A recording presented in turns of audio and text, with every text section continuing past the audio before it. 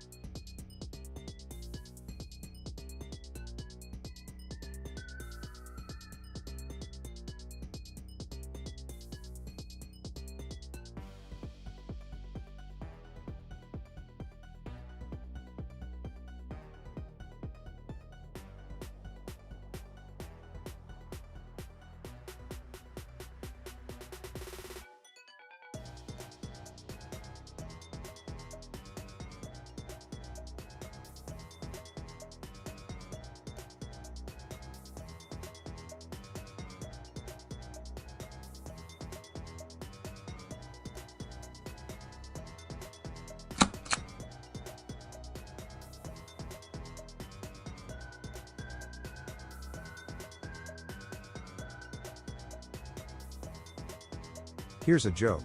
Slept like a log last night, woke up in the fireplace.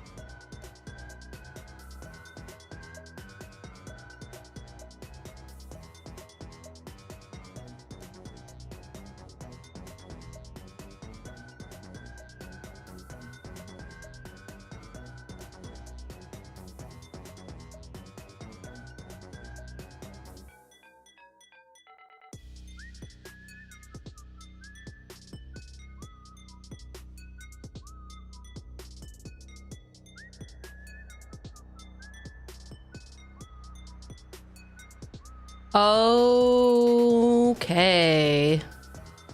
Hello, everybody. That's interesting. Are you getting double music now? Everything's fucking broken. Hi, hi, hi, hi, hi. Today's been a freaking slog. Here's okay. a joke.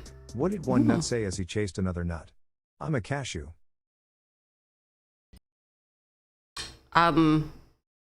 That's kind of vile, man. Hey, here I come. I'm on a cashew. That's exactly what it sounds like. Don't pretend. Don't pretend like you know or don't know. Okay, so I'm only an hour late. Here's why I didn't want to post a schedule. I feel like anytime I like write something down and post it, life gets in the freaking way, man. Life finds a way to fuck up my shit, and I'm not super into that, if I had to be honest. I'm gonna be so real with you. I don't love when life just fucks up my shit. I really don't. I don't like it. So yeah, I guess the shit fuckery that happened today was I updated my computer. I got all situated at like 8 a.m. Perfect. I could have gone live at 8 a.m., but I was like, no, I'm gonna get some shit done. Part of that shit was updating my computer OS. Fantastic. That went off without a hitch. And then OBS decided that it had to update some stuff, and then it just kept crashing and kept crashing and kept crashing, and so I had to like restart it a bunch of times, and then I had to update all of my plugins, and then one of the plugins I updated, I know this is, you all really are caring about this. You're all super invested and actually care about this, don't you?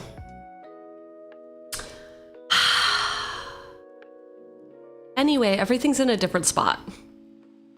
So I had to resync everything. Luckily, I didn't have to create anything from scratch, but I did have to resync everything, which was not ideal. Yeah, and then that started finally working, and then I was like, should I eat? And I decided, no, I shouldn't eat. I should show up. Instead of eating, I should show up. Which we know is gonna be a recipe for, what's the opposite of success? Failure. It's gonna be a recipe for failure. I already know that. I am already aware. It has been logged in my brain dome. It's fine. But yes, we have a schedule this week. I'm trying to get, I don't want to say my life in order because that's not what is happening. I'm trying to get my schedule in order. I found myself being really low energy and feeling really overwhelmed and feeling like I'm doing too many millions of things. And then when I stop and think about it, I'm like, I'm not doing anything. I'm not like doing anything. So why don't I actually try to plot out my time? Let me get strategic with it. Let me have enough time blocks in the day to eat and work and stream and bed rot. If I could do that, that would be great. And so I did. So I posted a schedule yesterday. We will be seeing each other tentatively, because apparently life finds a way to fuck my shit up. You will be seeing me today, tomorrow, Tuesday, and Wednesdays. So 4 days, lock it in. Sundays, still brews. Wednesdays, still plays. Monday, Tuesday, a little up in the air. We will be doing probably Arena on Mondays and probably collabs on Tuesdays. So yeah, you get just me Sundays and Mondays. And then you have to deal with other people who are simply cooler than me on the other days. Anyway, I think it's interesting. I don't have a computer, so I don't know how it all works. Ugh, it doesn't work. That's the thing. That's the thing. It simply does not work. All right, let's get into it. And by it, the thing we're getting into, it's gonna be a meet and greet. There's no meeting, there's just greeting, I guess, if I had to be honest with you.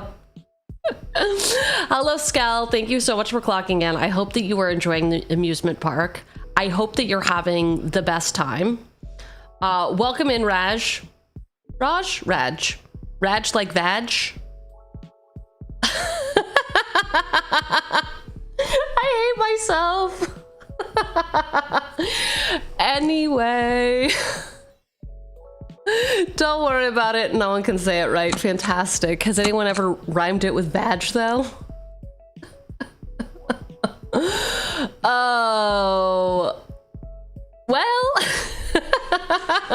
Great. Fantastic. The most interesting misplays are had here. Mostly they have to do with reading.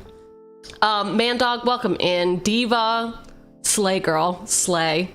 And yes, girl in this context is ungendered, okay? Zen, hello. Naysayer, welcome back in. How are you doing? Gamma, what's new? What's good? What's happening? Bob, how's the deck building going? You brew up anything interesting lately? You know, our now famous chat is this real deck. That thing slapped. Thank you for building it and for letting me play it on stream. I didn't really get permission, but I just sort of did it. Al, hello. Thanks for enabling props as well. I wonder what we are propping up. Was it googly eyes? It was, wasn't it? Unless they didn't work, then that's not really on me. That's kind of on you. Thanks for winning it. Dude, it was a good game. For those of you who missed it, it is on the YouTube Cheugy MTG for all of your viewing pleasures. It is also curated in our playlist, so you don't have to dig through past VODs. You can just be like, just show me all the Commander games, girl. Show them to me. Started PT and got offered to start a business after my PC died. It's been an interesting 3 days. Oh my god. Oh my god. What do you mean start a business? What do you mean start a business? Who's asking you to start a business? I tried building a bracket 2 core vault deck, but ended up on being a break 4 even though I have a bracket 5 core vault deck. Ooh. What went wrong? Went for the bracket 2, but then ended up at a 4? What is this movie about? It is about 2 hours long. Boo. Somebody get that intern out of here. Have you considered the Cheugy method? Having arbitrary constraints that everyone's mad about that ultimately always make your decks bracket 2. Or 1. I was being generous. Brad's, congratulations on your 85 stream streak. Yo. Huge. Huge. I mean, core vault is hard to keep low power. That is fair. BNR, welcome in. Oh, dead but alive. I'm glad that you're still alive. We've been rooting for you. Hi, Rado, welcome in. There's too many A's in that name for my eyes to recognize. My mods, help me. Okay, here's the thing. Should I have TTS start reading out names every time? Because then I could blame the TTS for fucking up instead of me and my dumb brain that doesn't know how to sound words out. It's called homophonetic dyslexia. I really tried to say, I tried really hard not to say homo, but like, No. Ma-e-ra. Ma-e-ra. My God. Origami? We're gonna go with Gami. I apologize for everything. I apologize. Infinitokens had the #1 clip. Congratulations, Infinitokens. Our goat. Our absolute goat. Homophonic. It's not phobic. No, we cannot homophobic dyslexia. It's literally a problem with my processing from my ears to my brain. Homophonetic.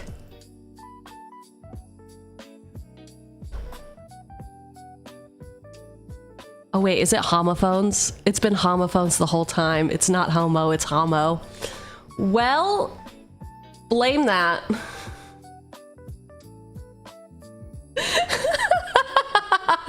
All right. Windboard ideas. Welcome in. Welcome in, Coop. I'm so glad our favorite finance bro is here to greet us. Brad's hello again. Primo, welcome in. Finally clocked in after getting roasted so many times. After getting roasted, Shin, hello. Raven, hello. I hope that Job Hunt is good. All right. Who's ready to get down to business and defeat the puns? Can we do that? Can we defeat puns? Are we able to do that? Is today the day that intern gets banned? For those of you who are new around these parts, hello, hello. I'm Director Cheugy, cringy corporate. How do you feel about proxies on MTG cards? In playing a Lolic fused atrocity Eldrazi, yay I know, but some cards are just really expensive, so some I have proxies until I have more money available. What's your opinion on it? Okay. What is my opinion about proxies? So glad you asked. So glad you asked. So my opinion on proxies is abuse it and lose it. That is my opinion and my policy. If you abuse it, you lose it. So we build decks every Sunday, and with chat, a collaboration, you give me your ideas, you do that in Discord, and I tell you why I'm not gonna put that in my deck. And usually it's vibes. I then play that deck on stream on Wednesdays. So that turnaround time with me streaming 4 days a week, me working 5 days a week, me having a rich social life, I don't have time to sort through bulk. Also, the shipping window, crazy. I would never be able to get anything shipped in time. So I proxy every Wednesday deck that we build on stream. I have a lot of decks that are in paper that are not proxied, but my opinion is that is the utility of it. I own, I would say 80 to 90% of the cards we put in. And I would theoretically, if I liked the deck, I would be willing to buy them. I would. So that also means that we're not putting anything crazy in the deck, right? I'm not putting dual lands in my deck because I'm not going to go buy those. I'm simply not going to go do that for a deck that I will play. It's one of many decks. I don't love playing against people who proxy the most expensive, quote unquote, good cards.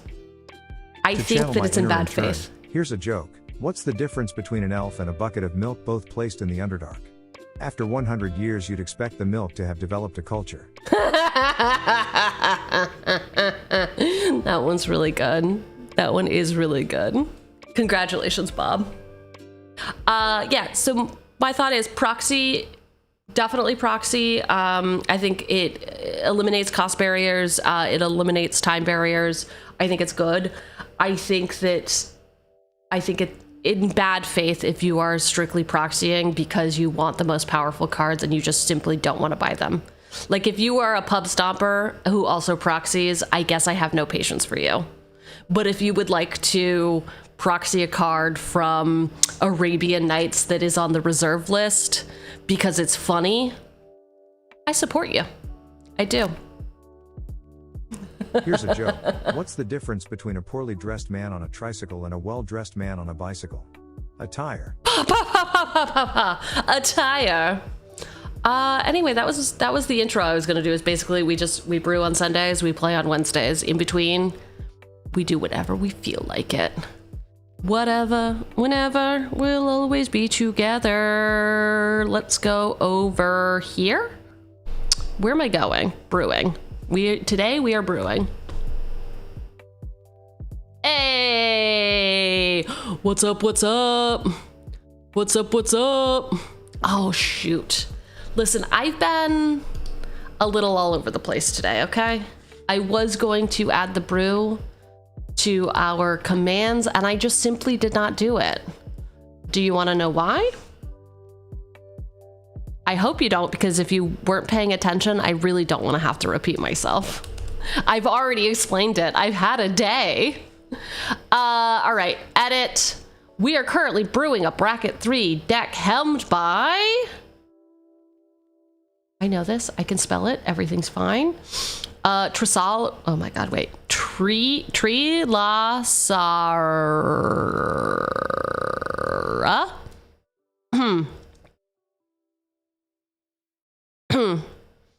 Moon Dancer. Trelasarra. Hey, save, brew. Do you think Google can help me with this? D&D pronunciation for... It's so funny that you all think typing in chat is gonna help me. It's not. It's just simply not gonna happen.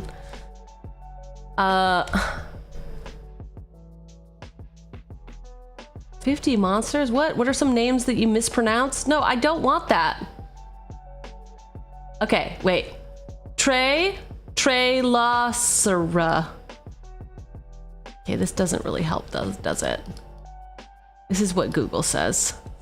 I don't think this helped me. We're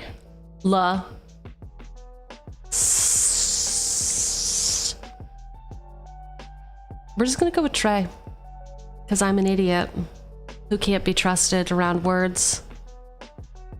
Should I simply swan dive off the building at this point? Is that what I should do? Manually end of stream, cool.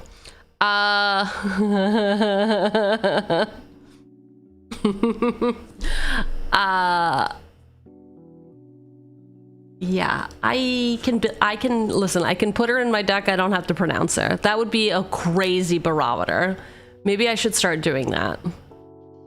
It's because I do that thing, I'm sure nobody can relate to this. I read a name in my head and then I'm like, I know how to say that. And then I confidently realize that I can't. Confidently, I'm like, whoa, okay. Okay.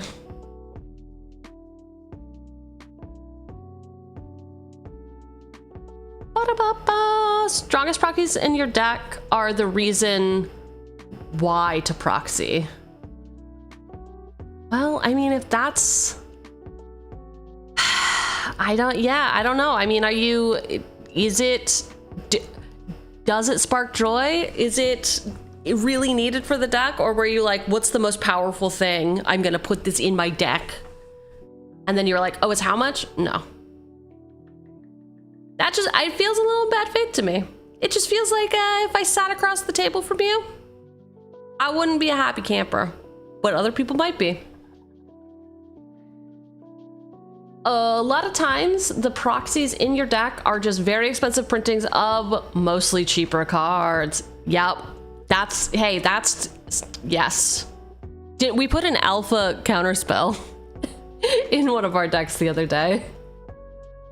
That, totally fine. The alternate printings of like Soul Ring and stuff, any secret layers. Yeah, you could proxy any secret layer. I am fine. If you were putting Jaws in your deck to be salty and it was only ever printed in a secret layer, fine. You could be off the hook for Jaws. All right. So today's stream is not sponsored by EDH Lab. We are just a fan. We are just an ambassador, I guess. For those of you who don't know about EDH Lab, it is the easiest way to play with yourself online. I will always say that this is a playtest website, not a play game website. However, you can play games. I think that the real beauty of this, that is the true differentiator of the product, is that we can playtest our decks against other decks, and it is strictly better. Oops. I fucked up, man. Playtester. I fucked it up. All right. 2, start game. Cool. So this is just like any playtester that you will see in any of your favorite deck building websites. However, it actually enables you to play against other things. So you can test for things like interaction. You can test for other stuff. You could be like, how does this play out? How does that play out? And all the hotkeys will work. So you can play with up to 4 people, or load up to 4 decks. I've already done it. And really, truly test out, does the deck do the thing that the deck is supposed to do? How does it handle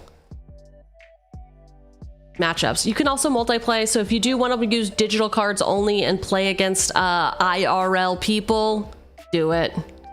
They got lobbies for you. Get in there. Anyway, that's EDH Lab. I'm an ambassador. I'm not sponsored. They give me nothing except clout, which is kind of the way I like it. No shade, kind of the way I like it. Steven will never be able to get me to stop saying it's the best place to play with yourself. So, perks of never being sponsored. Let's talk about the deck we're going to build today. We are brewing, as always, a bracket 2 or 3. Kind of depends on where we end up. I will say that usually we brew closer to a 2 because we are all about theme, and we brew to a 3, but sometimes they do be powerful. Y'all remember the Nahiri deck? My true and beloved Nahiri? Love her. Quick, the mods are gone. Let's all make a ruckus. Let's make a ruckus. It is 100% time to go on strike. You're so wise. This deck was okay. So last week we brewed a deck that was, what colors was that deck? What colors was that deck?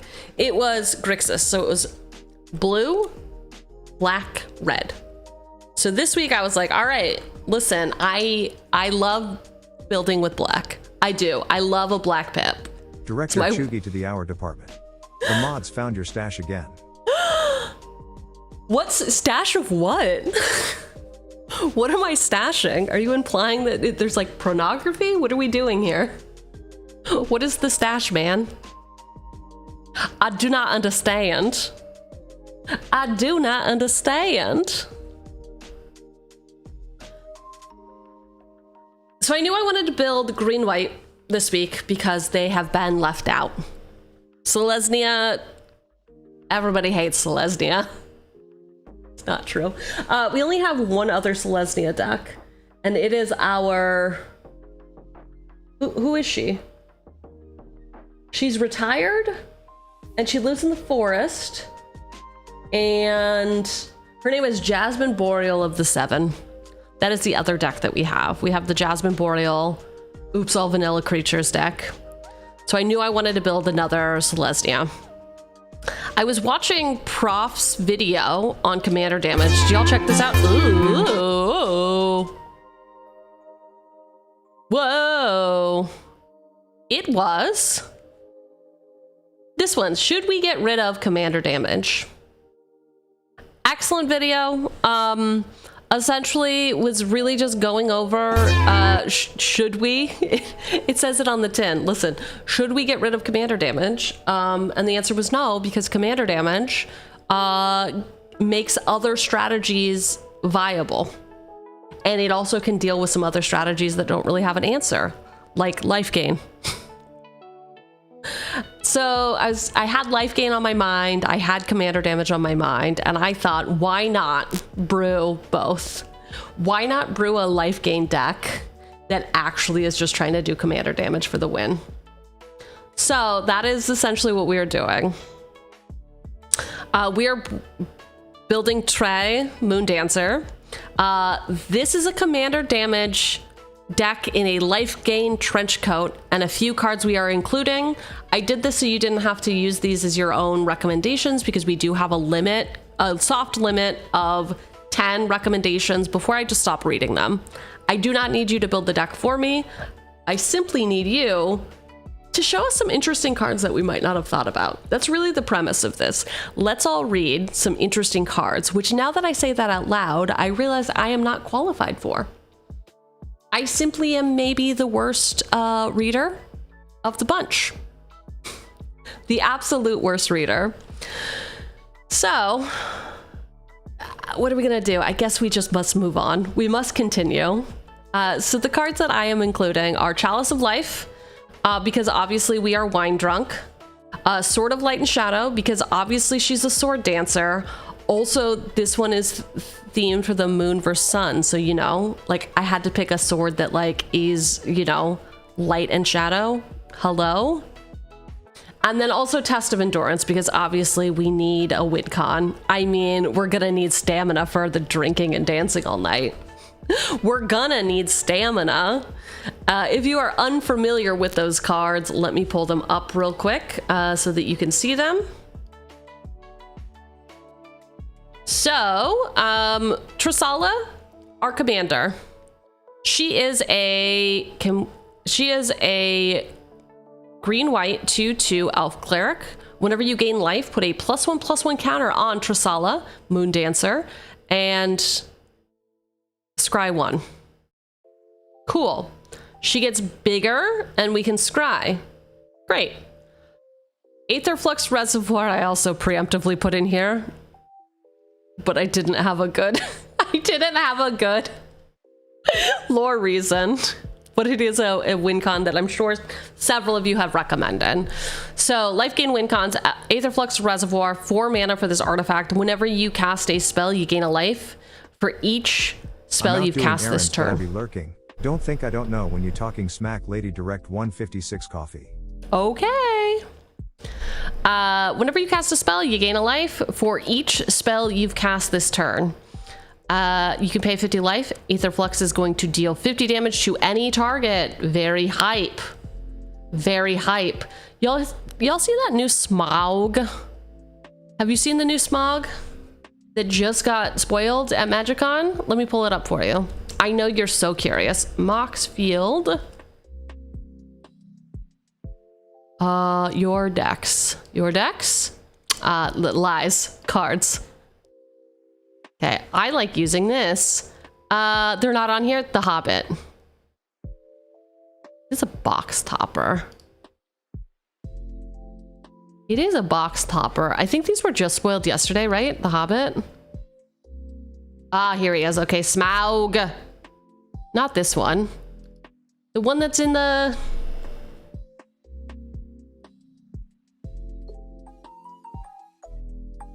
Do you all know what I'm talking about? Am I high? Am I too high for this? You know, the one that has not hexproof, indestructible? Smaug with hex proof. It's a box topper. It's a box topper. All right, well, whatever. If you didn't see it, I don't know how to help you, because apparently I am, there was a gas leak and I inhaled too much. Anyway, I swear I saw some sort of fuck-ass dragon that when you deal damage to it, you make that many treasures. You simply make that many treasures. I bet I can do this a different way. The Hobbit, MTG box toppers.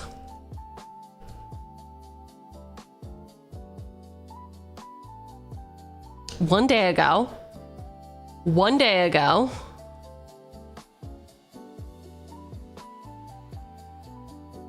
Okay, this has the Elvish cards.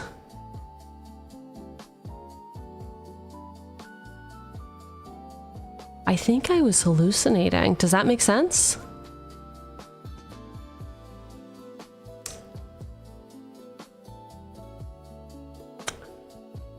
Whenever small gets non-combat damage, create that many treasure tokens. Thank you.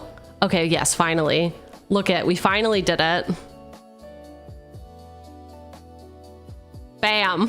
Smaug the Impenetrable, flying indestructible haste, 8/7. Whenever Smaug is dealt non-combat damage, create that many treasure tokens. Wow, that was a long road to get there, but could you think about Smaug and then also Aetherflux? Can we think about that for a second?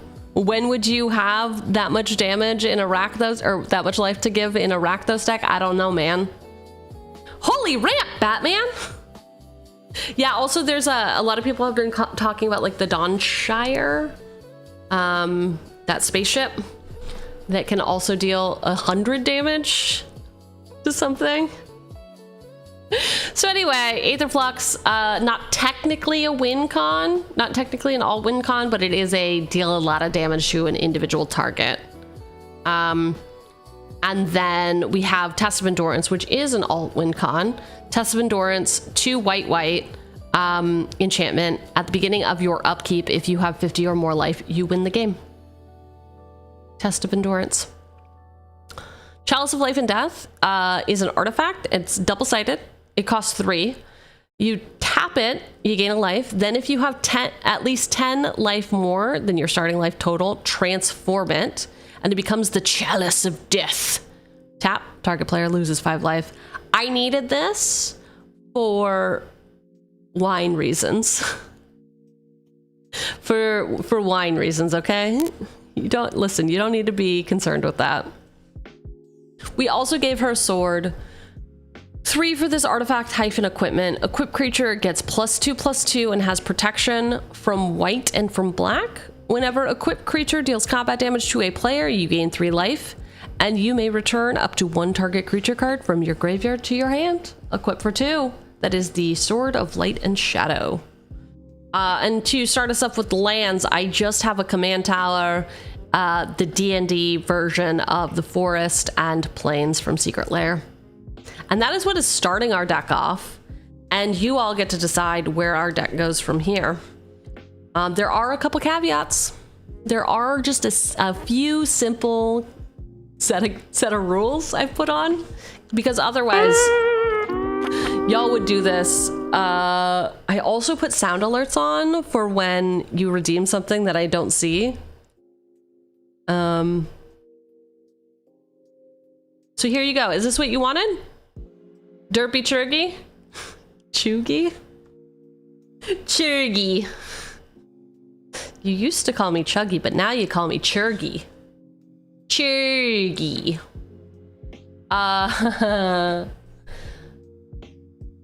Yeah. Anyway, that Smaug looks pretty cool. I don't know why it was so hard for me to find, but I guess we all know it was a skill issue. All right, let's talk about the brew. Trey gets beefy the more times we gain life. So the most individual triggers, for each individual trigger of life gain, we get beefy. She's had far too much moonwine and is practicing her sword dancing skills, so you better watch out or she'll stab you while you're distracted. The thing my deck is trying to do is gain a lot of life and be a little bit aggro.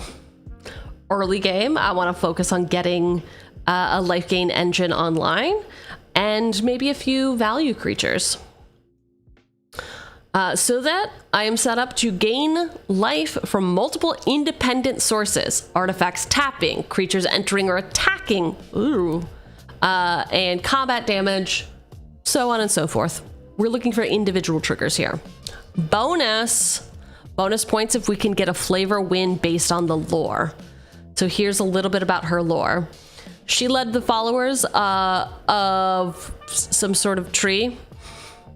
Some sort of tree in Waterdeep or something. Anyway, she led them on a series of expeditions to cleanse, resupply, and rebuild the last promenade of the Dark Maiden, the headquarters of the church in the Undermountain.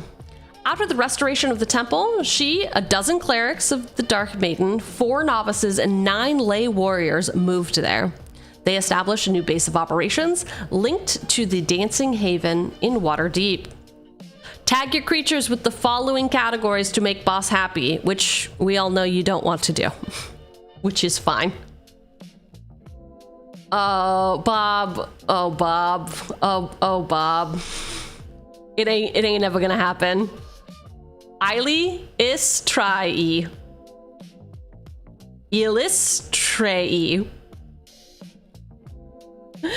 Anyway, can we get 27? What's 12 plus 9 plus 4? So 13 plus 12 is 25? Is that how math works? I don't know. Anyway, can we get 12 clerics, 4 novices, and 9 lay warriors? I don't know. We'll see. It depends on what you have said. Billy. The second one was a pretty good, actually. I need a phone a friend. I do. I need a phone a friend button.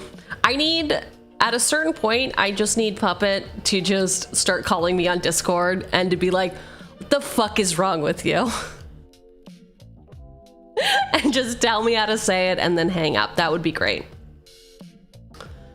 All right, 3 comments. Let's see what we got here. Merc. Yo, a Selesnya Commander damage life gain deck. I'm sure will be some great recs for this one. What do we think, chat? Did you give some great recs? There's still time. You can, of course, leave them in chat, but if you haven't noticed, I have a singular brain cell. So actually what you should do is you should join our Discord. Yes, it's true. Join our Discord, Cheugy's Business Center for Wayward Interns. Once you have joined, what will happen is you will click roles and you will get the super secret access to the Magic the Gathering channels. We keep it tight. We keep it siloed. We don't want just anyone in there. We want people who know how to follow rules.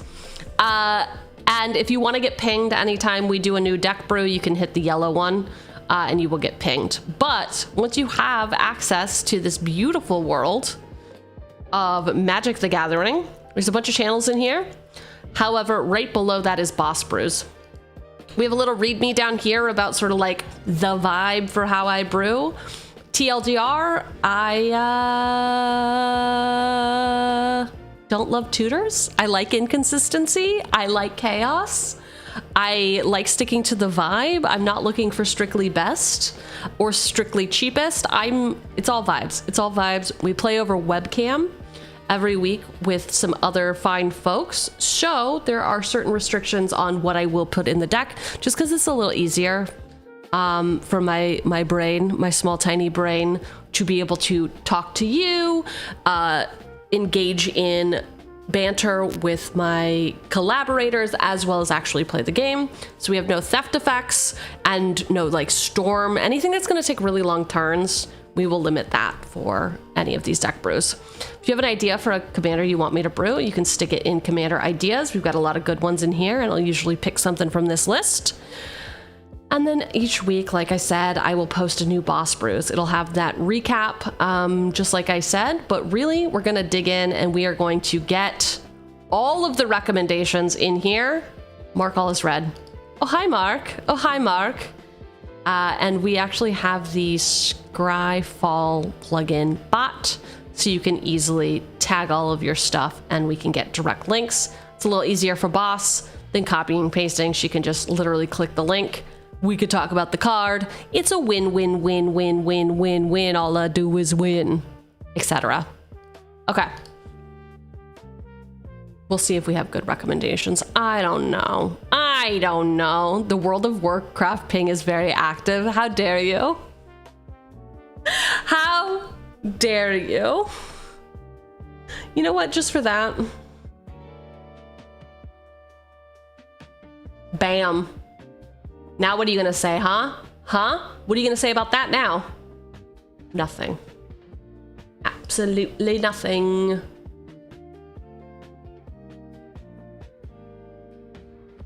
There's 2 iconic cards that is recommended for this deck, Erode and Cultivate.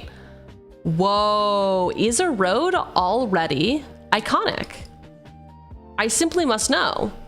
I thought the jury was still out on whether it be iconic or not be iconic. I have never, ever seen Erode played IRL. Isn't that weird? Or like in any actual Commander game? Never. Never, ever seen it.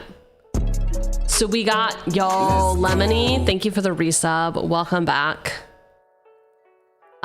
Erode is 1 white instant. Destroy target creature or planeswalker. Its controller may search their library for basic land card, put it onto the battlefield tapped, then shuffle. Erode is becoming more common, but not iconic just yet. I mean, I still haven't put it into a deck, so we will put Erode in here. But also swords. Somebody better have already suggested swords. Swords to plowshares. What are we doing? Wall of Swords? No. Exile target creature. Its controller gains life equal to its power. Can I exile my own creatures? Perhaps. Perhaps. But it has the word sword in it. Obviously I need it. Obviously I need it. I have a question. I have a question. Do all Thanos Gauntlet Mindstone cards come in foil? Oh, that I don't know. Move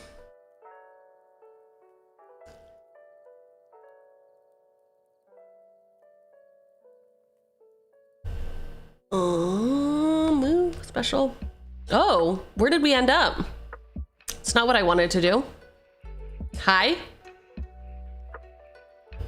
What did I get for clicking all the buttons? Move. Bitch, get out the way. Get out the way. Okay. We can figure that out possibly this way. Cards. We are in the Marvel Superheroes set. The Thanos card only comes in foil. So, is it? Do the gauntlets only come in foil? We can go to toggle all printings. Open in Scryfall. Regular Mind Stone. And yeah, this one only comes in foil. Interesting. Interesting. Quel interessant. Hi, Mark. You can play the tap lands that enter and you gain life. Exactly, we could. Do I know what they are called? No. Will we get to it? Probably. Probably. So, Erode and Cultivate. Again, if you do put stuff in the chat, you're more than welcome. I just might not stop and look at it. Sometimes I will take screenshots of it and then come back to it. Not all the time, though. All right, Cultivate. A little bit, yes. Cultivate 2 and a green for the sorcery. Search your library for up to 2 basic land cards, reveal those cards, put those cards onto the battlefield tapped, and the other in your hand, then shuffle. Okay. Iconic ramp. Does that fit the brief? Did I talk about ramping at all? No. No, I didn't talk about ramping at all. Therefore, I suppose we have no ramp in our deck. I suppose we simply do not play the most iconic ramp card. Oh well, better luck next time. I might come back and look at that.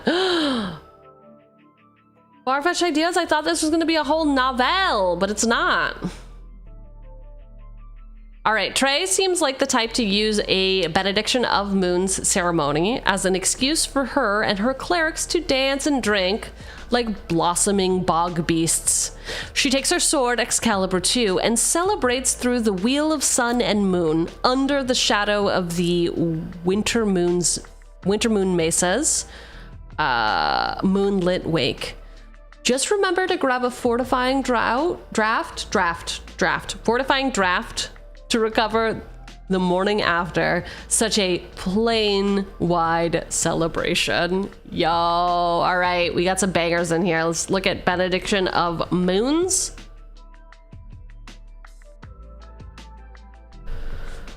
One white sorcery, you gain 1 life for each player. Haunt. Whenever this creature card is put in, whenever this spell card is put into a graveyard after resolving, remove it from the game, haunting target creature. When that creature that is haunted is put into a graveyard, you gain 1 life for each player. Okay, so we get 2 separate triggers, but we're gaining 1 life for each player, which is 1 trigger. Not necessarily what we want to do. However, it is only white. Sorcery is kind of fine. Obviously not as good as a instant, but yeah, it's definitely on theme, on flavor. I can see the vision. Hello, Nimbus. How are you doing today? Blossoming bog beasts.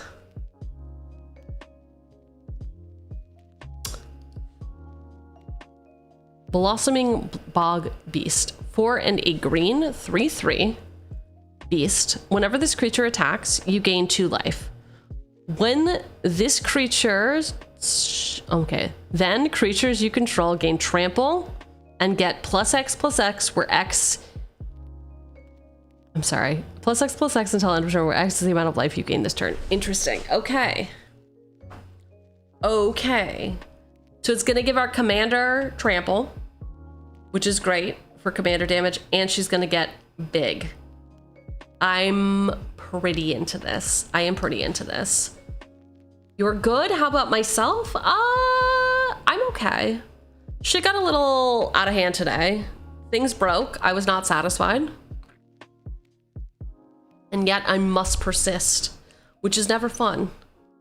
I would like to lay down in a cold, dark room to recover. Actually, I'm feeling great. Like, I am actually truly feeling pretty good. 1 colorless for the Excalibur II. It's an artifact. Whenever you gain life, put a charge counter on Excalibur II. Equipped creature gets +1/+1 for each charge counter on it, equipped for 3.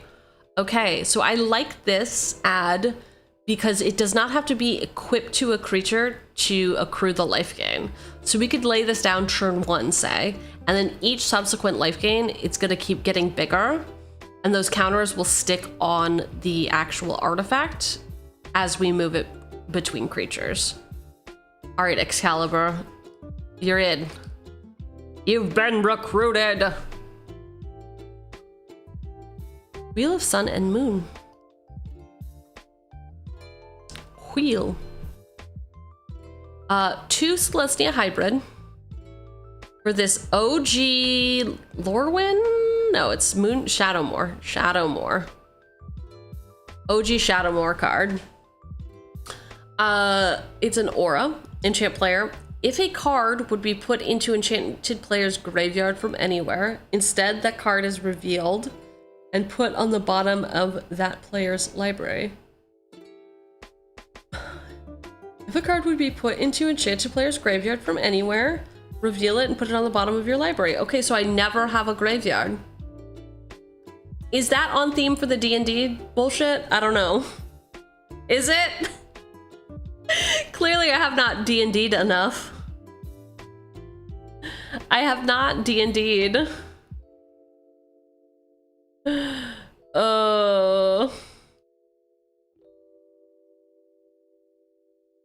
Absolutely not. Oh, okay. Not D&D. We don't like respecting the dead. No. All right.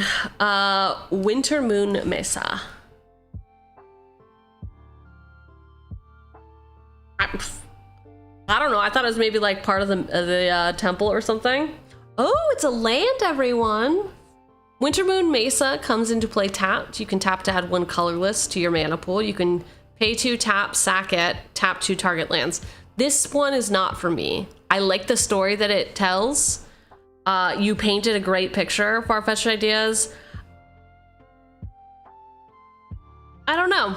Oh, it has the word moon in it. It is on theme. I take back everything I've said. It is on theme. One of the first things a cleric learns when possible is revivify.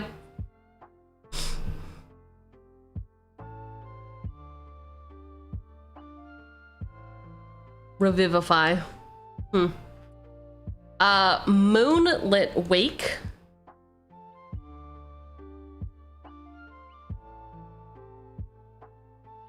Three mana enchantment.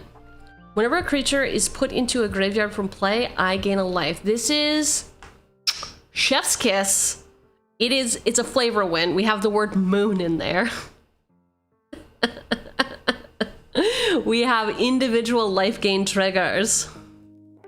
I love this. This is great. Okay, let's go. This one comes to us from Marcadian Mask. Is that really the only place it's been printed? Perfect. No notes. Iconic card. Just remember to grab a fortifying draft. This is gonna be such a bus and bracket one deck. I said, we always say we build a bracket 2 or 3. They usually end up being a 2, but the way that I fuck them up, sometimes they are a 1. Sometimes it's a, what did you do here, girl? What were you thinking? 1 green, instant, you gain 2 life. Target creature gets +X/+X until end of turn, where X is the amount of life you gained this turn. Excellent. That is going with our life gain synergy. It's got the utility of being able to be cast at instant speed. It's cheap. It's giving us a life gain trigger. It's also buffing. I like it. And then let's do Plain Wide Celebration. Plain White Celebration, 7 mana, so 5 green for the sorcery. But we get to choose 4, and we can choose a mode more than twice. Okay. That's a lie. I mean, that is true, but it says we can choose it more than once. Sorry, you can only choose a mode more than twice, which means you have to choose each mode at least 2 times. That's what that means. Choose 4, you may choose the same mode more than once. Create a 2/2 citizen creature token that's all colors. Return target permanent card from your graveyard to your hand. Proliferate, or gain 4 life. So this would be individual triggers and also a proliferate. Or 7 mana though is like pretty big. This one I don't know about. This one I'm a little iffy. You know what though? Moonlit Wake, iconic. And we will say that. Reply, Moonlit Wake, absolute gem. Goldmine. Gonna tell me what your heart is. I bet you don't know what song that is because I got every word, almost every word incorrect, and also have no rhythm or melody. Anyway, it was the yeah, yes. Would you believe me if I told you it was the yes? No? All right, well, it's not really my fault, is it? All right, those are from YouTube. Can I back scroll to see, do we have like a Johnny recommendation or a Pride Mate recommendation or...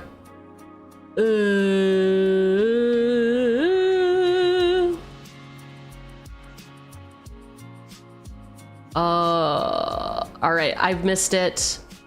Now we're talking about smog. I think I've gone too far. I think I back scrolled too far. Oh well. It's July, so no pride mating.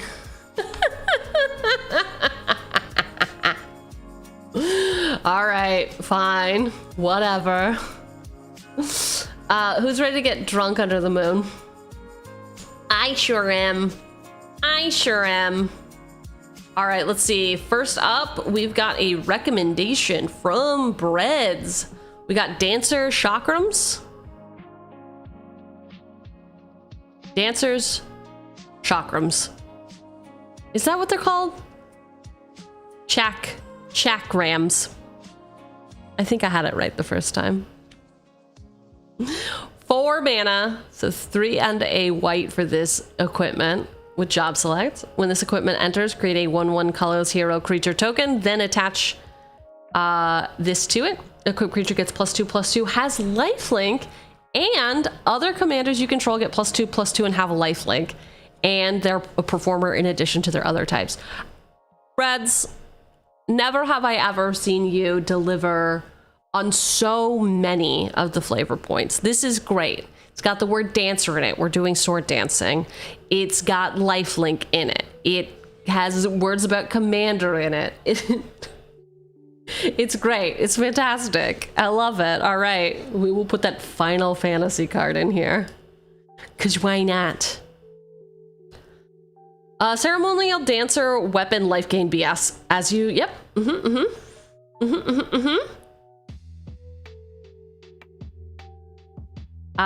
Welcoming vampire. I've never met a welcoming vampire. Is that like a thing that is real? Is it? I don't know. It might be, but who's to say, you know? All right.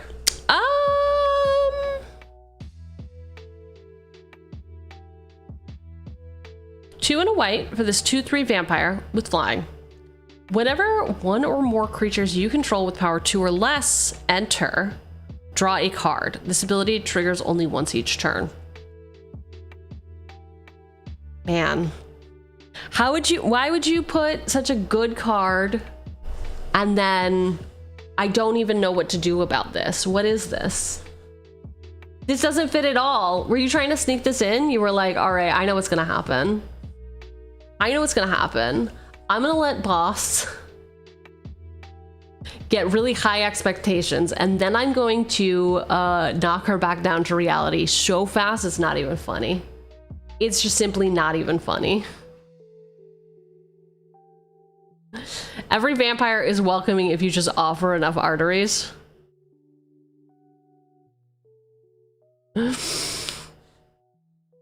I don't like card draw. I think card draw is for nerds.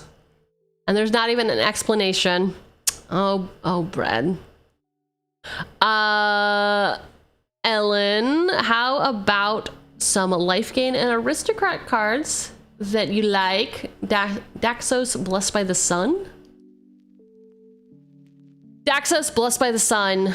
White, 2 and a star. This is a legendary enchantment creature hyphen demigod. Daxos' toughness is equal to your devotion to white. Whenever another creature you control enters or dies, gain a life. Perfect. Perfect. Love this. Oops. Thought she had life gain card. Oh well, you know you could delete your mistakes, right? It's so simple. All you have to do is hover over anything and hold down the shift key and it'll be right there. The trash. You can take out your own trash instead of being embarrassed in front of everyone. It leaves the Scryfall link. Is that better? Do you like that? Is that helpful? Yeah, but it'll leave the Scryfall link, but it won't say who did it. So you could save the embarrassment. You could be like, well, it wasn't me. Can't prove it was. You cannot prove it was me. Could have been anyone. Also, this card is going to be included in the life gain strategy for white. It's Soul Warren. We got our first Soul Sister. What do y'all think about Soul Sisters? Too overpowered or just the right amount of power? I mean, definitely fantastic, right? I mean, let's just listen to this. One does not question the size or shape of the grains of sand in an hourglass, nor do I question the temperament of the souls under my guidance. Yikes, she thinks you're beneath her feet, like sand. Soul Sisters are super fun. They are, aren't they? What was the SLD? Not for me. But I see what you're doing. I think OG is still best. I think OG Soul Warden, Old Border, oof. Oof, look at her. What does she say? Count carefully the souls and see that none are lost. Very bossy, I like that. Dies to anything that does X -1. When was the last time anybody's ever done minus anything?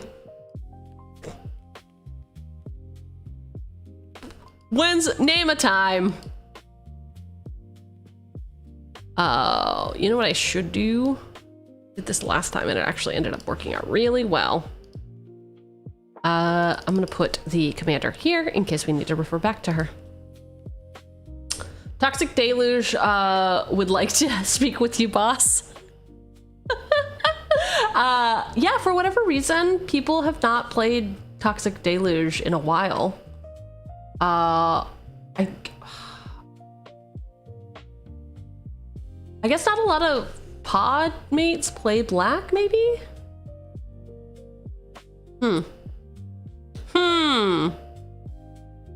Also, here's some drink to go with that chalice. Ooh. Oh. Has anybody been following any of the Streamer University stuff? It's okay. It's okay if you're not interested in big streamers or learning anything about content. I think that it was hilarious when Cinna went to rat on people and she accused someone of drinking lean. I don't think she knows what lean is.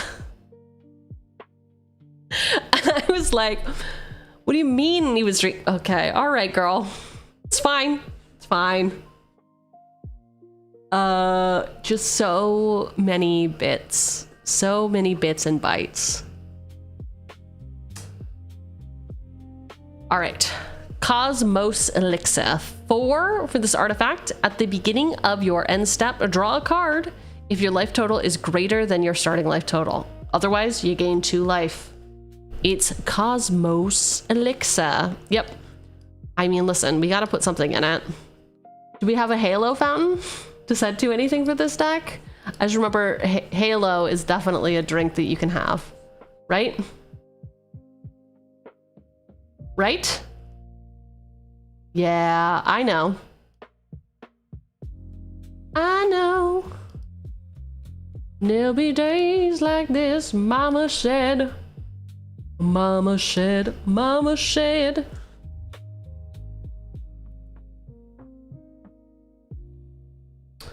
Cosmos is in. Next up. Halo is a drink from New Capenna. That is true. That is true. It's angel's blood, right? Some sort of fluid from an angel. Is it blood? That I don't know. That might be fake news. I might be spreading fake news, which is unfortunate for all of us. It is truly unfortunate for all of us.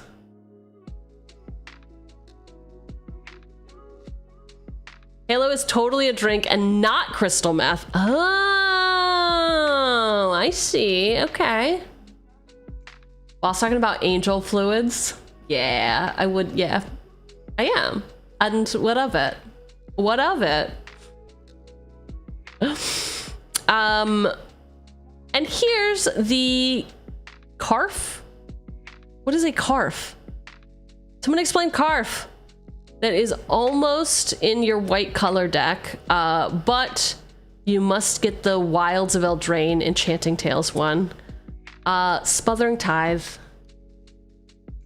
I don't know why I thought this was a Misplay Wednesday. It's because I didn't update anything, and so it pushed out a notification that said Misplay Wednesday. I'm so sorry that I made you think it was Wednesday. It's Sunday. I know I shouldn't fuck with you like that. I'm so sorry.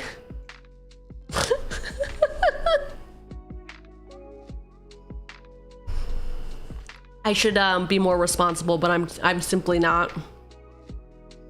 Ugh, so Smothering Tithe. How do we feel about Smothering Tithe?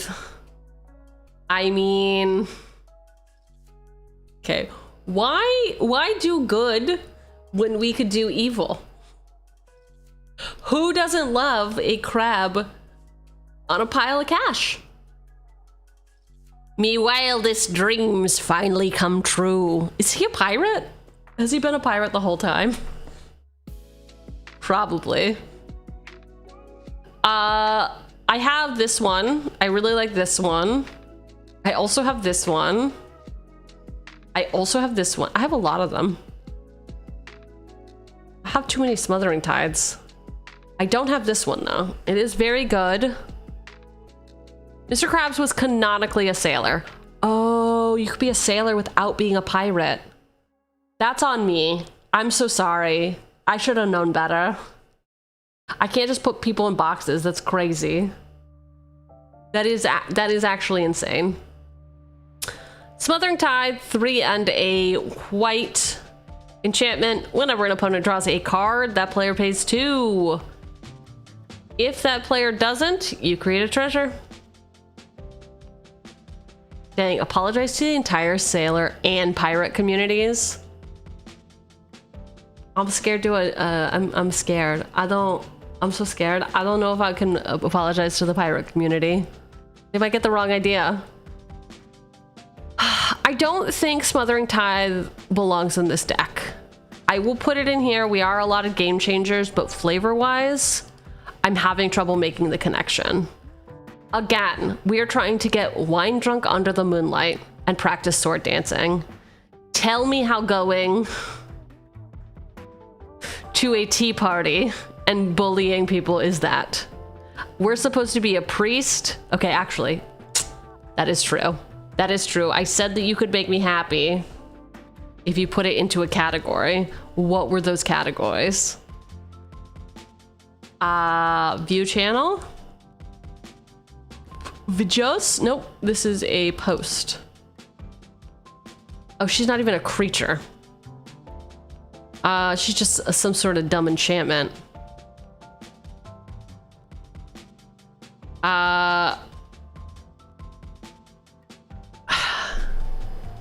Okay, she led followers of this goddess to a series of expeditions to chase, resupply, cleanse, resupply, and rebuild the lost promenade of the Dark Maiden. Yeah. I'm not seeing it. Is it they have tea in them cups? Ooh. Actually, yeah, she's the blonde one's making the brunette wine. Is that a kind of wine? Halo in the cups will go crazy. All right, I'm willing to make that logic jump. Somebody in this is whining. Wow, the logic jump is crazy.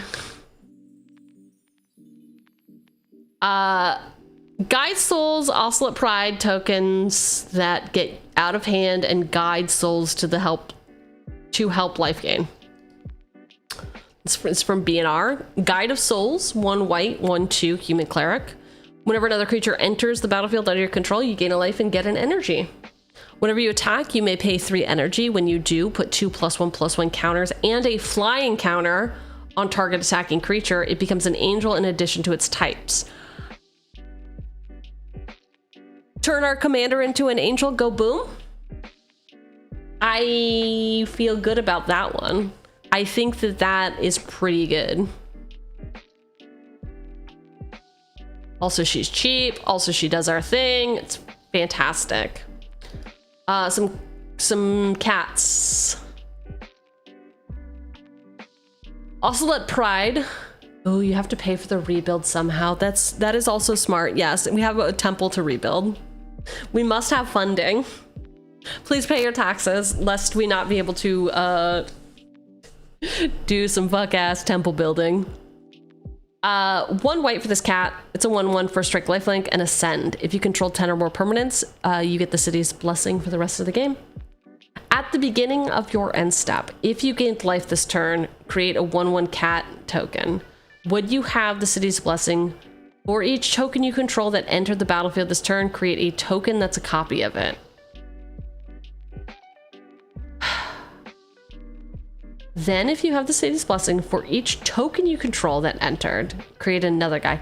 This, I feel like, is mostly, this should be rabbits. This is like some rabbit breeding stuff. Why are those cats multiplying so quickly? This is wild. This is uncouth. Absolutely devastating. Hello! Ocelot Pride. Aetherflux Reservoir to shoot people and as an alternate wincon. Perfect. Got that in. Brett's just making commentary about some sort of space thing. Also just good lightning rod. True. Hello, Maple.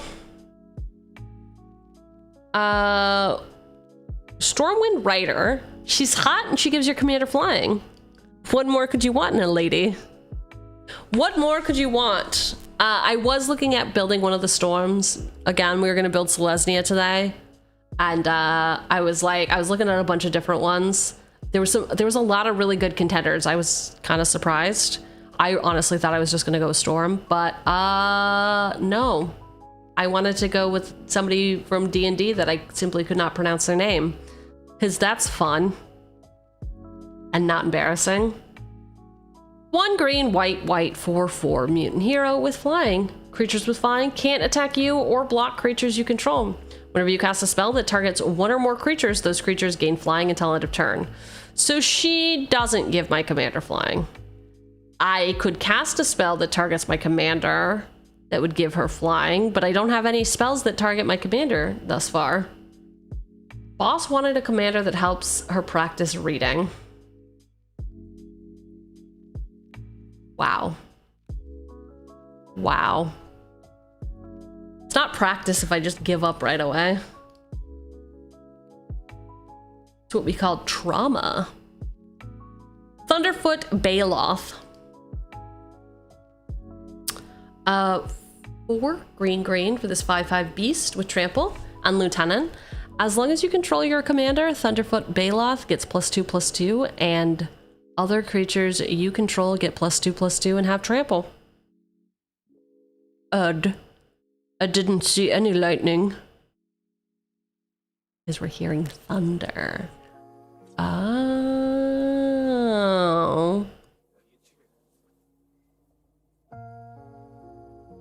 Other creatures you control have trample. So this gives our commander trample, which is great. If we are trying to do commander damage stuff, hell yeah. Budget hoof. Feasting Hobbit. The one guy that no one knows and thought was friends with somehow. Wait, what? The one guy that no one knows and thought was friends with someone. He shows up and everyone's like, oh, I thought you knew so-and-so. No, I thought he knew you. I thought he knew you. Nope, it's not how it goes. It's a feasting hobbit. 1 and a green for this 2/2 halfling citizen. Devour food 3. That's a lot of food. As this creature enters the battlefield, you may sacrifice any number of foods. This creature enters the battlefield with 3 times that many +1/+1 counters on it. Creatures with power less than Feasting Hobbit's power can't block it. I'm having trouble seeing the line here. This does not have to do... It has counters. We have no food synergy. We have no life gain on him. You have not told me if he is a cleric. What were the categories again? Wait. Cleric, novice, or a warrior. He's none of those, so I guess he's nothing. Apothecary, white, soldier, chef. Ah, yes, from the clue set. 3 and a white for this 3/4 human cleric with vigilance. Whenever you attack, you create a food token for each player being attacked. You can pay white, tap X untapped food tokens to create X 1 white humans. Cool card, has nothing to do with our strategy. She's a cleric. Sure, but also has nothing to do with our strategy. Gilded goose. 1 green, bird, O2, flying. When this creature enters, create a food. You can tap, you can pay 1 and a green, tap, create a food. You can sacrifice a food, add 1 mana of any color. So it seems like Waffles is over here building a food deck. I understand now. Food gains life. That's why food deck is happening. It's all coming together. Boss may or may not have forgotten what food did. I may or may not have forgotten what food actually did. So that really is on me. I'm gonna be so real with you. Yeah, I've never eaten food. I've simply never eaten food. Okay. It is making sense now why we are making a food deck. We have a bunch of mana, hopefully from treasures.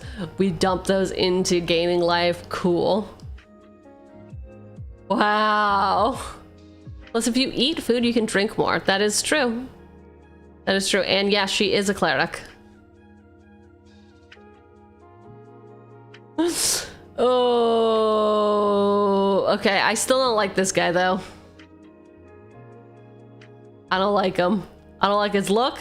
No one showed him up. Hey, Waffles has now said that Sam is a novice. 1 green, white, 2 for halfling peasant. Partner with Frodo. At the beginning of combat on your turn, create a food. Activate abilities of foods you control cost 1 less to activate. Fantastic. He is a novice.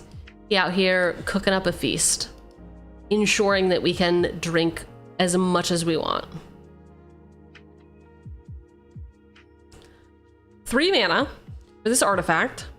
Sunset Sarsaparilla Machine, better known as Nuka-Cola vending machine, right? You've better known it as that.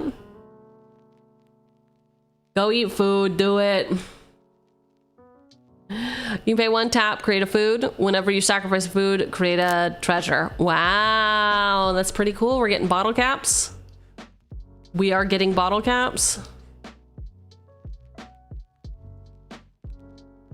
I don't know if I love a food sub-theme as much as I love a +1/+1 counter aggro theme.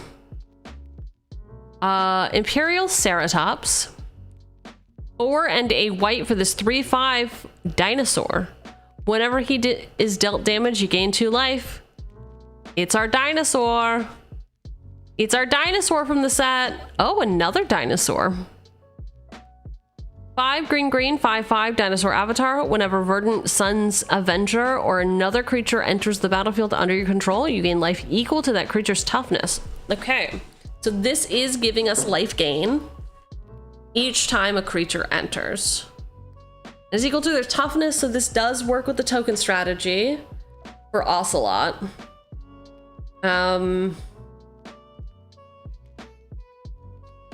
Yeah, I don't know if this is gonna really do enough for us at the top end, because it's a 5/5 that does prolong our strategy, but we'd have to have enough of an engine set up with tokens for like the super payoff. Maybe we don't need a super payoff. maybe it's enough. And we find that out by deck testing. Elixir of Immortality, the really good alcohol they barely touch. Too strong? It's far too strong. We cannot have any. Bottled Life, not as tasty as I'm used to, rather stale, but it has the same effect. Oh, Baron Sangir is a vampire. Not as tasty as I'm used to. Okay. Hey, I didn't know that this was for vamps, man. The elixir is funny. 1 for this artifact, you can pay 2, tap, gain 5 life, shuffle Elixir of Immortality, and your graveyard into their owner's library. It is pretty funny. No graveyard for me. Deck testing, you mean playing with yourself? But where's the best place to play with yourself online? Oh, well, that would be EDH Lab.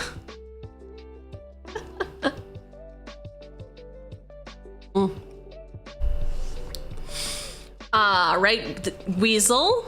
So before I reach into the halls of jank, can we not call it halls of jank? I don't know why reaching into jank, it's got me thinking about other stuff, man. I don't know. That's on me, I guess. What do you call a group of killer whales playing instruments? An orchestra. Oh God, boo.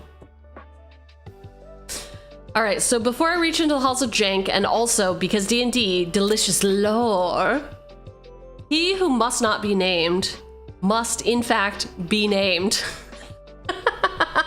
Spike Feeder. There's so many combos with this that can go infinite. So this is the first time I'm recommending you avoid this janky old card. Ooh, all right. Spike Feeder. 1 green, 0/0 Spike. Spike Feeder enters the battlefield with 2+1/+1 counters on it. You can pay 2. Remove a +1/+1 counter from Spike Feeder. Put a +1/+1 counter on target creature. Remove a +1/+1 counter from him to gain 2 life. Isn't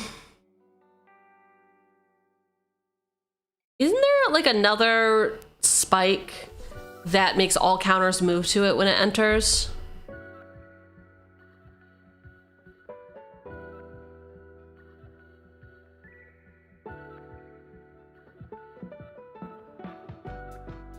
What are the freaking combos with this card? Oh my God.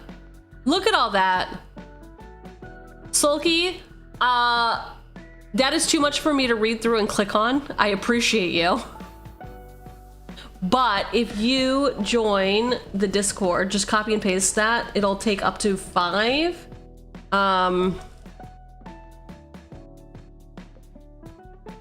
Discord. And then that way we can at least track it. So in the Discord, all you have to do is join it. You're gonna be dropped into this top portion. Go to roles, select this check mark for getting VIP access to Magic the Gathering. Down here is where we're at in Boss Brews. It's the top one. And you can just dump them in here. Because otherwise this is gonna get buried as we talk more. And they will get missed, and I want to read it. I want to read it, but it's just gonna keep going and getting lost, and I don't want it to get lost. No, it's perfect. It's just too much to read in a message, but if you dump it here, I'm going from top to bottom, so we will definitely get it. All right, Spike Feeder, type Spike. What do we, Oh, it's because I added a space. Okay, when are we getting a Buffy the Vampire Slayer Secret Lair? Can we talk about that?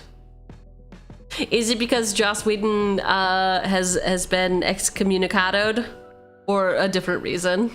I gotta know.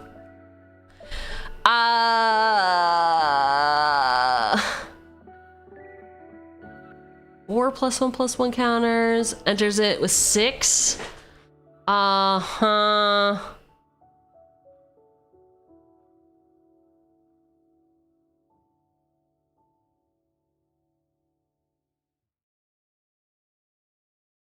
Huh. I thought that there was a spike that moved all counters to it when it entered. Oh well. This is why I'm not a professional. Simply does not happen that way.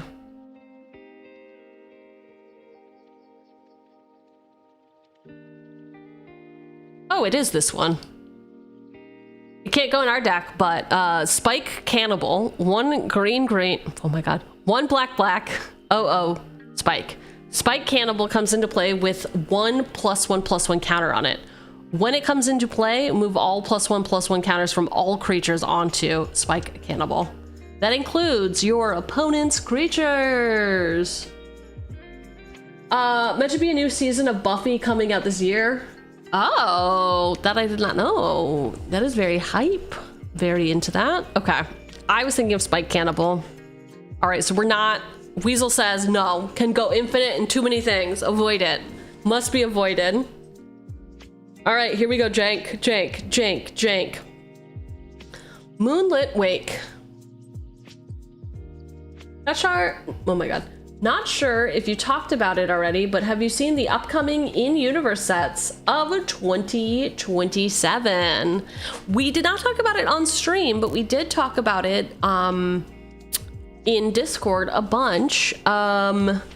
MTG 2027 sets. Here we go. Bam! I put it in the hoop. Like Slam? How I Beat Shaq, etc. All right, so open in a new tab. Here are the in-universe sets happening. The top, as you can see, they're not actually sets. These, don't be confused. We're not getting Magic the Gathering Detroit. I know that everyone had a lot of fun with New York, but we're simply not gonna get a Detroit set, no matter how much we beg. The top row is going to be the events. So we've got MagicCon Detroit, MagicCon Tokyo. We've got a limited championship in Minneapolis. We've got Las Vegas MagicCon and Amsterdam. Notably, no Atlanta this year. No Atlanta, and also we have 4. How many am I gonna go to next year? I don't know. It really depends on... I guess, finances. I was gonna say it depends on how much fun I have at MagicCon Atlanta this year to see if I'm gonna go to all of them next year. I'm definitely gonna go to Detroit. I might go to Vegas. I'm just like not a big fan of Vegas. It's like hot and like stinky and like gambling. It's too loud. I think it's too noisy for me. Say it with me, 0. How dare you? I think I'll go to at least Detroit. In February? What else am I doing in February? Just double checked and apparently the Buffy series got canceled. No! No! But I would like to go to Tokyo. That flight is just so long. So I would want to at least go for like 2 weeks. And work stuff is changing in a bit, so we'll see. We'll see. I might no longer have unlimited PTO, so we will see. Come to Amsterdam instead? Why Amsterdam over Tokyo? I only go to Comic-Con, but I work at the con, so... Hey, you know, that's fair. That's fair. Okay, so the sets, the first one is Noctis. This is in-universe set. The Sunken Realms. I am the most hyped about the set. It is an underwater set. And guess what? They're introducing a new mechanic to replace flying because you cannot fly under the ocean, dummies. So no flying in the set, but there is going to be a special evasive mechanic, which I'm very excited about. What do you think it's just going to be swim? What's another word for swim, but like fast? Who up drowning in no, oh my god. Who up drowning in Noctis? Horsemanship. Ah, yes, they're bringing horsemanship back. Oh, sea horsemanship. Oh my god.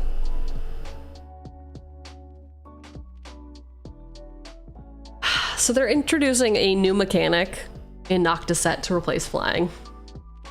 someone guessed horsemanship. And I think Merc is correct. It's actually going to be sea horsemanship. I'm speechless. It's genius. Not sure why, but I can't seem to access the MTG channels after I click the rule. You should be able to, it's kind of at the bottom. You should be able to just refresh if you're on browser. But essentially it should be the...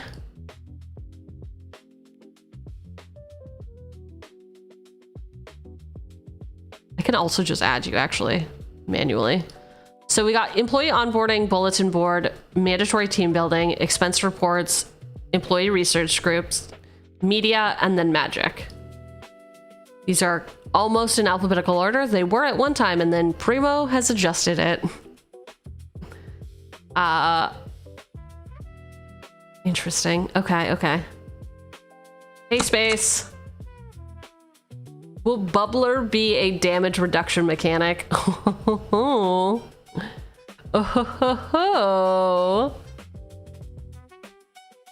Oh, they did looking for games, not. Okay, thank you for looking at that, Primo. Okay, so Noctis is the underwater set, which is great. We've got an unannounced Universes Beyond. We already know that they're doing more stuff with Marvel because they are going to do all of the Infinity Stones. My main question is, do you think it's going to be 3 Marvel sets? Do you think it's going to be 3 Marvel sets, or are we going to get something else? Are they going to try to burn through them quickly? Right? Because there's 6 Infinity Stones, and we've done 2 already. So we got 4 left, so. Skyrim, ooh. Actually, somebody said Monster Hunter as a full set, not just the secret layer that they canceled, which would be cool. So we don't know what these unannounced 3 Universes Beyond set is, but yes, Kamigawa Titan Breach is, people are guessing it's Jace fucked up the multiverse, made Kamigawa smack into Ikoria. So we are getting both Kamigawa and Ikoria. It is mechs fighting kaiju. So I've never seen Pacific Rim, so I don't know anything about that. I hope we return to the glorious plane of New York. Best plane.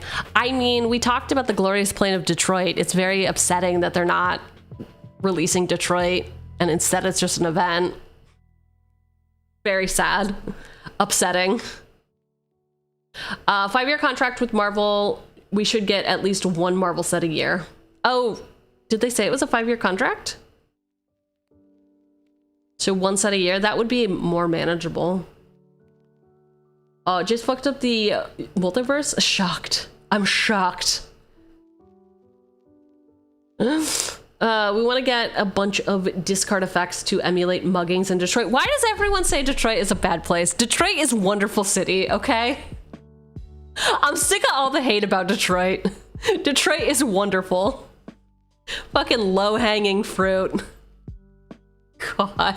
We're also getting Zalfier, which is Teferi's plane.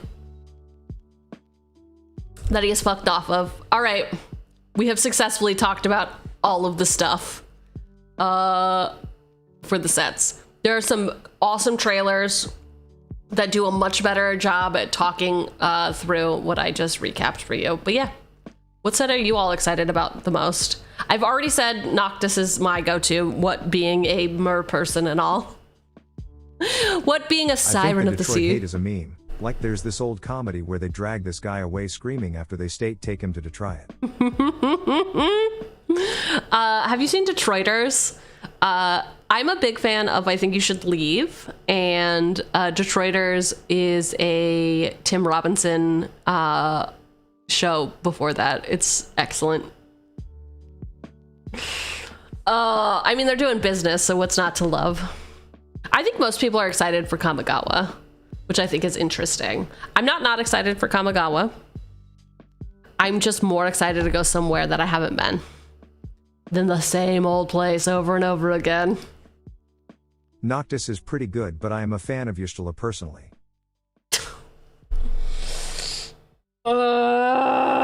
Whatever. Puppets on the same page. All right. Okay. All right. Jank time. Moonlit Wake.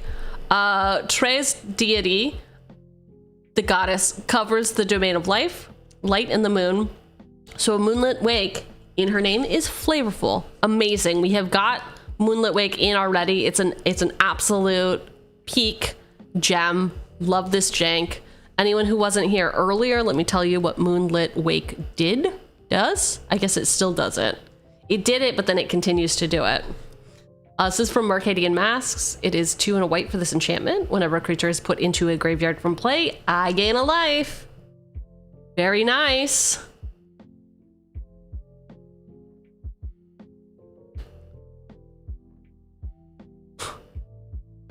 Apparently they already released a card for the new set. Really? Oh, right. They did previews. I think that's in the video. They showed a preview card. I could be wrong, but... Okay, Life Gift we did not see. Okay, cool. There should be enough that we're doing this. Life Gift, the flavor text is a win for lore. Dazzling Beauty, one of the goddess's minor domains, is beauty.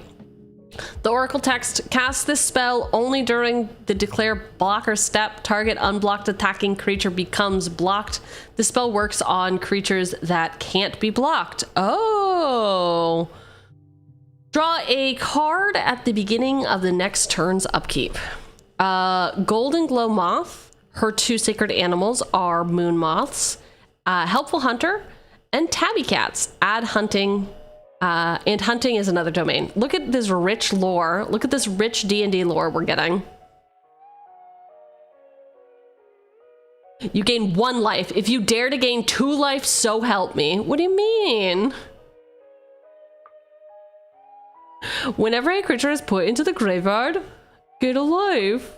I'm gonna get a life, man. I wanna get a life.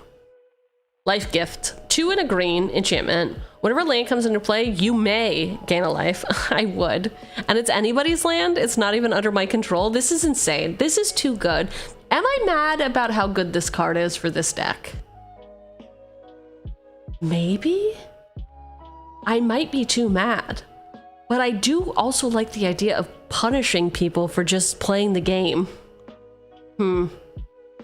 I think I should talk to a professional about that. All right, Life Gift, you're in.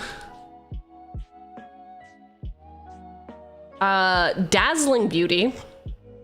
2 and a white for this instant. Play only when defense is chosen.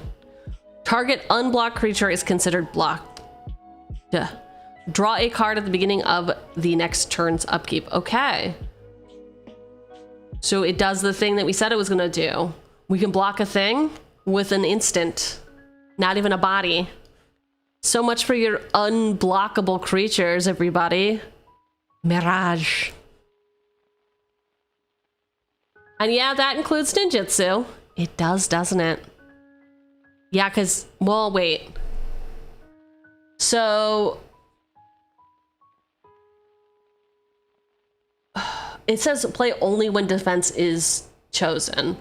So we attack, the creature is unblocked, right? They ninjutsu out, and then in response you play this and you target the ninjutsu. Because we have not moved on to the damage phase. We are still in the declare blockers phase. That's wild.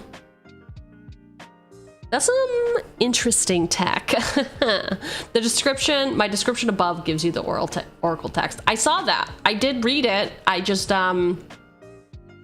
you know, I'm a little slow. Boss is a little slow today. Give me a break, it's Sunday. I mean, you could scry and get a +1/+1, would get upset when you give your commander Shroud an unblockable with a Whisper Silk. I mean, okay, we're not gonna get that brutal. They can respond and ninjutsu their card. Yep. It's got some mad utility. I like it. Will it ever come in handy? Pfft, who knows? Who knows? Golden Glow Moth, 1 white for this 0/1 insect with flying. Whenever a I'm sorry. Whenever Golden Glow Moth blocks, you gain 4 life. Oh, but it's got such a tiny butt. It's got such a tiny little booty. Little moth, fluttering bright, what luck will you bring tonight? I said, as if I am a psycho who doesn't know how to read and is trying. This is how I read to children. I just want you all to know, this is how I read to children. Which is why I'll never have any.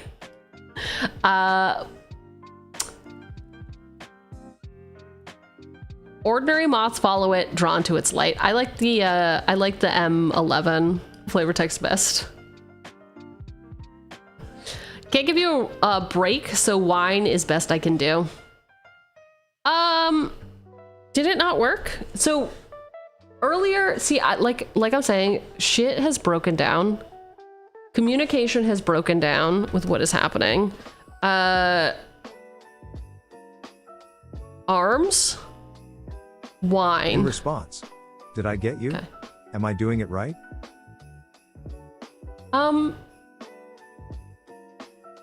Has Primo started to learn magic? Uh-oh. Uh-oh. Uh-oh. Was about to sleep when she was reading the lore. Oh, I guess that means it's bedtime. It's time for bed.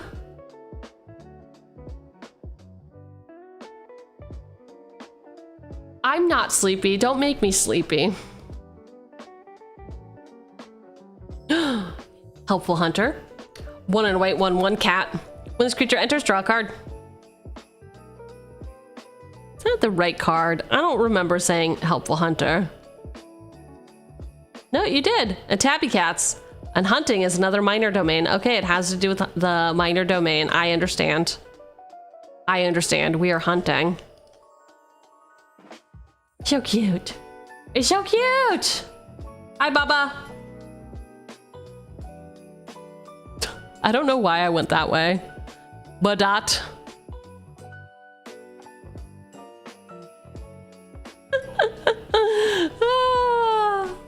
Today's like been extra terrible. I've been having to troubleshoot my computer for so long and it being broken and like not being able to do it in a good way. I think my brain is fried. I think the heat and the floods and the whole thing has gotten to me. Finally. Finally, it has gotten to me. How could this happen to me? The last two are, the last two for now are lore as well. Song of Inspiration, referencing the domain of song that her deity also covers, and Sarah Avatar, because canonically the goddess eventually manifested on the material plane in her avatar form, and Sarah Avatar fits her very nicely. Okay, Song of Inspiration. 3 green, green, instant. Choose up to 2 target permanent cards in your graveyard. Roll a d20 and add the total mana value of these cards. You can, if you roll a 1 to 14, return those cards to your hand. 15 plus, return those cards to your hand. You gain life equal to their total mana value. Choose up to 2 permanent cards in your graveyard. Wow. Okay, so we get 2 from our graveyard and there's a potential upside for life gain. Totar.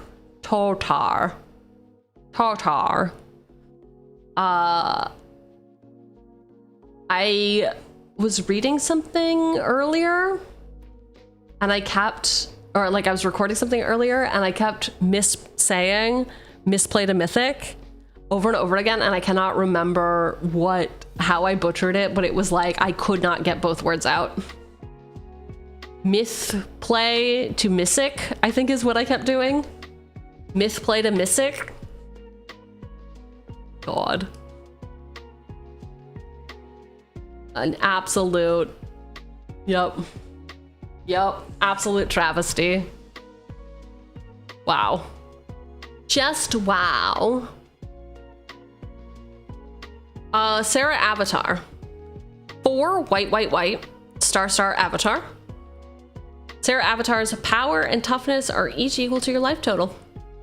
When Sarah Avatar is put into a graveyard from anywhere, shuffle it into its owner's library. Wow, so she huge. Unless you're tiny. She is buffed by your faith. Your life alone gives her energy? Lastly, with too many to mention myself, I'd recommend any cards that have take the initiative as a mechanic, but not venture into the dungeon, because the initiative takes you to the Undercity, which lies in Undermountain, where the grand shrine to the goddess that Trey helped create is located. That is very nice. I've only one-shot someone by surprise with Sarah Avatar. Wow, you've one-shotted them? Damn, did you give her haste? What happened?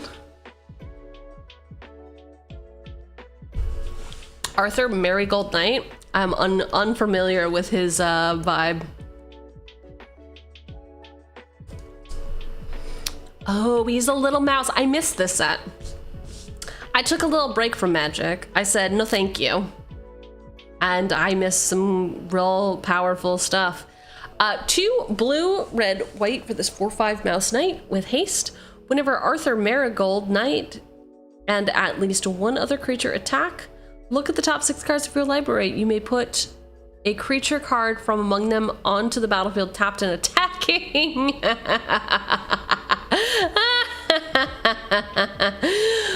Put the rest of the bottom of your library in a random order. Return that creature to its owner's hand at the end of combat. This is disgusting. He's like a really fair Winota. Ooh.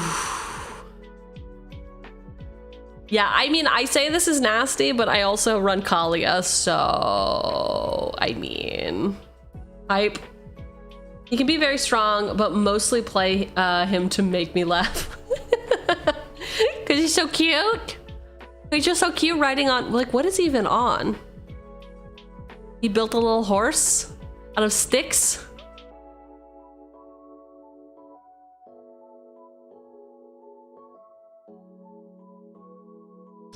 Trey has a fellow cleric of the Dark Maiden in Righteous Valkyrie. Bonus points, the angel even has the long and thin drinking horn that Trela, ooh, I like Trela, prefers her moonwine in. The goddess likes moonwine. I'm sorry, moonstone, which the wind crystal and the earth crystal totally are. She also enjoys cats, the silver striped tabby cat specifically, so I do think she would like the cat collector around. Hylia, guided by light, is clearly a lay warrior being guided by moonlight. Been guided by the light. Grabbing the avatar, or Malignus. Malignus is great. 2 and a white for this 2/4 angel cleric. With flying, whenever another angel or cleric enters the battlefield under your control, you gain life equal to that creature's toughness. As long as you have at least 7 or more life than your starting life total, creatures you control get +2/+2. Hell yeah. Hell yeah. I like it. She cool, she hip. She can get it in. The Wind Crystal. 2 white, legendary artifact. White spells you cast cost 1 less to cast. If you would gain life, you gain twice that much life instead. You can pay 4 white, tap. Creatures you control gain flying and lifelink until end of turn. I give unto you the last of my light, and with it, the last hope of a fading world. Twice life? I mean, turbo life gain? Is that what you told me? I'm not allowed to gain 2 life? Also, hi V, yes. Boss, I did something financially irresponsible, but I'm very happy about it. Congratulations. Is this a trap? What am I supposed to do here? Are you asking for a raise? What's happening? Oh, what did you get? 2 green, legendary artifact. Green spells you cast cost 1 less to cast. If 1 or more +1/+1 counters would be put on a creature you control, twice that many +1/+1 counters are put on that creature instead. 4 green, tap, distribute 2 +1/+1 counters among 1 or 2 target creatures you control.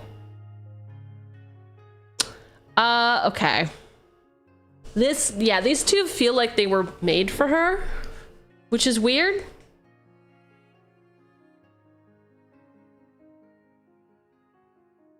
I now own a very cool Ristic study. Lies. No Ristic studies are cool. None of them. None Ristic studies. Did you get an artist proof? Moonstone. They were made for her. Did you get an artist proof or did you get... Let's see, what's the most? This one. Did you buy this one? Is this the one you got? How about Ristic Kisses? Oh, this one that's $1,200. Is this the one that you got? That's some bullshit I would do. That's some bullshit I would do, for sure. I don't think you would have gotten this one. You might have gotten this one. Ooh, we should look up Soul's Attendant. It's the regular foil, not the confetti. Okay, but it is this one. This one is hella cool. Oh God, I'm NorCal again. No, no. I really, really like this. This is a great purchase. Congratulations. Congratulations. If you don't pay the 1, you pay $1. Oh, is that how we're funding it? That would be great. You can either pay 1 mana or you can give me $1, and that's the only way that I can pay for this. That is how we are getting it. I have to... Why is my Wi-Fi so dumb? It like disconnects oddly at like odd times. Like a little jerk.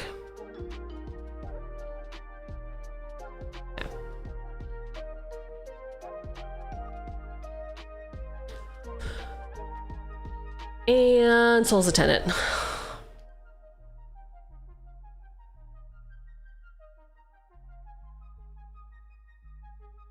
One white for this 1/1 human cleric. Whenever another creature enters the battlefield, you gain a life. We've now got both sisters. So sister, so sister. Let's go. Yo, Shin, 7 months already? Twitch was like, here's ads. And I was like, my sub? Where it go? Then I watched the Spider-Man ad and resubbed. It's pretty good. It's pretty good. I too would be like, you know what? Maybe Spider-Man is better than Boss.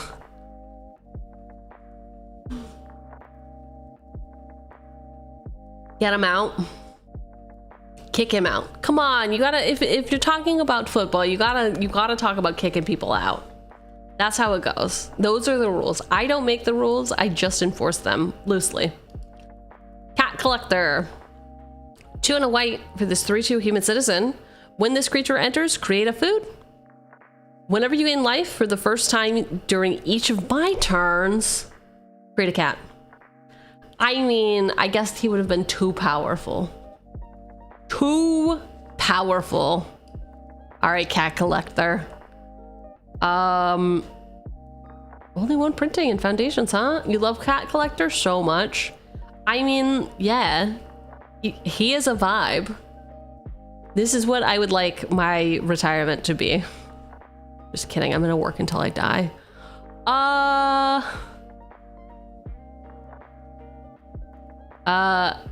Halia, guided by light.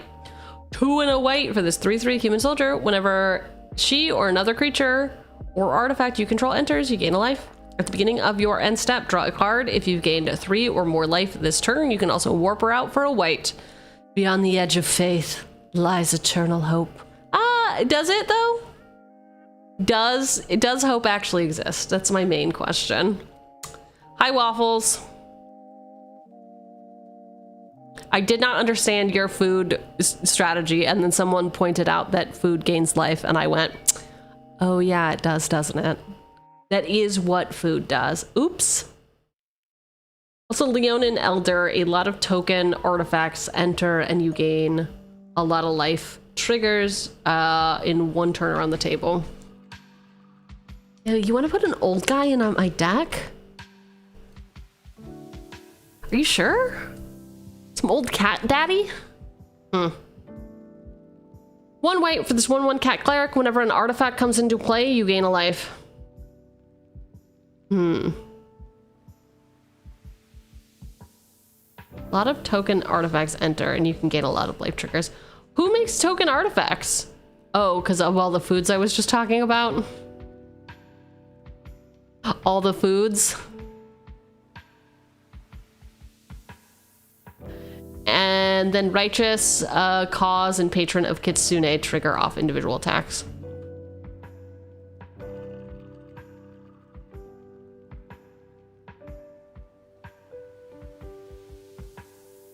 Three and a white. For this enchantment, whenever a creature attacks, you gain a life. Those are separate triggers. 5 mana feels like a lot, though. 5 mana feels like it's going to be competing. And at that point, shouldn't we already be mostly set up to win? But who knows?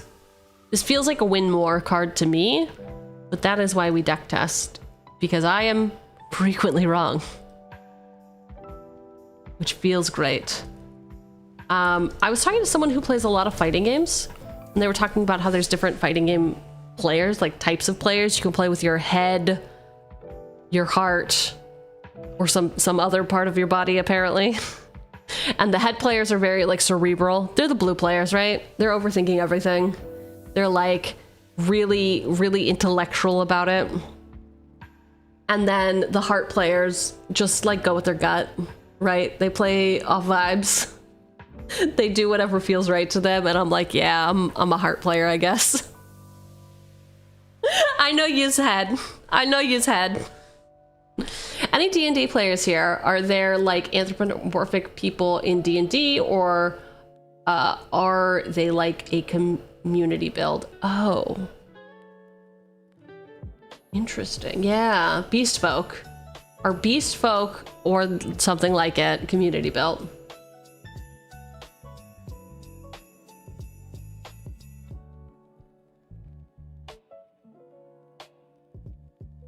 Patron of Kitsune, 4 white, 5/6, spirit with fox offering. You may play this card anytime you could play an instant by sacrificing a fox and paying the difference in mana cost between this and the sacrificed fox. Whenever a creature attacks, you may gain a life. Okay. Any creature attacking will get a trigger. They will all be individual triggers. My commander's out. She gets huge. She becomes a real problem. She's always been a problem.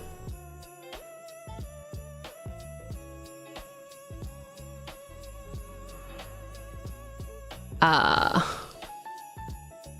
right. Minwu White Mage, maybe a novice cleric, but he's got the spirit. Also, he's the reason why I found out about the bisexual lightning art tag on Scryfall. What is it? Oh, I'm sorry. Bisexual lighting. I understand now. I understand what bisexual lighting is. I didn't know what bisexual lightning was. Someone mentioned Soul Warden, but you can't forget Essence Warden, who is also an elf specifically.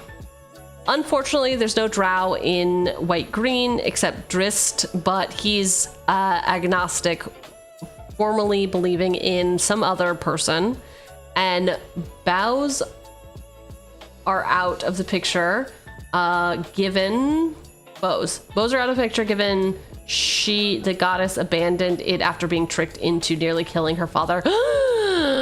How can you get tricked into killing your own father? Man, it's deep out here. Bye, thank you for stopping by. Essence Warden, 1 green for this 1/1 Elf Shaman. Whenever another creature enters the battlefield, you gain a life. Perfect. Perfect. Love the dorks. Love, I mean, I know technically not a dork, but it feels dorky to me. Feels a little dorky. Minwoo White Mage. 3 white, 3/3. Human Cleric with Vigilance and Lifelink. Whenever you gain life, put a +1/+1 counter on each cleric you control. Oh. Hi. Our commander is indeed a cleric. I'm aware of that fact and definitely did not have to go look. That wasn't me. I didn't do that. Something unrelated, actually. Actually, that was unrelated, so, you know. Cool. So, bisexual lighting art tag. I mean, how do you look up art tags again? I think we do that. We go down here. We go to Scryfall Tagger. And it's bisexual lighting. Okay, is bisexual lighting my favorite Scryfall art tag now as well? Yes? I think yes. Name a better art tag. I dare you. I dare you to name a better art tag than bisexual lighting. Oh, this is genius. 34.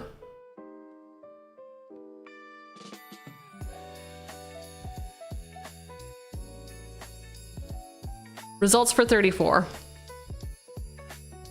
Nothing. Interesting. I might need that Avacyn. Bisexual lighting is fire. We need more. True. Bye, Bob. Dude, yes. Get all the food.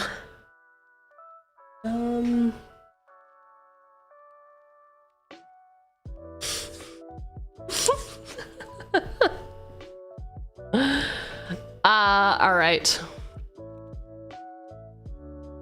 Excalibur 2, girl needs a sword. Hell yeah. Excalibur 2 is in. How has no one suggested cleric class yet?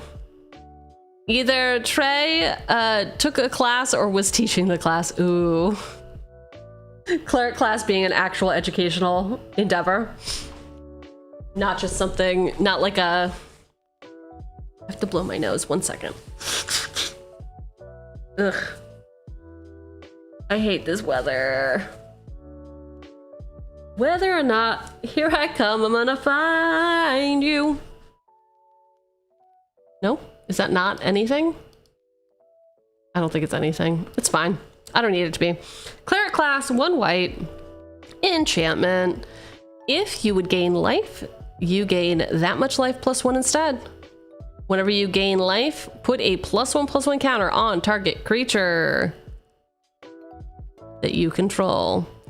You can pay 5. When this class becomes level 3, return target creature card from your graveyard to the battlefield. You gain life equal to its toughness. Okay.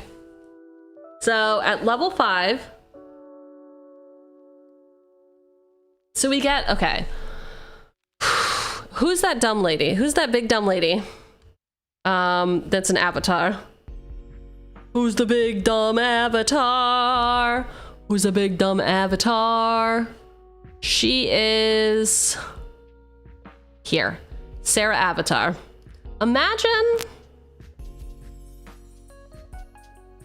How do I view details? You click the button that says view details. All right, imagine Sarah avatar. She's 4, 5, 6, 7 mana.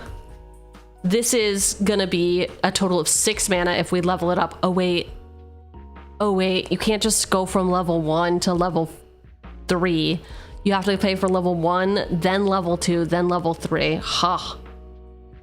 Okay, so that's too much mana, because that's 5. Plus 5 is 10 mana.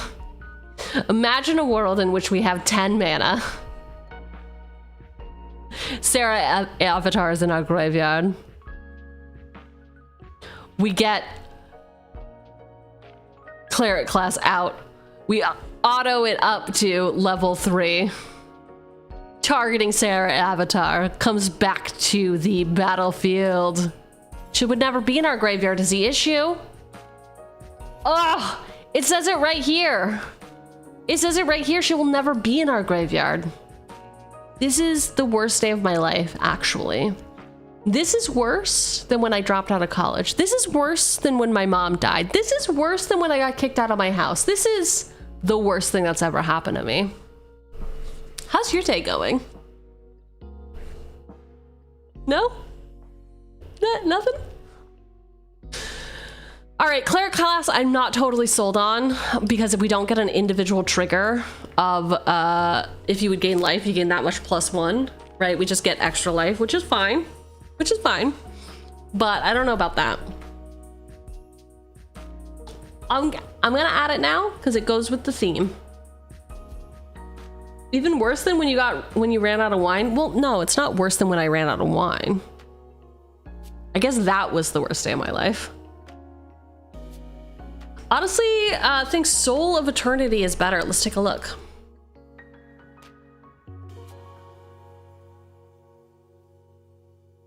Soul of Eternity is an avatar as well. 5. White, star, avatar. Soul of Eternity's power and toughness are each equal to your life total. And he's got Encore. Do you want more? 7 white. I understand what you are saying. So he can go to our graveyard. I think the thing for us that we like about her is that she does not gain us life when she enters. I could have sworn she gained us life when she enters, no? So this guy is simply cheaper and better looking.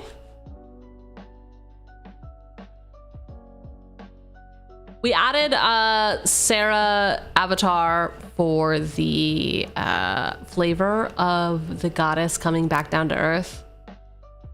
Yeah, it was for flavor reasons.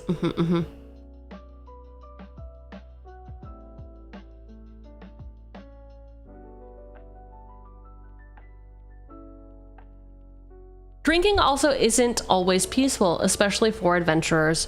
You come back from an adventure, go to a tavern, get a little rowdy, spill a drink on someone, and suddenly you're in a barroom brawl.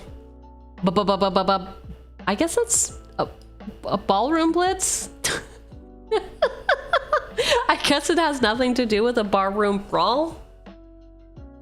1 and a green for the sorcery. Target creature you control fights target creature the opponent to your left controls. Then that player may copy this spell and choose new targets for the copy. This seems like such a bad card.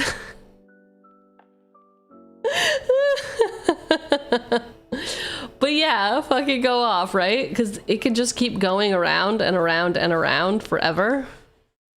And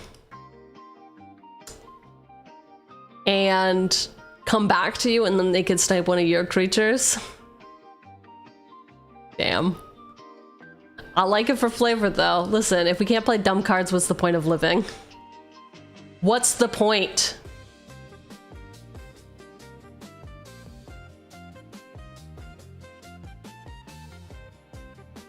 This was one of the first cards spoiled for the set, I believe. Oh, I mean, I think it's got great flavor for the set. I think it's got good flavor for our deck. Except, you know, we're outside dancing in the moonlight. Hard to be in a bar also dancing outside, but who knows where the night's gonna take us. You look upon the Tesseract. 4 and a green for this instant. Choose one. Run and hide. Prevent all combat damage that would be dealt to you and creatures you control this turn. Or gather your courage. Target creature gets +5/+5 and gains indestructible until end of turn. All creatures your opponents control able to block that creature this turn do so. Damn. Full send. A beach bar. You know, you got me there.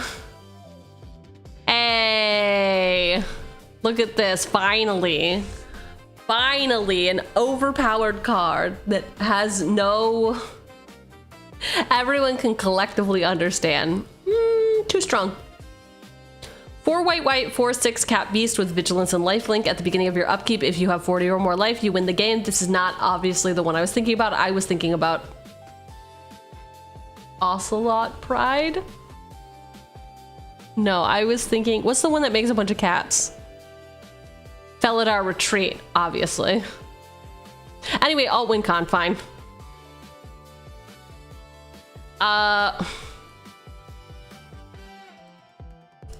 Felidar Retreat. 3 and a white, enchantment, landfall. Whenever a land you control enters, choose one, create a 2/2 white cat creature token, put a +1/+1 counter on each creature you control. Those creatures gain vigilance until end of turn. Hey, I thought we liked cats. Do we not like cats in this house? Do you not want to make a bunch of cats / give counters to things? Well, I don't know what to tell you, man. Meow. Aerith. 2 and a white for this 2/2 human cleric with lifelink and a flower. Whenever you gain life, put a +1/+1 counter on our secret commander, Aerith Gainsborough. When she dies, put X +1/+1 counters on each legendary creature you control, where X is the number of +1/+1 counters on her. So to be clear about Sarah Avatar, it does hit the graveyard. Otherwise, its effect couldn't function. You can reanimate at instant speed.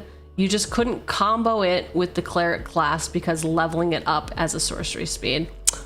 Ah, Frog's the genius. How did we know? We could tell just by looking at a frog. There's a lot more going on in there. There's a lot of inner dialogue that frogs have, and now it's proven. Now it is proven. Thank you for that info. Yeah, so you could, it hits the graveyard. Is it not a state-based action?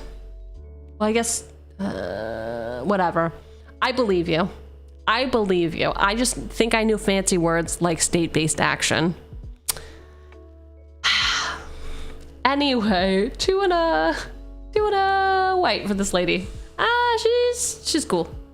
She can join the team. She can definitely join the team. For your last pitch, Hardy Outlander. 1 and a green for this legendary enchantment - background. I do like the backgrounds. I think backgrounds are very cool. Commander creatures you own have, when this creature attacks a player, if no opponent has more life than that player, another target creature you control gets +X/+X until end of turn, where X is that creature's power. Unfortunately, this does not work for our life gain strategy because we are always going to ideally have the highest life total. So this little line of text that says, whenever the creature attacks a player, if no opponent, she read the card, no opponent has more life than that player, another target creature you control gets +X/+X until end of turn. So this will buff something that is not our commander.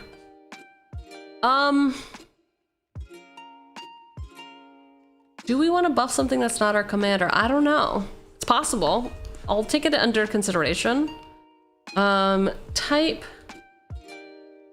back. Whoop. Back it up, back it in. Oh, well, this isn't gonna work because it's gonna show me all the backgrounds. I just want to see the available backgrounds to me. Ooh, me, my X-Men. That's definitely gonna be a card in the X-Men set, right? All right, backgrounds that we could potentially have. Acolyte of Bahamut, 1 and a green for this background. Commander creatures you own have. The first dragon spell you cast each turn costs 2 less to cast. Not for us, we don't care about that. Cloaked Hermit. At the beginning of your end step, if a creature card was put into your graveyard from anywhere this turn, create 2 squirrels. Faceless one is busted, should be banned. Interesting. Let's give it a look. If Faceless one is your commander, choose a color before the game begins. Faceless one is the chosen color. Choose a background. So it itself is a background.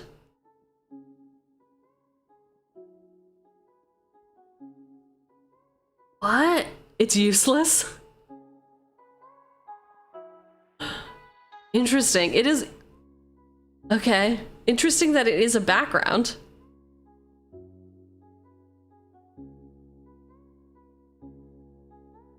If useless, why ban?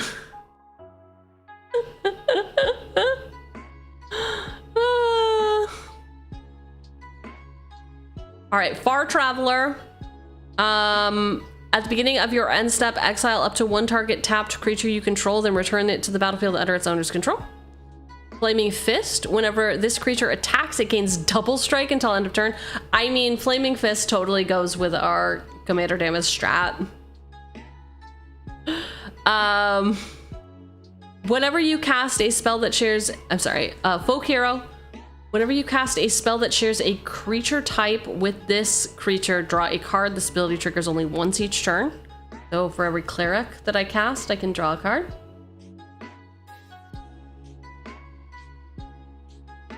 I forgot for a sec that you're working in Selesnya. Otherwise, I'd be throwing in cards like Omen of the Dead. Oh, man! Of the Dead.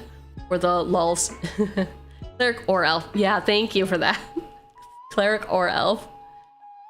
Inspiring Leader. Creature tokens you control get +2/+2. Master Chef. Other creatures you control enter the battlefield with an additional +1/+1 counter. Noble Heritage. When this creature enters the battlefield, and at the beginning of your upkeep, each player may put 2 +1/+1 counters on a creature they control. For each opponent who does, you gain protection from that player until your next turn.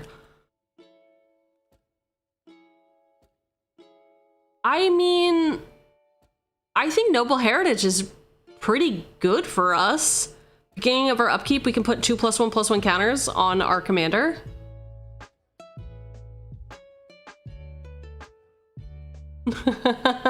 She's quickly out of control. Oh no. I kind of like Noble Heritage over getting a hardy Outlander. Raised by Giants, 5 and a green. Commander creatures you own have base power toughness 10/10 and are giants in addition to their other types. I mean, we just, what do we just make our 2/2 a 10/10? Sure. Sure, with all those counters. Not gonna lie, I usually lock her in the moon or something hard counter for her. Well, that's rude.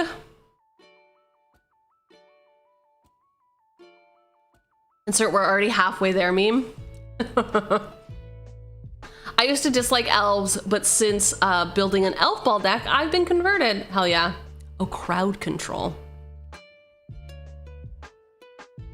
Crowd control. I'm an idiot. You gotta talk to me like I'm chronically offline, okay? And also don't know how to read. And also make a lot of assumptions. I think we're realizing I'm a bad person. Anyway, I'm special. Boss is special, okay? I'm not a bad person, I'm just special. Whenever this creature attacks a player, if no opponent has more life than that player, for each opponent, create a 1/1 soldier creature token that's tapped and attacking that player. I feel like I like this guy, Veteran Soldier, as well. Built a bunch of tribal decks with Volo and most of the backgrounds. Hell yeah. We need to remember, boss does touch grass now and then. I have a rich social life. I'm always touching grass. What are you talking about? Gross with the Wardens. I know, right? Whenever this creature attacks a player, if no opponent has more life than that player, for each opponent. Okay, Boss, so... be sure to reread the egg cards. Egg? What's an egg? What egg cards?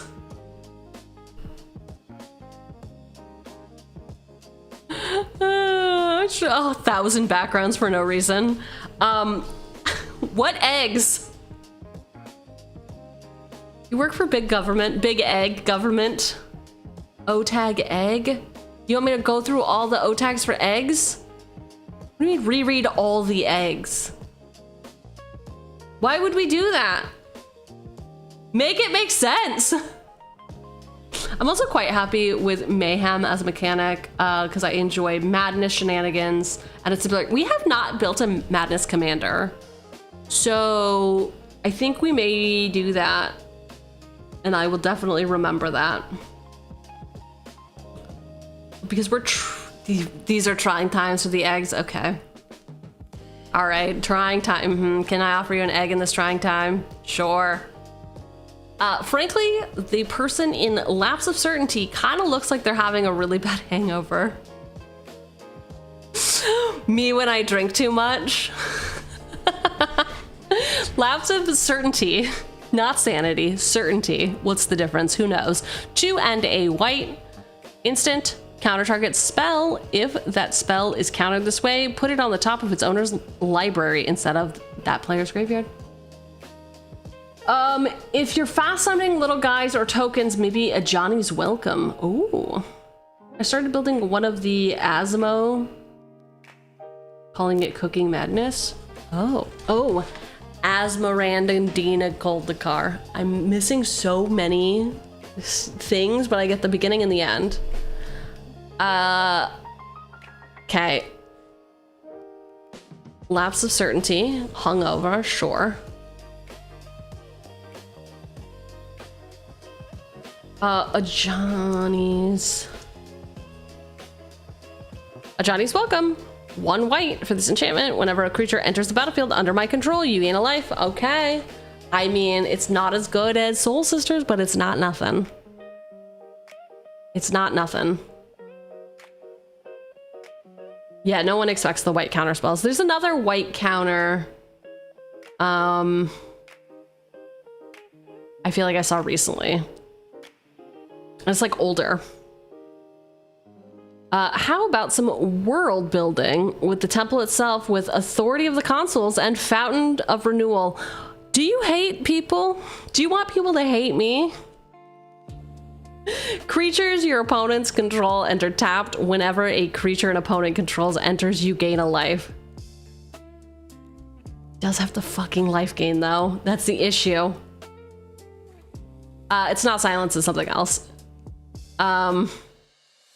Rebuff the wicked. Yeah. I don't think that this will stand. I think that it's gonna be too oppressive if we keep this in with all the other shit going on, but we'll see.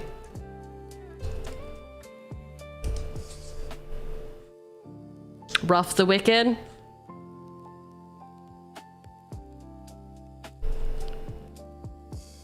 Right. 1 white instant counter target spell that targets a permanent you control. Perfect. Get out of here. Get out of here, wicked. Get out of here, wicked ones.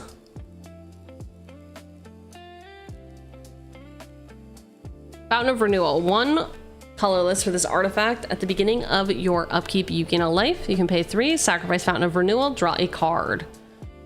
Yeah. Early life gain. These 2 are just for pure flavor. Blessed Wine and Wine of the Blood and Iron. Hell yeah. Dude, oh, look at him. Oh, he's having the time of his life. Honestly, okay, if I grew up in olden times, maybe I would become... I guess they wouldn't let me become a priest, but maybe a nun. Because if I was a nun, could I drink all the wine I wanted? Those monks in a monastery. I guess could I be a monk? This is what I want. I want to wear a big Snuggie and I would like to drink wine. Can that be my life goal? When people ask me what my dream job is, I guess I just say monk from now on. You'd be a horrible nun. Hey, I could use a roller to smack your knuckles like the best of them. How does that change from now? No one would bother me. That's true, right? Nobody bothers me if I'm in a monastery. Nobody would talk to me, right? That's what nuns do.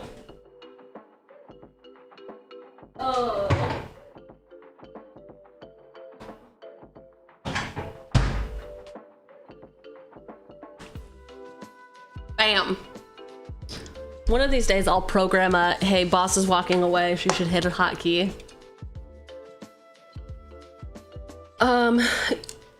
You'd say some shit and be burned at the stake? Is that a threat? You take that back. Going to the Ren Fair is one such way too. We were talking about the Ren Fair. God, was that last week? Yeah, Coop was at the Ren Fair last weekend. That's so cool. Maybe I should. I'll go to the Ren Fair and cosplay this guy.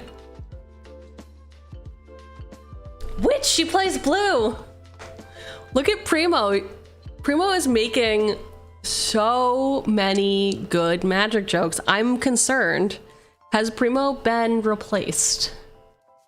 Or after 2 years, has Primo learned some things about magic? Those are the only options. Those are the only options that we can have.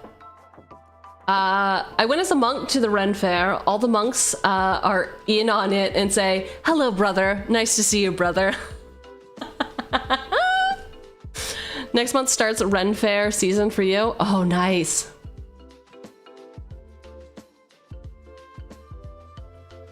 All right, so anyway, Blessed Wine. 1 in a white, gain a life.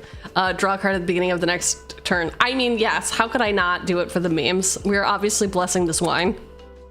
Are you crazy? How could I not play Blessed Wine in this moonwine sword dancing? Come on.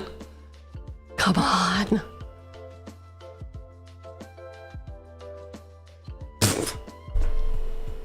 Okay, I know that this is how you think I drink wine, but I don't. I promise I am not. When I say I'm double fisting, this is not what I meant. This is mean I have dainty little fingies on the stem of 2 wine glasses, okay? Boss, when she says just 1 glass of wine. God. Oh. 3 for this artifact. You can pay 4. Target creature gets +X+O until end of turn, where X is its power. Sacrifice wine, the blood, and iron at the end of turn. Godo never revealed what went into his special brew, but he always had more of it after great victories. It's blood. It says it right there. No. Because how dare you? How dare you recommend this to me? Because, oh, hey, this card reminded me of you, boss. I don't know why. I couldn't put my finger on what, but it really bears a striking resemblance, don't you think? No, it doesn't. Get out of here. I didn't say that. You did. No, you said it in your heart. You said it with your full chest, silently. It was the White Claw. Biblically accurate wine glass.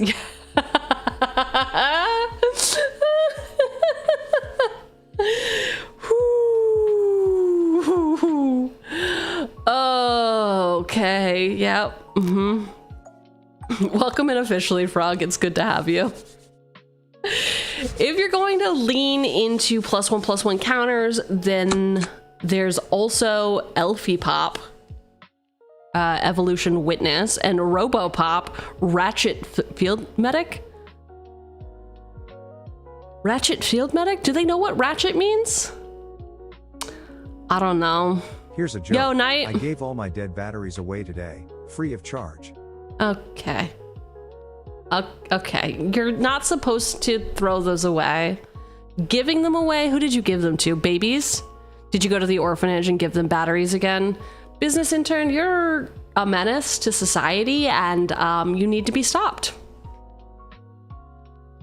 I'm not going to do anything about it, but somebody should.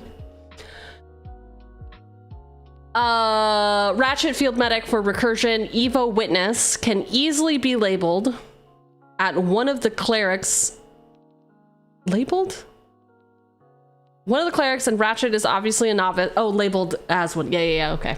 Labeled as one of the clerics, and obviously Ratchet is the novice at any form of dancing. Who do they look like Blaster Combat DJ. Not in the bracket because it's red green. Okay. Is that the... We all know the DJ. We all know the DJ. I wonder who the intern really is. It is cute though when people don't know. I mean, it's just a bot. It's just a bot. 2 and a green. This 2/1 elf shaman mutant with you pay 1 and a green, adapt 2. If this creature has no +1/+1 counters on it, put 2 +1/+1 counters on it. Whenever 1 or more +1/+1 counters are put on Evolution Witness, return target permanent card from your graveyard to your hand. Oh. The intern has gained sentience. HR? Hello? Hello, HR? I'm recognizing these cards both from my collection and my LGS. Oh. Okay. And then Ratchet Field Medic. Oh, okay. 2 and a white with this legendary artifact creature, Robot. More than meets the eye for 1 and a white. You may cast this card, converted, so on its backside, I guess, for 1 and a white. Lifelink, whenever you gain life, you may convert Ratchet. When you do, return target artifact card with mana value less than or equal to the amount of life you gained this turn from your graveyard to the battlefield tapped. What? Artifacts? He becomes Ratchet Rescue Racer. Sure. 1/4 vehicle, living metal. As long as it's your turn, this vehicle is also a creature. What? You don't even have to crew this? I mean, you don't even get to crew it, I guess. That's really weird. That's really weird. Did all living metal? I mean, did all, what are these? Micro machines? Everyone's gonna be so mad. Transformers. Did all Transformers have living metal on the back? Lifelink, whenever 1 or more non-token artifacts you control are put into a graveyard from the battlefield, convert Ratchet. This ability triggers only once each turn. Okay, so this feels like an... I guess it can't be infinite because you can only do it once per turn. Boss. You know that. I was thinking about micro machines for some reason. I don't know what to tell you. I think Comforting Council would be decent here.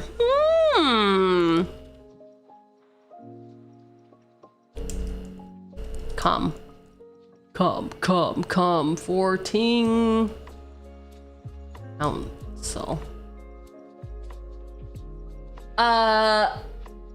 Literally the call the ambulance, but not for me card. You don't need to do that. 1 and a green for this enchantment. Whenever you gain life, put a growth counter on this enchantment. As long as there are 5 or more growth counters on this enchantment, creatures you control get +3/+3. Okay. So we're getting all of our beef boys beefed out. Sure. Yeah, we're in the forest. It's great. Why not? Boss, how about Lathiel? Are we talking about Lathreel? Are you talking about Elf Mommy? No, you can't be because that's in black. You probably are correct and I don't know how to do anything. Which actually makes a lot of sense. It's a unicorn. It's been a unicorn the whole time. Lathiel the Bounteous. Oh my god. I don't know that word. Bounteous? Bounteous? Bounteous. Bodacious. Dawn. 2 green, white, 2/2 unicorn. Lifelink, at the beginning of each end step, if you gain life this turn, distribute up to that many +1/+1 counters among any number of other target creatures. Right. You'll see it in Discord. You'll see it, thank you. You also, so anybody who's been around for a while will know that like when I see that we're starting to get low, when we start to drop it to the floor, when we start to move it up and down, left and right. Yes. Okay. When I get about to this section, then I get more, I don't want to say distracted, but I start paying attention to chat a little bit more because we're like nearing the end of things. So I will take more recommendations from chat than I do at the beginning of stream. And if you're noticing, if you're noticing some discrepancies in what I'm choosing to highlight, you can't forget that some lands gain you life by entering Radiant Fountain and Adventurer's End. Ooh, good picks. Hi, Star. Radiant Fountain, when it enters, you gain 2 life. You can tap it to add a colorless. Man, a colorless. Zelkron, welcome in. I hope you are having a good day. It's a good day to be alive. Adventurer's Inn. Town. When it enters, gain 2 life. Tap it to add a colorless. Wow. Wow, we're adventuring now. We're real adventurers. What good is a sword dancer when put up against a shield dancer? The fuck is this? What is this? The harder you strike, the stronger her defense. Ayo. To end a white for this 1/3 rebel, you can pay 2 and a white. The next time target attacking creature would deal combat damage to shield dancer this turn, that creature deals damage to itself instead. I do like this. Also, the flavor text makes me think of Robin Hood. Y'all remember the like live action Robin Hood? There's that scene with the chastity belt. Anyway, I was thinking about that because I recently watched the Lorne Michaels documentary. It was great. They talk about him producing that movie or whatever. I don't think he wrote it. Oh my God, Robin Hood, Men in Tights. Thank you. Yes. Yes. Doing good. Been working on 2 commander decks at the same time. One with Noctis, Prince of, Final Fantasy card, and a mono red Knuckles full of dragons. Okay, yeah, you can't have Knuckles without dragons. Come on. Come on. Huge Mel Brooks fan.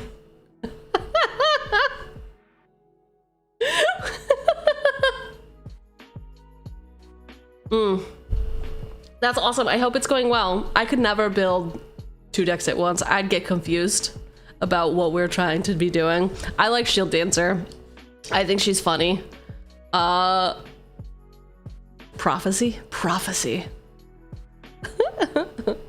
It's such a fuck ass card. Okay, this means we are gonna need ramp. Where my cultivate at? Cultivate. You like that? That I was like, I'm not putting a cultivate in this. 20,000 hours later, I think I'm gonna need some ramp. My buddy runs a nasty Noctis deck. He actually suffered his first big loss against me, but I blame me on shuffling down, or shutting down his combos. I mean, you should shut down, that's the game. Building 2 decks, but for 2 different games, been dragged into playing Lorcana. Oh, good luck. I don't think I could ever play Lorcana because I would just start singing all of the fuck-ass Disney songs poorly. I would misremember the words and then I would get kicked out of the tournament. Because you could only play Lorcana in a tournament, right, Cheugs? No. And for an honorable mention, because it's in the name, Sword Dancer. She's trying to steal their shtick. 1 and a white, 1/2 rebel. You can pay double white. Target attacking creature gets -1/-0 until end of turn. Hilarious. She is trying to steal the shtick. I like this less. I like this less. I would. I don't know what would make me like this card more. I guess if it was more than -1 -0, like if it was -X -0, where X equaled the amount of swords you controlled. It's also my 11th suggestion. I figured as much. I want to find it in my heart to like this. Most soldiers think of the sword as a weapon. In the hands of Zo monks, swords are also the strongest of shields. Oh, he's literally just fucking hitting all of the arrows with his sword. I like that. I like that a lot. Sword of Vengeance and Fishing Rod, which I abraded and suplexed quickly. Ooh. How to deal with the inevitable hangovers? Pizza! Pizza, pizza, pizza, pizza. 1 green. This food. I kind of want pizza tonight now. Is that insane of me? I was gonna have pizza last night. This is why it's insane. I was gonna have pizza last night, and then I ended up making pasta instead. So I was like, I don't want pizza, but now there's like nothing I want more than pizza. I was supposed to get chicken sandwiches tonight though. It would be insane if you want to talk about lettuce.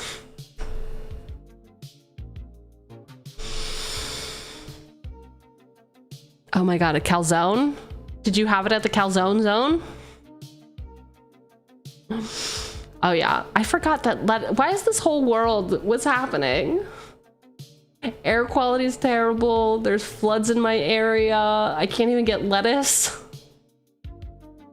I hate it here. 1 green food with flash. When this artifact enters, tap. Nope. When this artifact enters, target creature gets +2/+2 until end of turn. Untap it. You pay 2, tap, sacrifice this artifact, you gain 3 life. Excellent. Guac and marshmallow pizza. Feels good for this deck, so I attack in with my Mander. She beefy, but she not that beefy. People are like, I'm just gonna block her. And I was like, oh, I'm so glad that you're gonna do that. In response, I pay a green. Flash in guac and marshmallow pizza. She gets +2/+2 on taps. Still not beefy enough? Don't worry, I'll tap this to give her +1/+1. I want to fight this deck. Okay, Shattered Acolyte, because these builds never have enough removal. Did anyone even put a Johnny's Pride Mate in here? I'm still not seeing it. Shattered Acolyte, 1 and a white for this 2/2 Dwarf Warlock with lifelink. You can pay 1, sacrifice a creature, destroy target artifact or enchantment. Oh, I like that. I think it's good to have a little bit of utility removal. Knights of Something by Muse plays in the background with my Sidar deck. I don't know what's happening. I think I need to go to an institution to teach me how to read good. What is it from Zoolander? Zoolander Reading Center? Center for Good. This is a center for kids who can't read good. Oh, you kids are probably too young for this.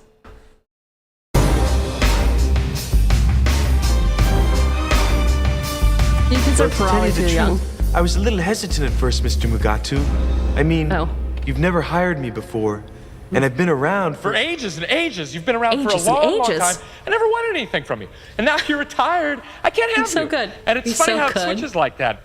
But now the forbidden fruit must be tasted. Well, when Maury told me what you were willing to do, I...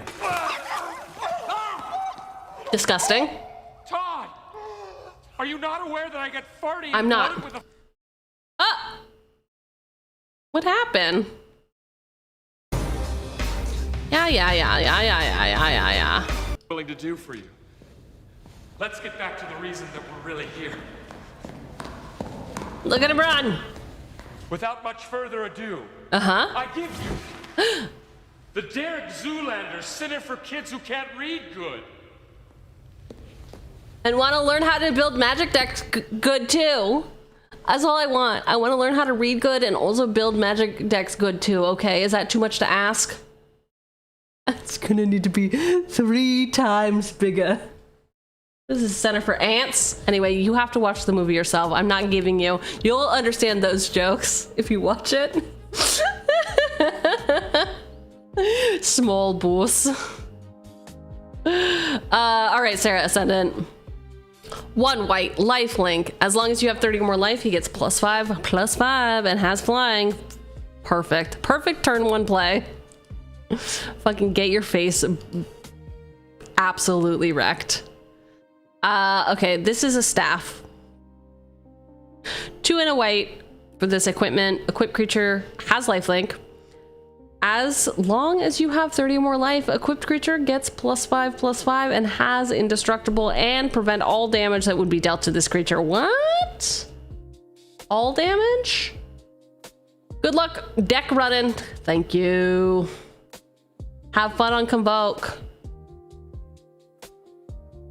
Equip for 2 white. I don't know. It has lifelink. It's fine. Great. Let's do that. Let's give more lifelink. Let's give lifelink to the masses.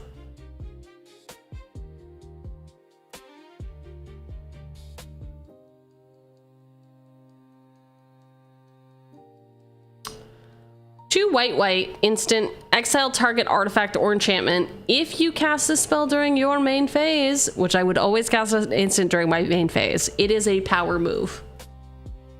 If I do that, I may exile up to 1 other target artifact or enchantment. So 4 mana main phase instant, exile 2 artifacts and or enchantments. Return to dust. Hi Biz, welcome back.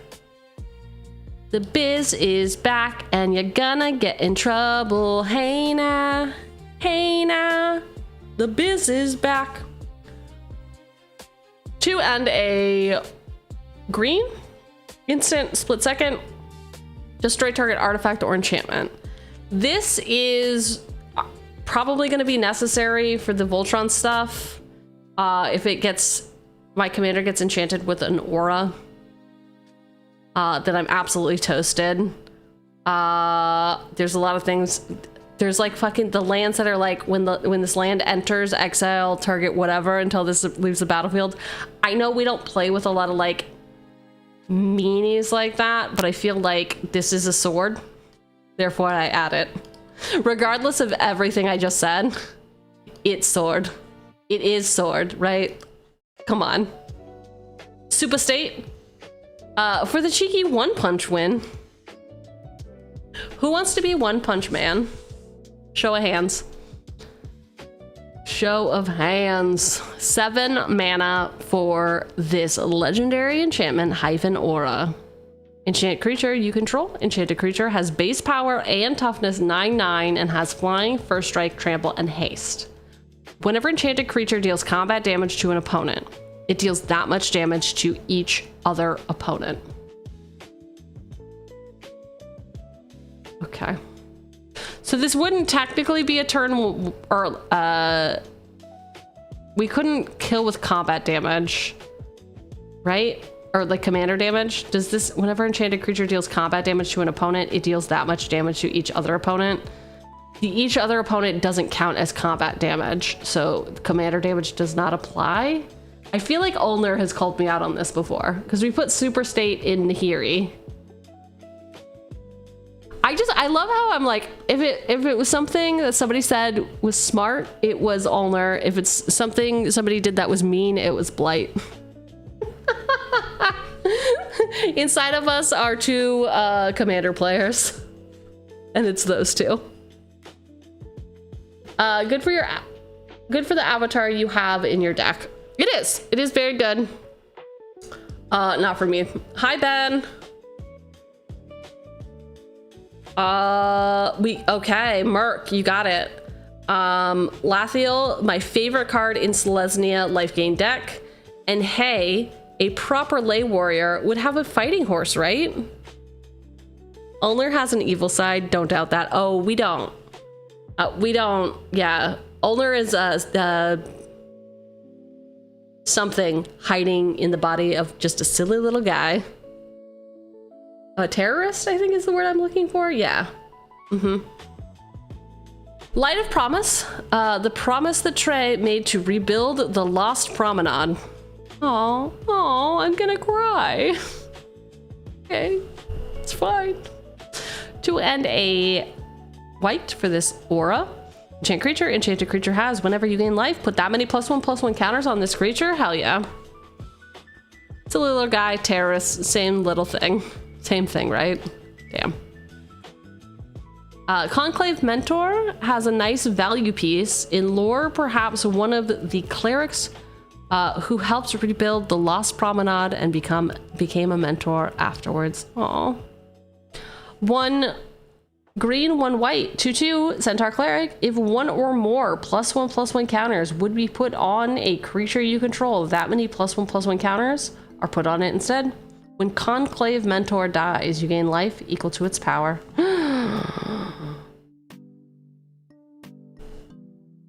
Extra +1s, and I get to pop her to gain life. Fantastic. I feel like I'm lacking on card draw. Any ideas? Merc, Spike Feeder. Not sure how to fit this one in the lore, but it's a really nice card if you can manage to put counters on him. It is a nice card that apparently combos like crazy. We will see if we can build it non-combo. It has been mentioned twice, so let's explore. Scoos for some life gain and graveyard hate. Scoos is 1 and a green. For this 2/2 ooze. You can pay a green, exile target card from a graveyard. If it was a creature card, put a +1/+1 counter on this creature and gain a life. Scoos. I like Scoos. When the scrying, every time you gain life, the deck is sculpting, to be honest. That's true. Do we not care about card draw if we have sculpt? But what about against a mill deck?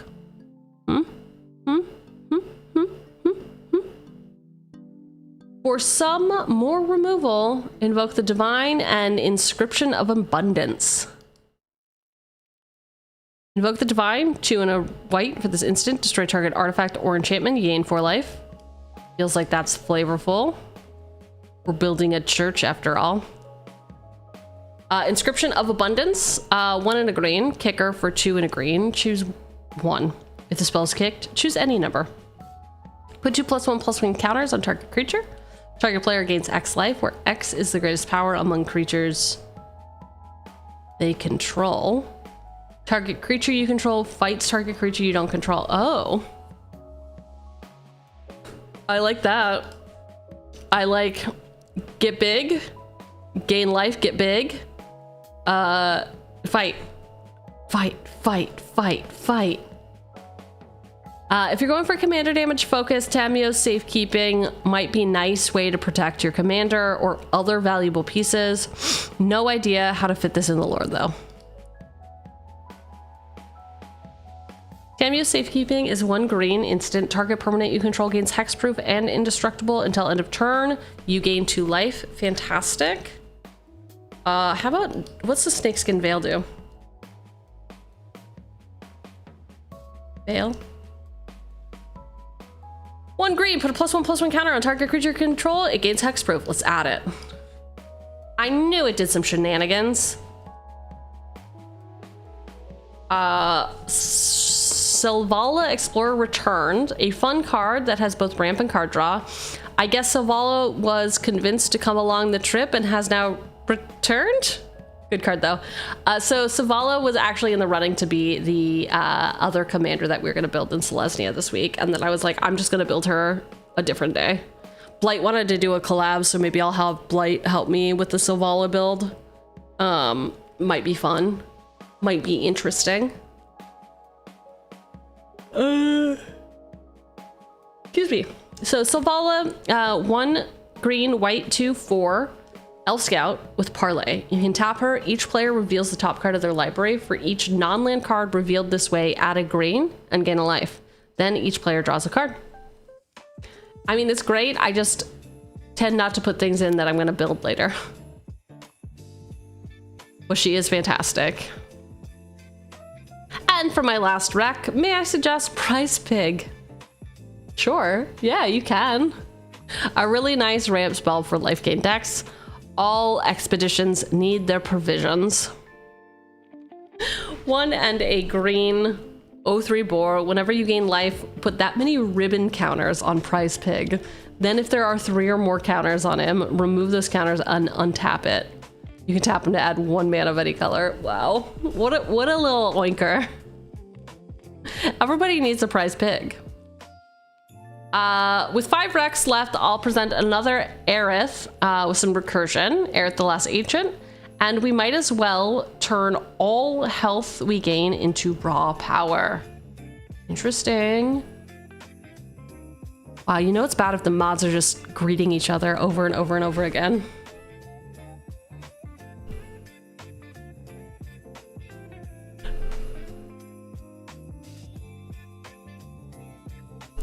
Aerith Last Ancient, 2 green white 3/5 human cleric druid with lifelink. Angie, damn, okay, we'll stay in mod chat, jeez. I don't mean it, I'm sorry. Come back, come back. Lifelink and raise. At the beginning of your end step, if you gain life this turn, return target creature card from your graveyard to your hand. If you gain 7 or more life, actually return it to the battlefield instead. Yeah. All right, Aerith, what is up, my girl? We've also got equipment for 6. Equipped creature has base power and toughness XX, where X is your life total. Oh, we can make this into the avatar that we like.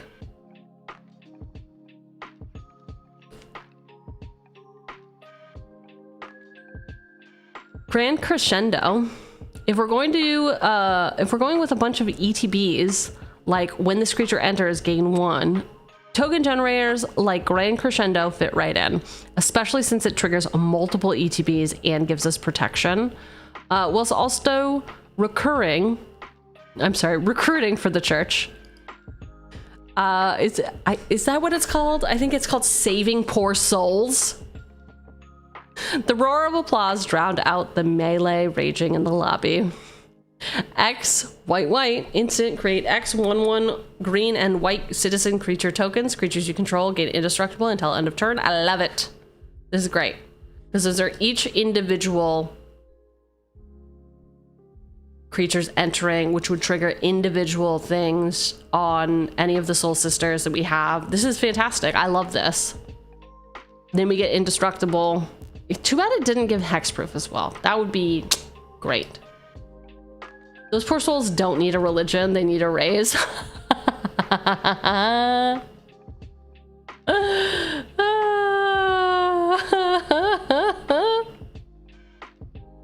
Ugh, what do you mean this won't help me get my nun position? You think I have to apply for it? I think they just accept whoever. Which is maybe how they've gotten in trouble in the past, but who knows, who knows? Break class in case of ceremonial knife emergency. Bright Glass Gear Hulk, the alternate full art look is incredible. Luxor, Gadius Gift, and Lost Jite. Jeet.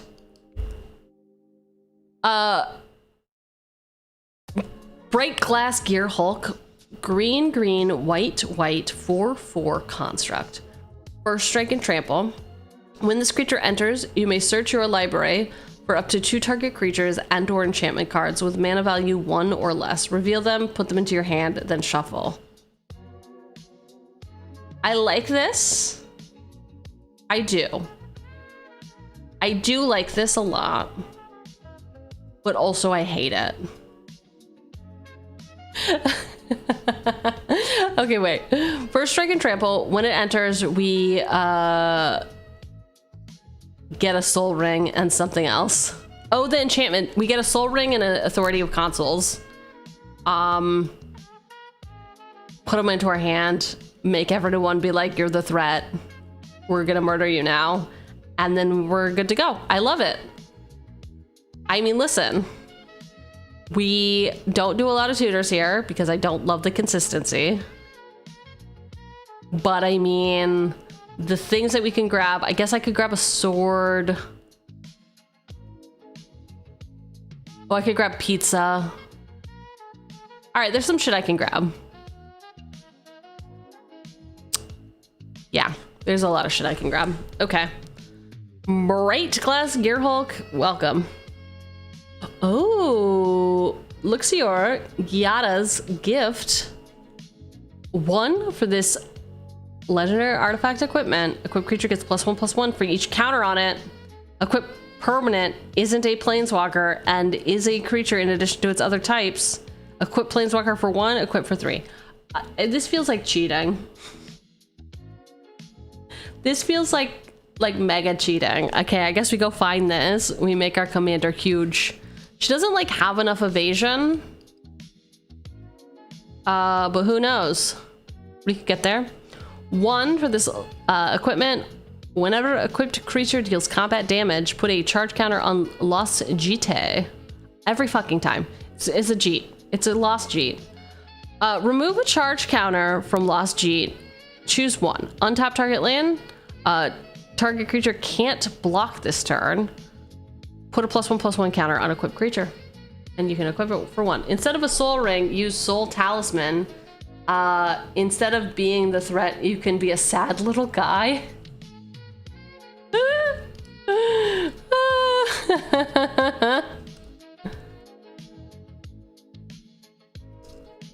All right, everyone, here's what soul talisman does.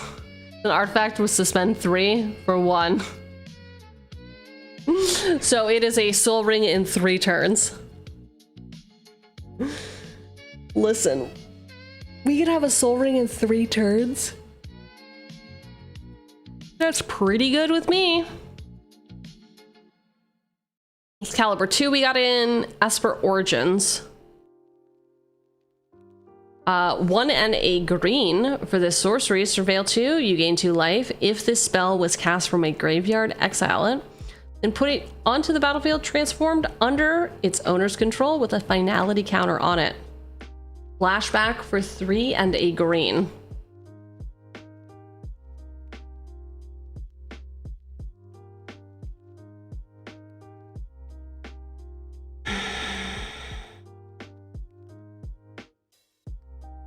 And on the backside, we've got Summon Esper. Some guy. Esper some guy. He's a 4/4. Enchantment creature. Saga Elemental. Act 1. Reveal the top card of your library. If it's a permanent card, put it into your hand. Act 2. Get 2 green. Act 3. Other creatures you control get +2/+2 and gain trample until end of turn. There's also Max Tantalite and Lotus Bloom. Slow, fast mana.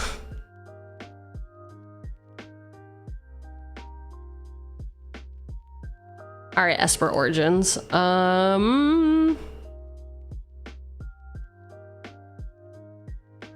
Greater Good, specifically the Johannes Voss Secret Lair version.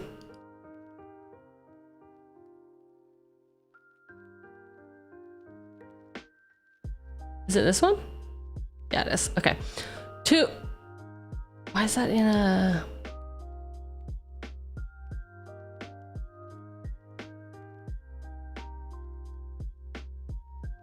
Why is it only in Italian? Why would I play an only Italian card? What's wrong with you? It's cute or whatever, but like, huh? Huh? All right, Greater Good. But why not both? Oh, Worn Power Stone.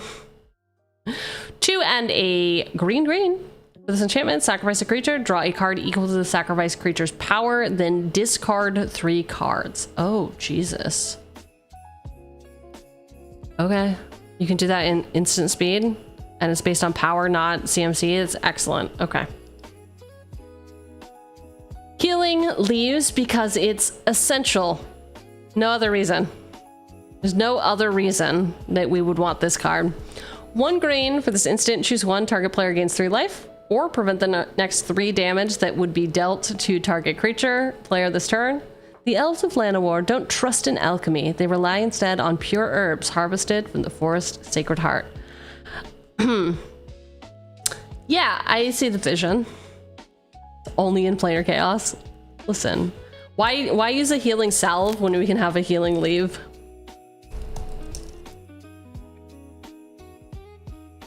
Healing salve is 1 white instant. Choose 1. Target player gains 3 life or prevent the next 3 damage that would be dealt to target creature this turn. I mean, do we want both? I don't know.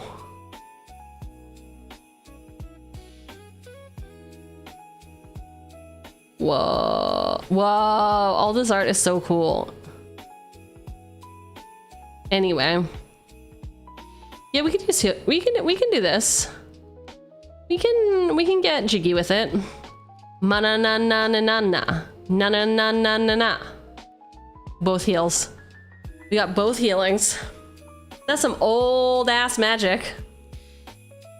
Wooden Spear and Iron Star type cards. There are 5.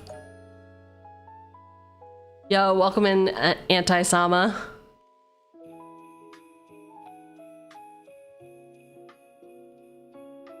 One for this artifact.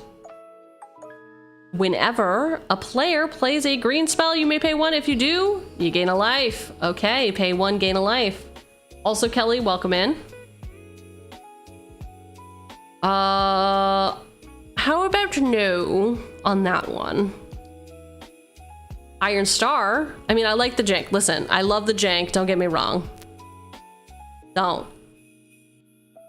1 for this artifact. Whenever a player plays a red spell, you may pay 1. If you do, you gain a life. God, it is like... there's also the Staff of the Ex-Magus. Okay, Primo, I am getting concerned about you. Are you getting interested in magic? Do we need to talk to someone? Listen, as somebody who cares about you, I have to say, run away. You're not acting like yourself. You're not acting like yourself. I like these. I don't... Have you actually played these before? Is there the payoff? I just feel like it's going to be too expensive for like pay 1, get 1 +1/+1 counter. And by X, it's either Death Flame, Mind, Sun, or Wind.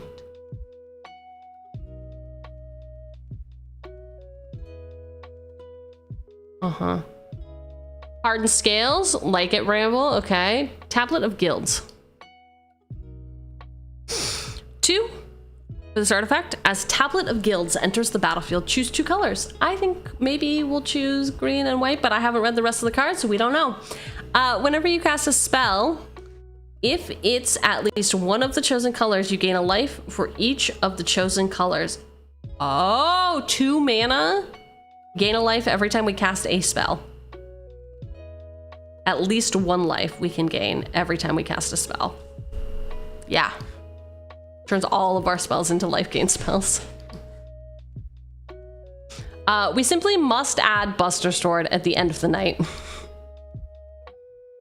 3 mana, artifact equipment. Equipped creature gets +3/+2. Whenever equipped creature deals combat damage to a player, draw a card.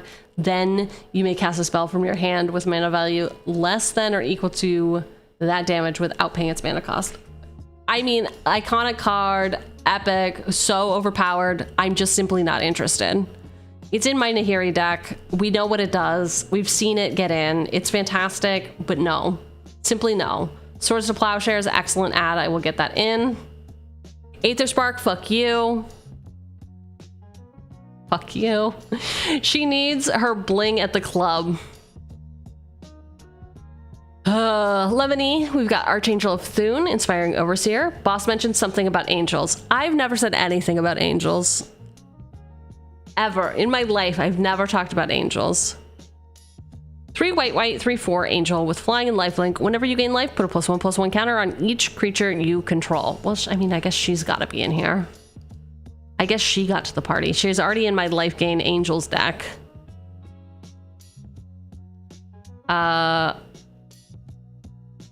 Inspiring Overseer, we've already gotten in, right? That happened earlier. As amazing as Buster Sword is, I can't spend that much money for a non-borderless card. Wait, but you would spend that much money for a borderless? That's where you design, like, draw the line.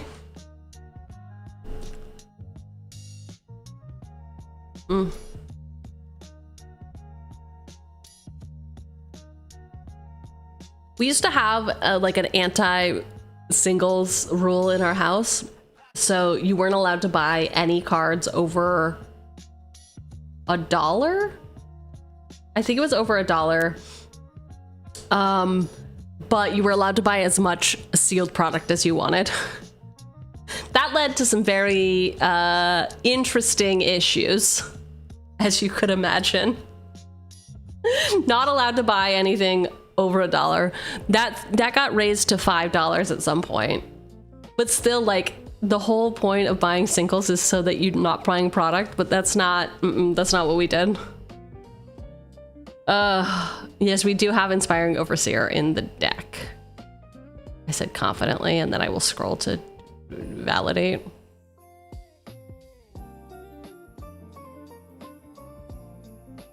Or not? Apparently not. Okay.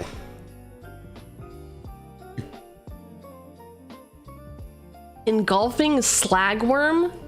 How dare you talk to me like that? That's so fucked up. 5 and 2 green for the 7/7 worm. Whenever Engulfing Slagworm blocks or becomes blocked by a creature, destroy that creature. You gain life equal to that creature's toughness. Okay. I mean, cool, but also, how dare you? Galta and Mavern life link tokens. Let's see. 3 green, green, white, white, 12/12 dinosaur vampire with trample. Whenever you attack, choose one. Create a tapped and attacking 7/7 green dinosaur creature token with trample, where X is the greatest power among other attacking creatures. Or create X 1/1 white vampire creature tokens with lifelink, where X is the number of other attacking creatures. God, that's nasty. That's so nasty. We got Black Panther, Wakandan King. 1 green, 1 white for this 2/2 human noble hero with first strike. Survey the realm. Whenever Black Panther or another creature you control enters, put a +1/+1 counter on target land you control. He's also got Mine Vibranium. 3. Move all +1/+1 counters from target land you control onto target creature. If one or more +1/+1 counters are moved this way, you gain that much life and draw a card. Interesting. Okay. Whenever he enters, so whenever a creature enters, we put counters on the land, and then we can pay 3 to move those counters onto a person, which is cool. Yes, we know that all the vibranium is yours, Wakanda. We get it. We totally understand, and we get it. Yep. I think I like the new art better. It's a very interesting angle for no particular reason. Anyway, charge. If she wants a dance partner, Power Fist and Fractal Harness. 1 and a green for this equipment. Whenever, okay. Equipped creature has trample, and whenever this creature deals combat damage to a player, put that many +1/+1 counters on it. Damn. Equipped for 2. Very powerful, very cool.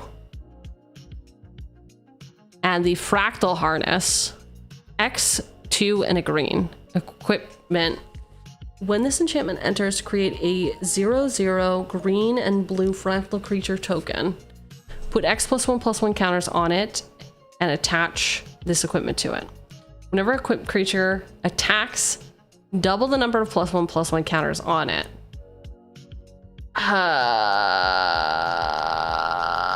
Okay.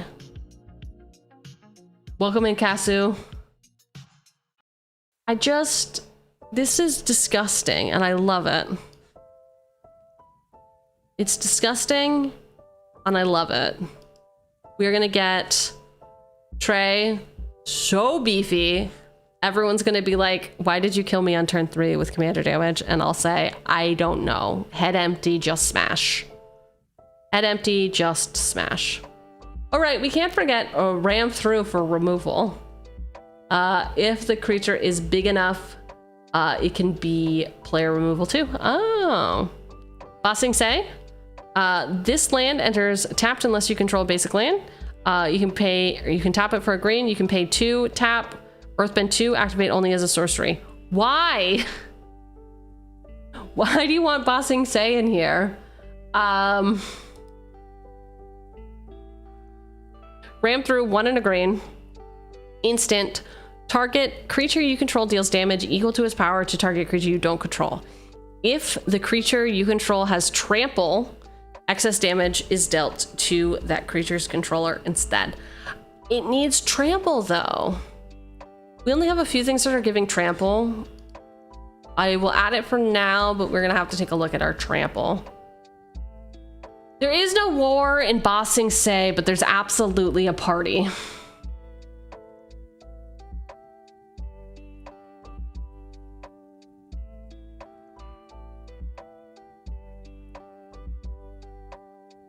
Am I allowed to make suggestions in chat? You are, Kelly, yes. We primarily do things through Discord because Boss has a tiny brain and gets distracted easily. So when you post them in the Discord, we will actually go through it top to bottom. Thank you. So are you doing a dual commander deck or a multiplayer commander deck? We are doing a multiplayer commander deck. We play commander every Wednesday night on stream at 8 p.m. Eastern time. Epic fight would be good. Ooh, interesting. Epic fight. 2 and a green for the sorcery. Choose one or both. Double the target creature's power and toughness until end of turn. Target creature you control fights target creature an opponent controls. The Gaffer is really good in this style deck. What is a Gaffer? I know what a gaff is. Gaffer. Gaffer. Oh, he's literally called the Gaffer. Sure. All right, Potato Man. 2 and a white for this 2/3 halfling peasant. At the beginning of each end step, if you gain 3 or more life this turn, draw a card. Needed it. I wanted card draw and everyone looked at me and they said, you're an idiot. You got all that scry power, girlfriend. You don't need any draw, but guess what? I did. I needed it.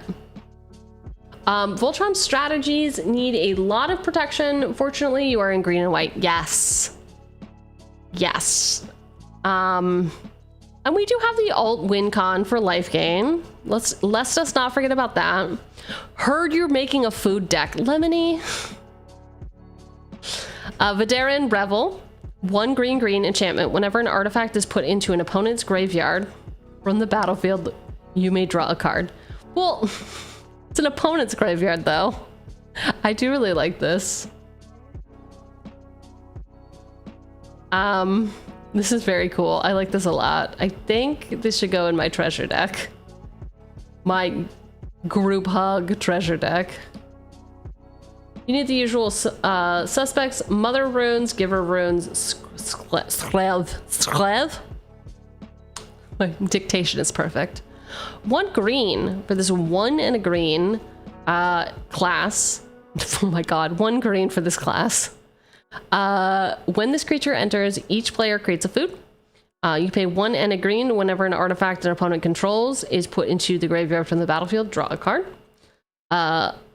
Level 3, you get there with 5. Whenever 1 or more of your opponents are attacked, up to 1 target attacking creature gets +X until end of turn, where X is the number of cards in my hand.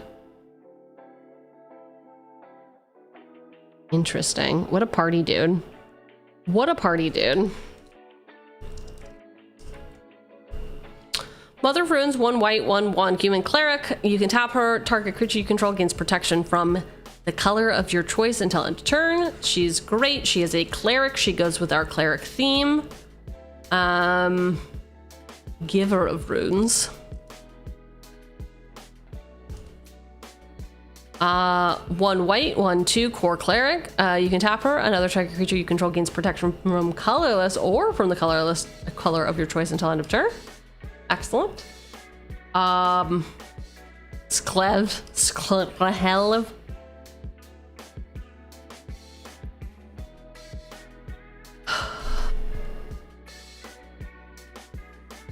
Which one?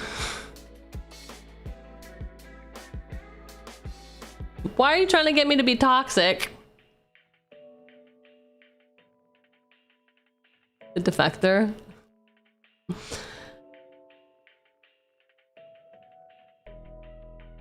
You can pay a Phyrexian hybrid, right? Phyrexian white. I'll call it Phyrexian white. So you can either pay 1 white or 2 life. Tap. Choose a color. Another target creature you control gains toxic 1 and hexproof from that color until end of turn. It can't be blocked by creatures of that color this turn. Okay, so do we go full tilt problematic? Are we doing now a poison deck? Are we now getting poison into the mix? Is that what's happening? Yeah, poison. We gotta do it. This might be a sign that we go full toxic. We over-index into our life gain wincon, but really commander damage. But what if poison instead? What about poison instead? Why not play Mother of Runes? We are playing Mother of Runes. Did I skip over that? I guess I usually do say, welcome to the team. No, I put her in. Mother and Giver are both in.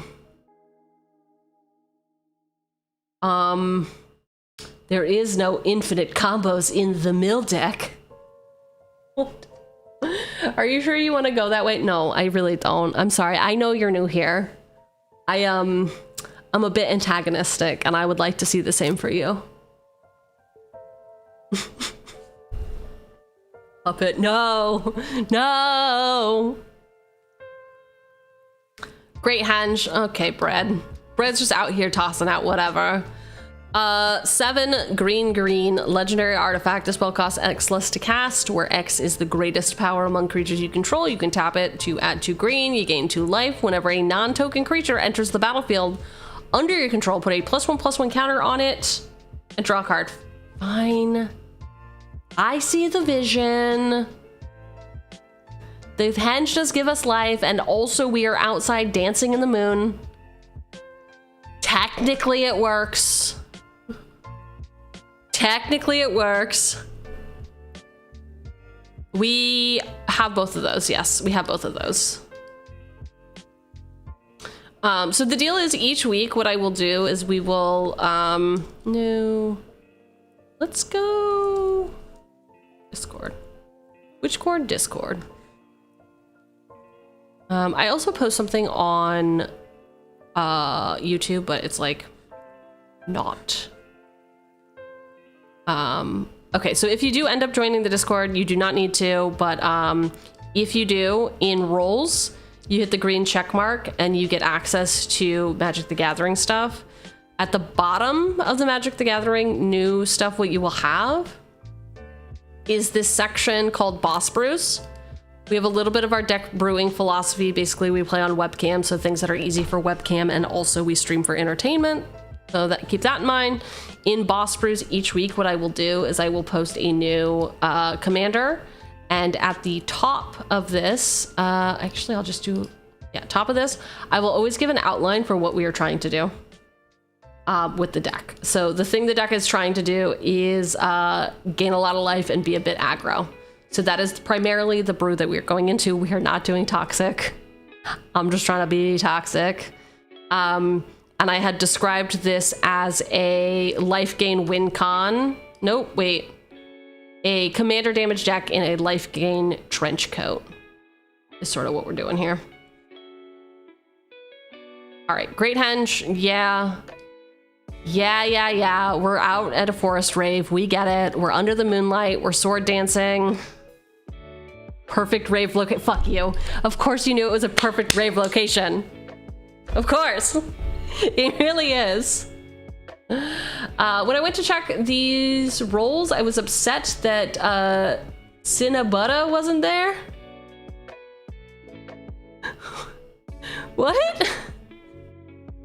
Ciabatta. I know how to, hey, I know what types of bread are. I'm familiar with bread, okay? Despite what I just said, I know what bread is.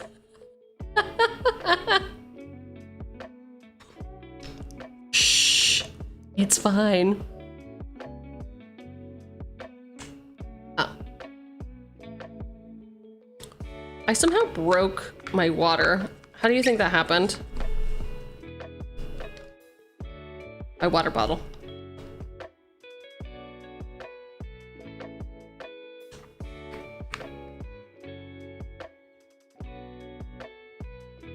I think I fixed it. Only time will tell. Screwing on.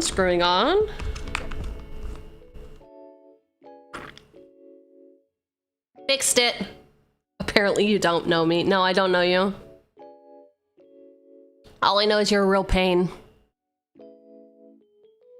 Because that's French for bread, you know? You know? Soul Warden, excellent pick that is in. You could also do the other ones if you're doing creatures. Okay, Sulky, thank you. All right, this came to us in chat and I was like, I don't want to miss it. Please post it. All right, so. Sunbound, Legion Elder, Benevolent Bodyguard, Case of the Uneaten Feast, Quintessential Katana, Hopeful Initiate, Dawn of a New Age, Life Gift. Before she starts her new journey, she meets up with her Leonin Elder and her new Hopeful Initiate, who she asks to take her place before leaving. They invite her to grab the last drink while her benevolent bodyguard keeps watch outside as to not rouse suspicion that she is leaving. As the night goes on and all the drunken stupor calms down, she sneaks off and her bodyguard discovers a case of the uneaten feast. She then continues to practice with her quintessential katana. She makes sure she bonds with the moon and sun bond as the sun rises from her final day at the monastery.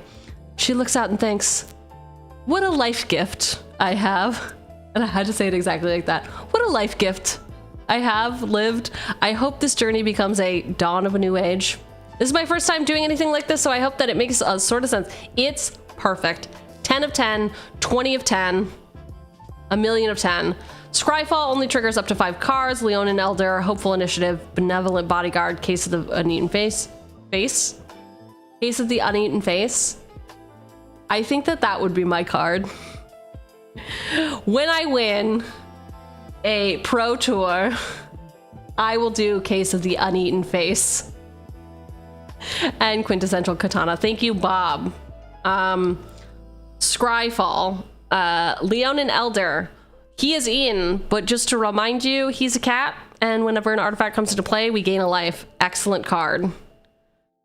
We've also got Hopeful Initiate, which is not in, but I mean, can we look at this? Can we look at this human warlock for a second? Hello? Bow chicka bow wow. 1 white, 1/2 human warlock.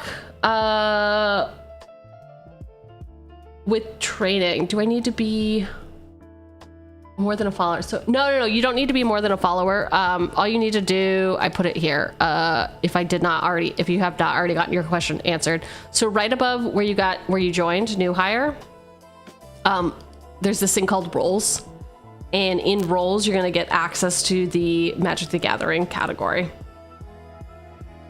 Access channels. Yes. It's there. It is there. You just need to check that box. You might need to refresh, but you should automatically have access. A mod can also get you access if you say mod check. They'll be like, oh my god, what? One and nope, just a white. 1/2 human warlock with training. Whenever this creature attacks with another creature with greater power, put a +1/+1 counter on this creature. You can pay 3. Remove 2 +1/+1 counters from among creatures you control to destroy target artifact or enchantment. Oh, we're gonna be very dirty with counters. So this is perfect.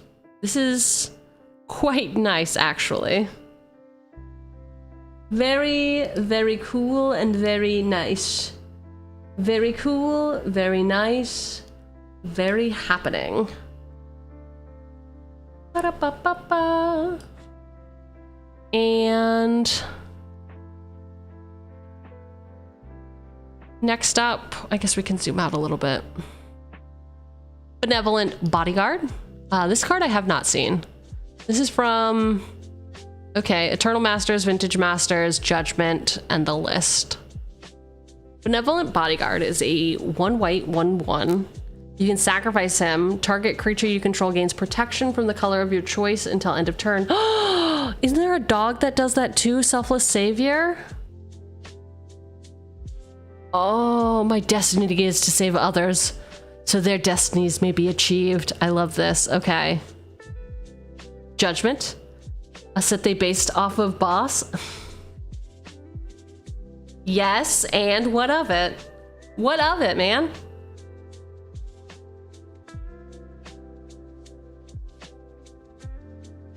Bork bork. 1 white for this 1/1 dog. Sacrifice Selfless Savior. Another target creature you control gains indestructible until end of turn. So that gives indestructible. This one gets protection. They are different, but I would say protection is better than indestructible, right? Or wrong? Doesn't protection mean you, even if you get hit with damage, it won't stick? It just simply won't stick. Anyway, Bodyguard, I need protection. AO. Case of the Uneaten Feast. You can pay a white for this case. Whenever a creature enters the battlefield under your control, you gain a life. If you gain more than 5 life this turn, this case is solved. When it is solved, you sacrifice this case. Creature cards in your graveyard gain. You may cast this card from your graveyard until end of turn. So, woo! I figured out the Discord, I think. Please clap. Clappy, clappy, clappy. Clappy. We have Case of the Uneaten Feast. So the solved version, do I have to sacrifice it right away? How does solved work? New MTG case solved. A case is an enchantment that upgrades when you meet specific conditions. Bottom ability solved, a special bonus that turns on when the case is solved. Okay, so we don't need to use it right away.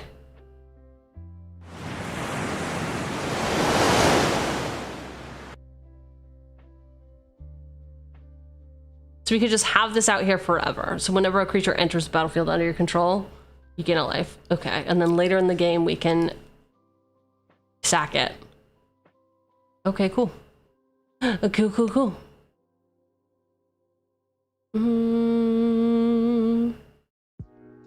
Quintessential Quitana. Quintessential Quitana. 1 white for this equipment. Equipped creature gets +1/+1 and has, whenever this creature deals combat damage, untap it, gain 2 life. Whenever a ninja you control enters, you may attach this equipment to it. Very nice. Very cool. Is a katana a sword? Yes, right? A katana is decidedly a sword. I will be 1 second. 1 second.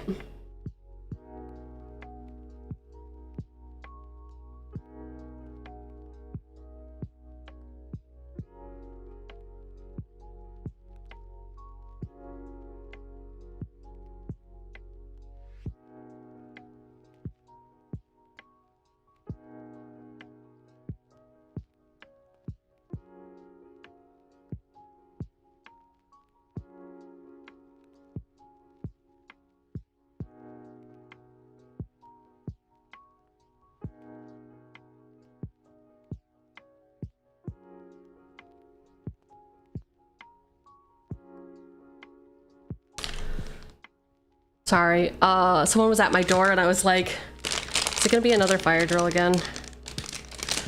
Oh, is it gonna be another fire drill in the building? No, I just had to make sure. I had to make sure. And then I had to grab some nuts. You know. Okay, katana is a sword. Also, equips for 2, we get the life gain. Only on combat damage though, not on attacks. Okay. Why are you calling HR?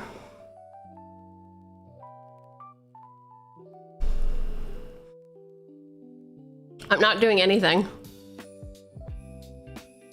Thank you, Bob, also for putting all of the stuff together. Anyway, 3 and a white for this aura.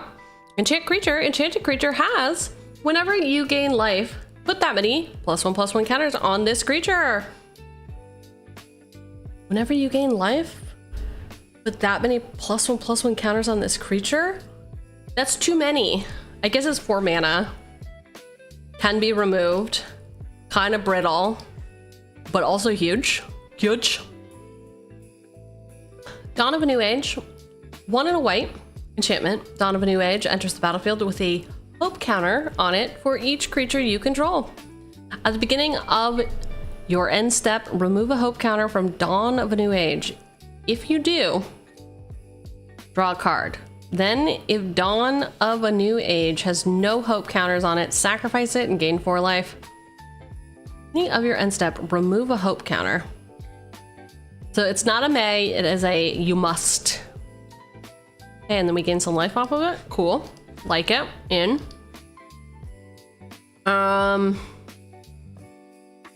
Ba-da-ba-ba-ba. Dude, you are totally fine. Lizelle. 2 and a white for this 3/3 Gith Warrior. If you would put 1 or more counters on a creature or planeswalker you control, or on yourself, put that many +1/+1 counters of those kinds of counters on that permanent or player instead.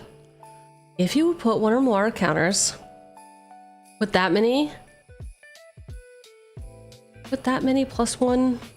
Okay, so we add an extra counter. We're adding an extra counter. I understand. I'm getting there. She is not a cleric, but she is a warrior. I believe that we did have something about needing supple warriors or something. What's the wording there? YouTube? I don't know why I shut it. Playlist. Posts. All right, I know some people do not like chewing. All right, lay warriors. She is Lizelle, the lay warrior. Okay. She'll lay a warrior. Okay, what if I just, instead of thinking, maybe I just read? Maybe instead of trying to work it out myself, I simply just I should trust the process and be like, Somebody will explain it eventually. Don't try. Lorefail, though, she's somebody else's champion. Well, she's doing a cultural exchange program. Besides, actually per Baldur's Gate 3, I could just respect her. Respect her. You would never respect her, but you would respect her. Yes? Is that what's happening? Innkeeper's talent. 1 in green. At the beginning of your combat, put a +1/+1 counter on target creature you control. Level 2, permanents you control with counters on them have ward 1. Level 3, if you would put 1 or more +1/+1s on a permanent or player, put twice that many. Sure. All right, Bread, you're cut off. You're over the limit. You're over the legal limit. No, you can only choose one. You cannot respec and also respect. It's one or the other. That is how it's gotta be. My final 4 reveal. Silly old cards. Look, I like janky old cards. I do too, Weasel. I do too. Dawn Glow Infusion, even or Elven Magical Brewing.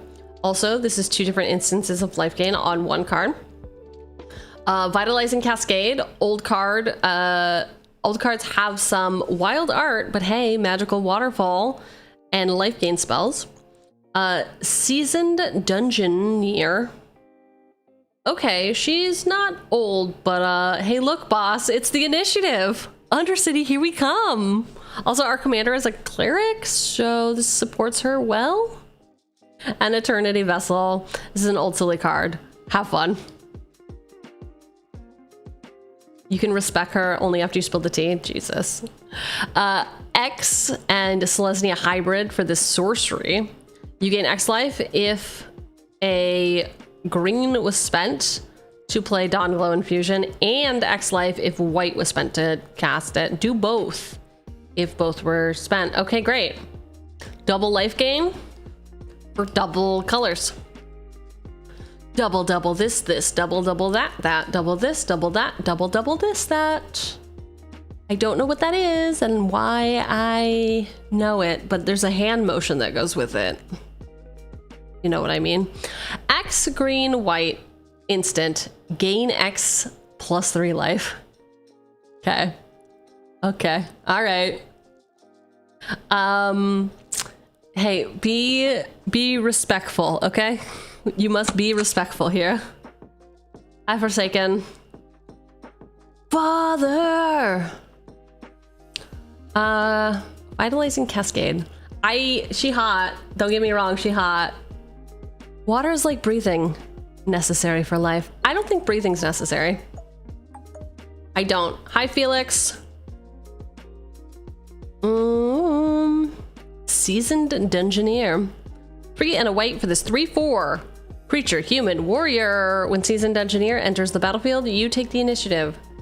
Whenever you attack, target attacking cleric, rogue, warrior, or wizard gains protection from creatures until end of turn. It explores. Reveal the top card of your library. Put that many. Okay, whatever. It's explaining. I'm getting hung up. Whenever you attack, target cleric, aka our commander, gets protection from creatures, which means she can't be blocked by creatures. Is that correct? That is correct. We are correct in understanding what is happening. Make way for Dungeoneer. We're gonna do that. We're gonna do that. Oh yeah, we're gonna do that. Eternity Vessel, 6 mana for this artifact. Eternity Vessel enters the battlefield with X charge counters on it, where X is your life total. Landfall. Whenever a land enters the battlefield under your control, you may have your life total become the number of charge counters on Eternity Vessel. Cheating. Cheating. Cheating. Cheating. What are you thinking? What are you thinking?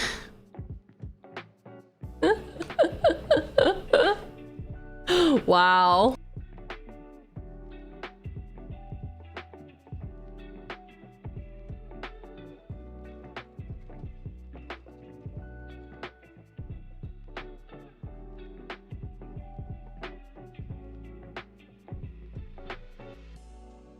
If you drop below the number of charge counters then play a land, you do technically gain the life.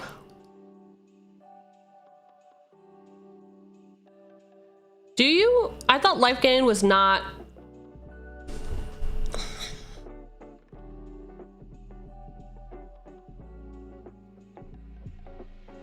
Are you sure?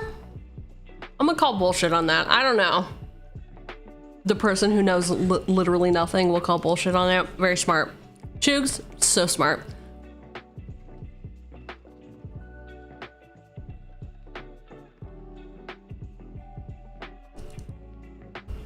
Judge.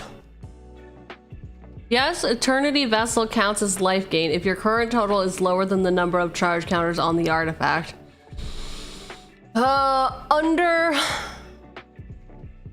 the Gathering Comprehensive Rule 118.5. Anytime an effect sets or changes your life total to a specific number, it is treated as shorthand for gaining or losing the exact difference. I hate this game. Why do I play this game? It's too much for my tiny little attention. All right, Eternity Vessel. You're on thin ice. Are we building an Aetherflux Reservoir combo deck? We're not trying to combo, no. I mean, unless the combo is have that amount of life and then hit people. It's still cheaper than gambling at a casino. I mean, it depends on how you gamble. Keybrain Cheugy, hey, you're not allowed to tell people my nickname. Okay? Might put this in your Noctis deck for the life gain and tokens. Elsbeth Tyrael, Planeswalker. 4 loyalty, +2, you gain a life for each creature you control, -2. Put 3 white soldiers onto the battlefield, -5, destroy all other permanents except for lands and tokens. I mean, with all the life gain, you can blast the faces off of someone with the Aetherflux Death Star. The hamsters that power Cheugy's brain are working serious overtime.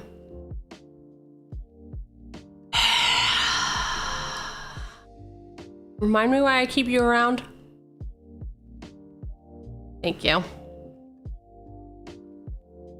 Thank you. Thank you.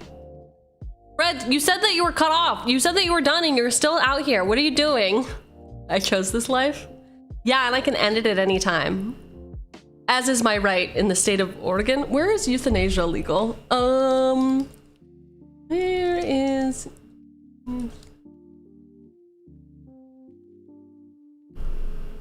Oh, as is my right in the Netherlands, I guess. In Minecraft. Yeah. International waters and also Minecraft. Twitch, it's a joke. All right, last one for me. Give us bodies and give us food. Farmer Cotton. X green white. 1/1 halfling peasant. When Farmer Cotton enters the battlefield, create X 1/1 white halfling creature tokens and X food. Whoa. I don't like this card. It seems like you're trying to unionize, and I'm gonna say no. Unions are not accepted here. Thanks so much. But I'm gonna say no. A Johnny, Strength of the Pride. Don't know if it's a bit mean. Jesus, uh-oh, Rusty. Bit mean. I think those two were technically 11 and 12, so fair enough. 2 and white for this 5 loyalty Planeswalker. +1, gain life equals the number of creatures you control plus the number of Planeswalkers you control. -2, create a 2/2 white cat soldier creature token named a Johnny's Pridemate with whenever you gain life, put a +1/+1 counter on a Johnny's Pridemate. 0. Why is it, what? If you have at least 15 life more than your starting life total, exile a Johnny, and each artifact and creature your opponents control. Oh, that does seem mean. Why is the 0 at the bottom? I guess because it has a special condition.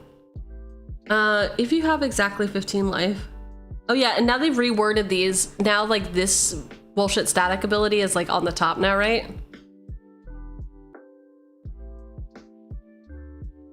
No? Still down there at the bottom. Uh-huh. So we're just gonna create a million pride mates, huh?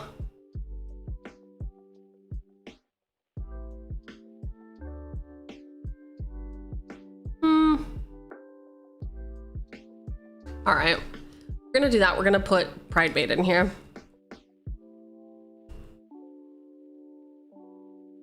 Whatever, you gain life. Put a +1/+1 counter on this creature.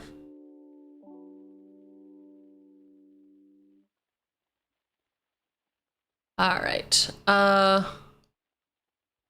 Who's hungry? I think I've changed my mind. I'm gonna get a chicken sandwich again. I think I'm gonna get a chicken sandwich again. The Destined White Mage. 2 and a white. 2/3 life gain. You can pay 1 white, tap. Another target creature you control gains lifelink until end of turn. Whenever you gain life, put a +1/+1 counter on target creature you control. If you have a full party, put 3 on it instead. Very cool. I thought we had this in for the bisexual lighting, but that was a different white mage. I guess that was a different white mage. Big ZD? Why not put chicken sandwich on the pizza? I don't think so. I'm not about that life. Heliod Suncrowned, 5/5, God, indestructible.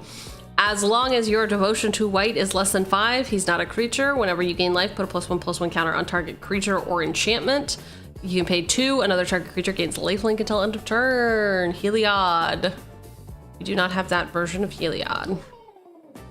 This is also the problem. So I do have a mono white life gain deck, so most of these are in there already, and I would like to capitalize. Yo, Kelly. Huge. Thanks for the sub. Enjoy all of your favorite emotes. Chat, do you have any favorite emotes for those of you who are fortunate enough to have been gifted a sub and or subscribe? None of them? All of them. None of them, all of them. I think maybe... Yeah, probably. I mean, probably. Okay, Primo, just the ones that Primo uploaded. Fantastic.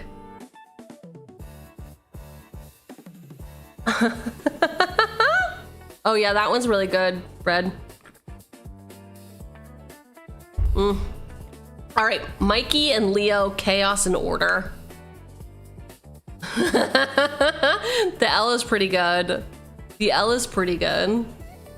Mikey and Leo, Chaos and Order, 2 Selesnya Hybrid, 2/2, Mutant Ninja Turtle. Power! Whenever you put a counter on a creature you control, draw a card. This ability triggers only once each turn. I mean, yeah. It's going in. It's going in. Suture Priest? Katsu. Katsu! Whenever another creature enters the battlefield under your control, you may gain a life. Whenever a creature enters the battlefield under an opponent's control, you may have that player lose a life. It's actually not that bad. It's actually not that bad. She's just creepy, you know? I mean... I've been thinking a lot about our last game, and I cannot remember what Conda kept saying. Was it type 1 if you cry every time? It's like, bro, you can't say that. You cannot say that. Suture.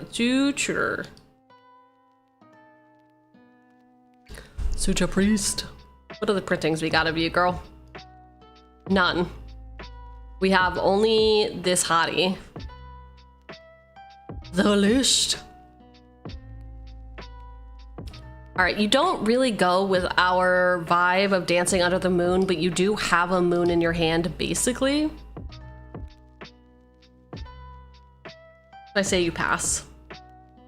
Evil bald women. Bro has a type.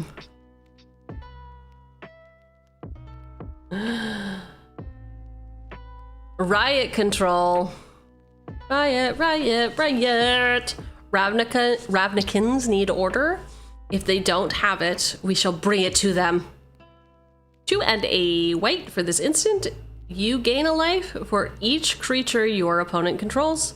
Prevent all damage that would be dealt to you this turn. Great. Love this for me. Love this for me so much. So much. You can control my riot any day. 1 and a white instant. Exile target non-land permanent. For as long as that card remains exiled, its owner may play it. A spell cast by an opponent this way costs 2 more to cast. So Soul Partition is good, but is not, is this not earthbending? A windbending? Is this windbending? Is that what they call it now?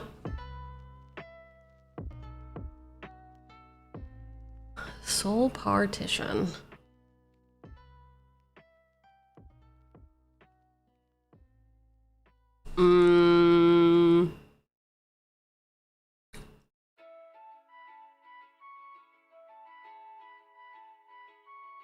Wind. Okay, that's not gonna work. It's a mono white, it's got Aang on it, right? It's not called airbending. Oh my god.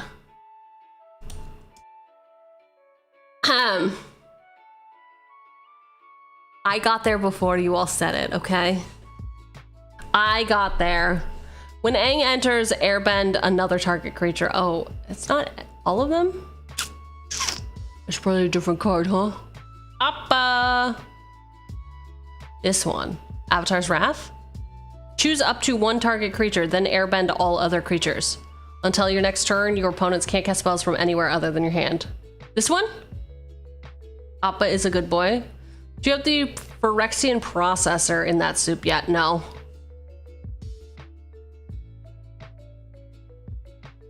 Bend the wind until you break the wind? Bruh. Get your farts out of here. Exemplar of Light, 2 white, 3/3 angel with flying. Whenever you gain life, put a +1/+1 counter on this creature.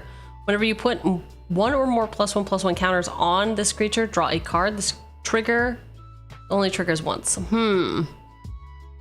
Okay. Okay.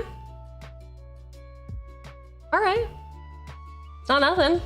Windbending, powered by Taco Bell. I'm just... Come on, man. Come on. Why are you like this? Airbending in a nutshell. Passing wind has never looked or felt so good.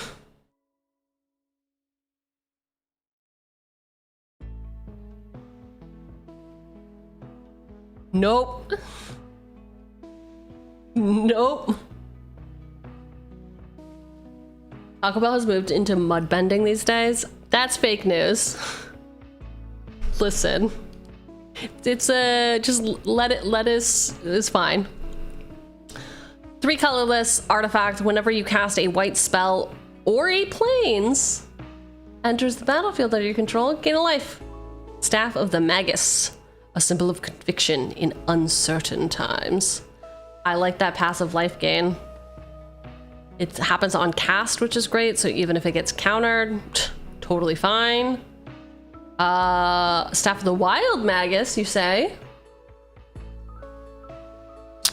3, whenever you cast a green spell or a forest enters the battlefield under control, gain a life. Perfect. I'm sure 3 mana is not going to be hard to come by. Some sort of rhinoceros.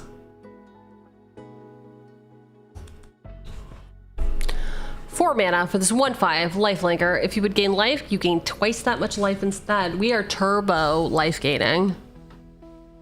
This does not give us individual triggers of our commander to put more counters on her. I will add it for now. That 4 slot though is looking a little tight. It's looking a little tight up in here. 50 creatures so far. This will be fine. Everything's gonna be fine. Listen, there's nothing I love more than killing all of the cards when no one has eyes on me. This Discord is trying to race boss LMO. I mean, yeah. 8 white sorcery. Create X 1/1 white Pegasi. Flying, where X is your life total. What? You can't do that. You can't just you can't just let me create, I don't know, 35 Pegasus at minimum. Still 3 hours too early to end stream. That's a lie. That is a lie. We're not doing 7-hour streams anymore. You're cut off.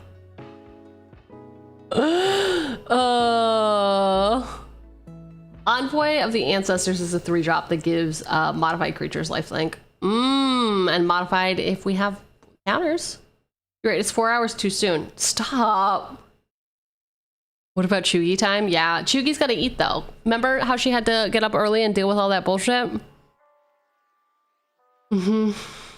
She simply cannot persist after 6 p.m.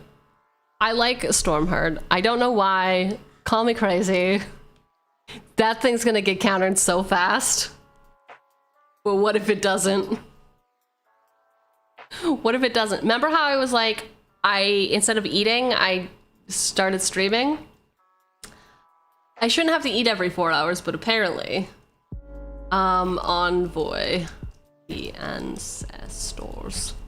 Plus, you get to see me tomorrow. If you decide to show up, I don't know. We're gonna draft. It'll be fun. That's a billion horse eye. I know that's what they call horsepower. One of these days, I will finish my Brewvok deck.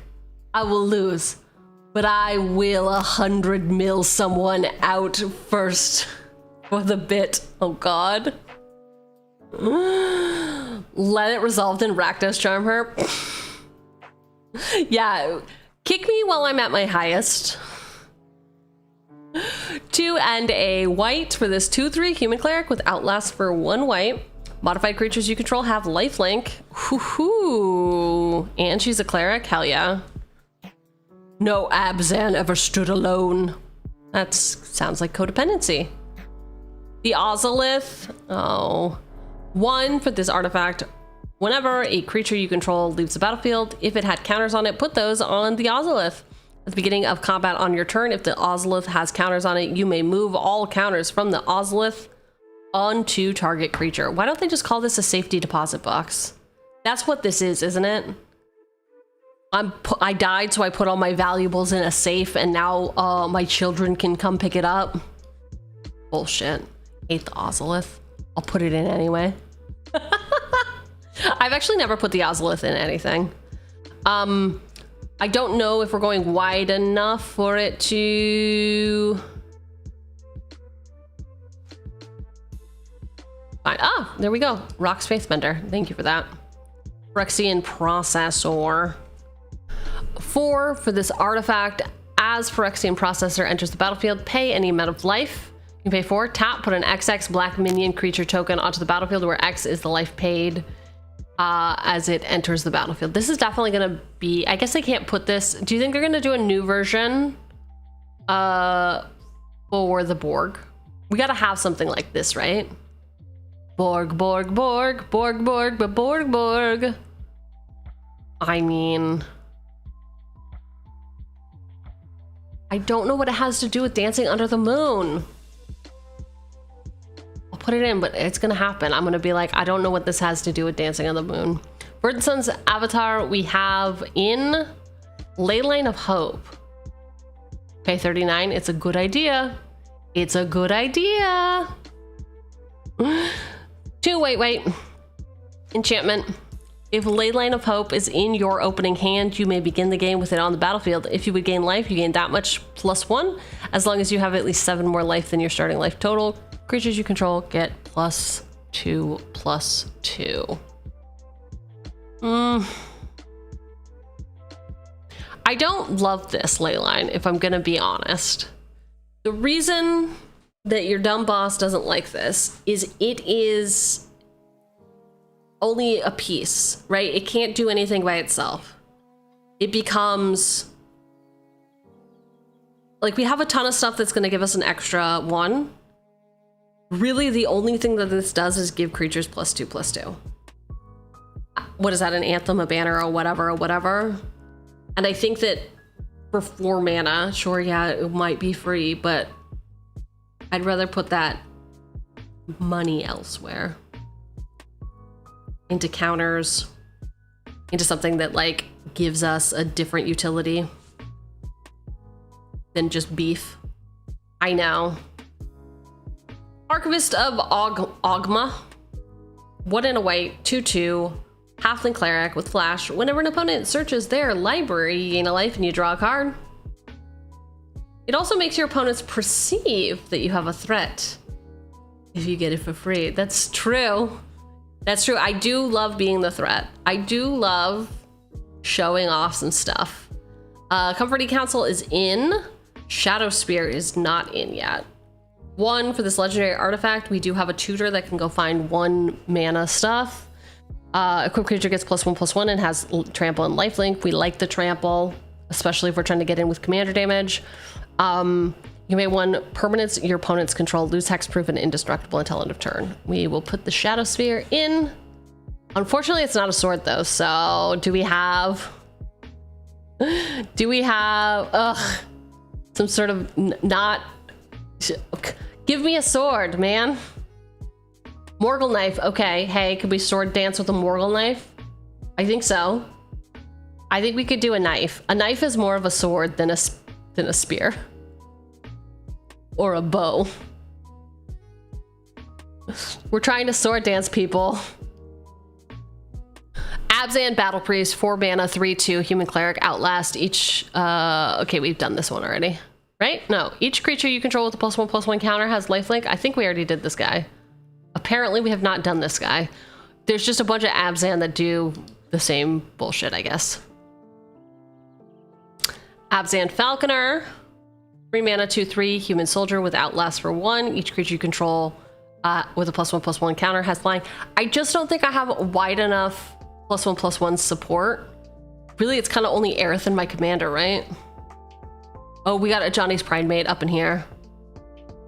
I'm gonna have to go look to see, does anyone else support the +1/+1 strat?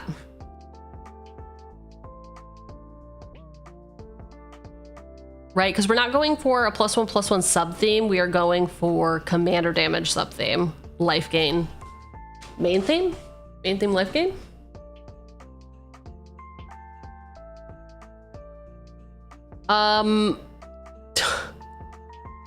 The gall. The gall of saying Priscilla, Voice of Nightmares, goes in our very chill rave. 9/10, Eldrazi Angel, flying, first strike, vigilance, lifelink. Your opponents can't cast spells with mana value 3 or less. Monster. Calling you a monster. How do I call someone a monster? What's the emote that says monster? How about clown? Abzan Simic creatures are all the same person wearing a slightly different pair of glasses and a mustache. Priscilla is the DJ, obviously. Obviously.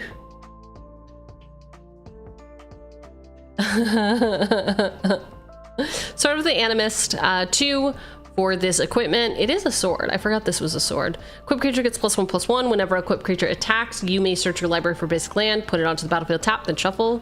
Equip for 2. Cool. It's in. Lily Bowen, Raging Grandma? What? Well, apparently I didn't play enough of the Fallout games. 3 and a green for this OO mutant warrior with vigilance. Lily Bowen, Raging Grandmother. Enters the battlefield with 2 +1/+1 counters on it.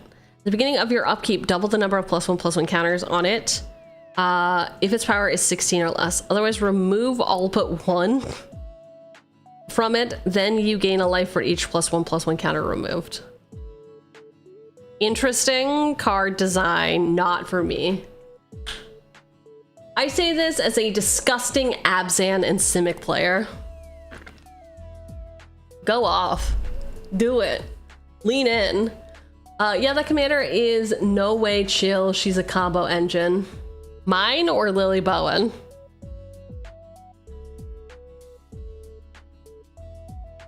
You feel attacked with the clown emoji?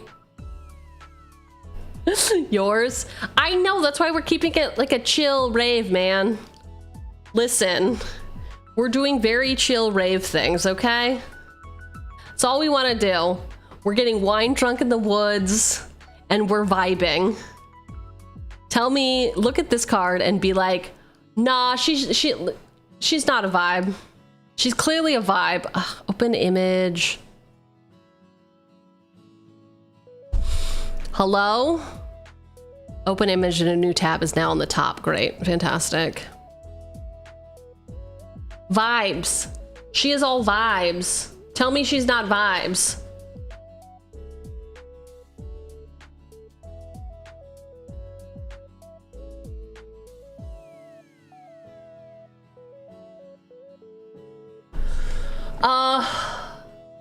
Nah, she didn't get Aunt May. Aunt May, you would consider a soul sister, huh?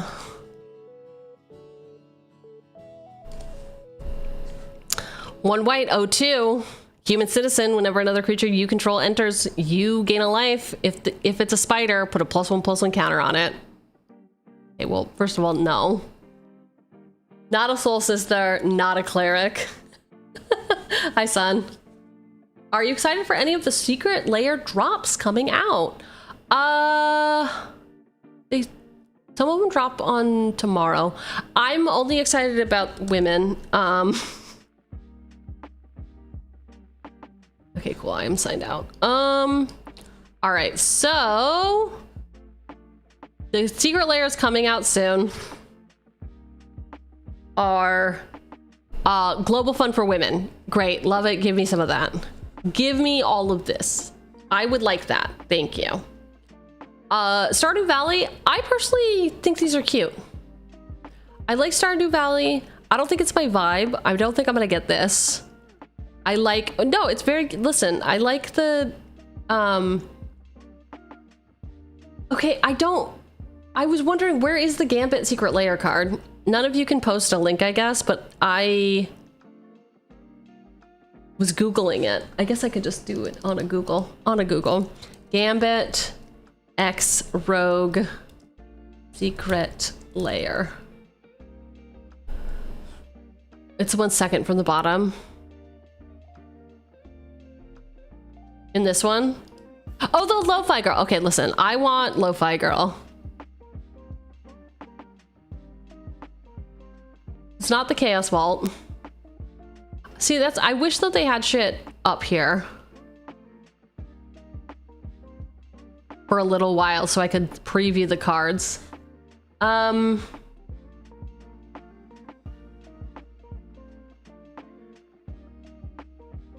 hot scene.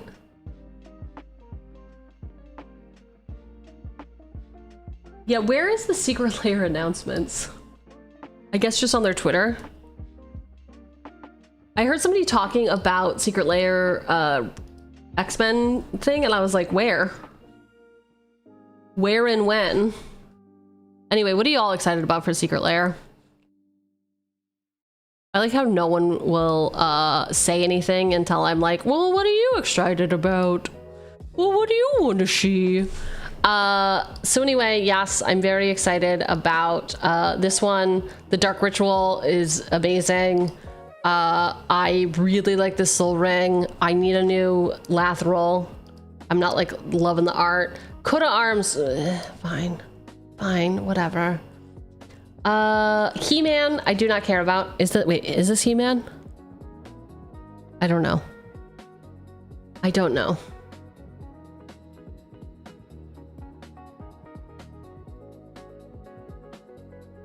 Perfectly normal super drop.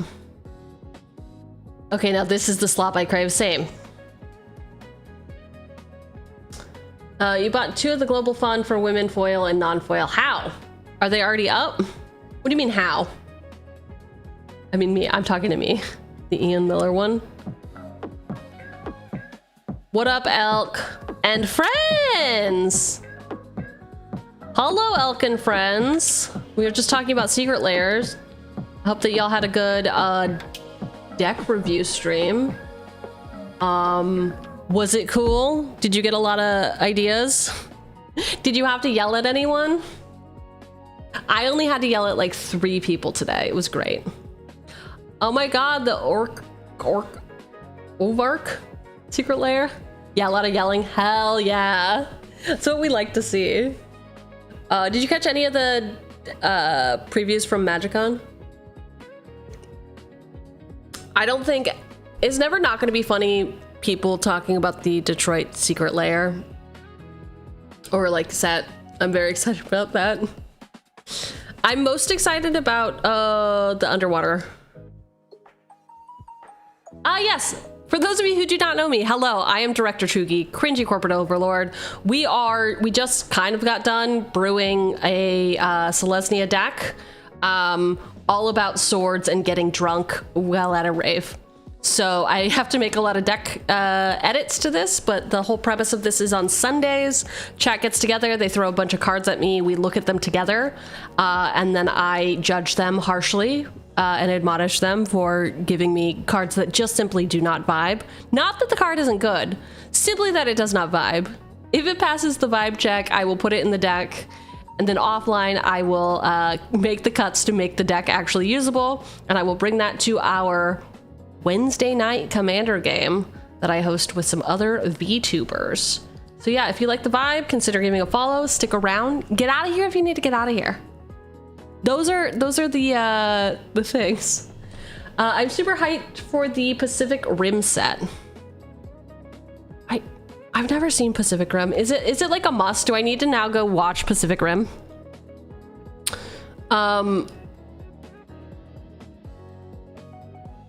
More Kamigawa lands. I'm kind of interested in how they're gonna bring Mutate back, since everyone was like, oh my god, it's so powerful. It's so powerful. Pacific Rim is great. It's too bad they didn't make a second. Oh. In the Hatsune Miku leak? Wait, this is where they said? Ah! I made it too big. Jeez, there's a Vorinclex Miku. Stop. Is that true? Okay, that's actually pretty fun. Very cool, very cool. Surprisingly good Mechaverse monster flick, hell yeah. Okay, I still cannot for the life of me, and I know y'all can't send links, so maybe someone put it in the Discord in response. The Gambit and Rogue secret lair. Where is it? I think you're all lying to me. I really just want to get the women's secret lair drop, but due to financial stuff and just secret lair, I want more. I sadly need to skip it. Oh, I'm sorry, son. It is going to be up for a while. I don't know if it's going to be enough, like up long enough for paychecks. Get yours on July 20th, but buy to donate. Buy to donate. Okay.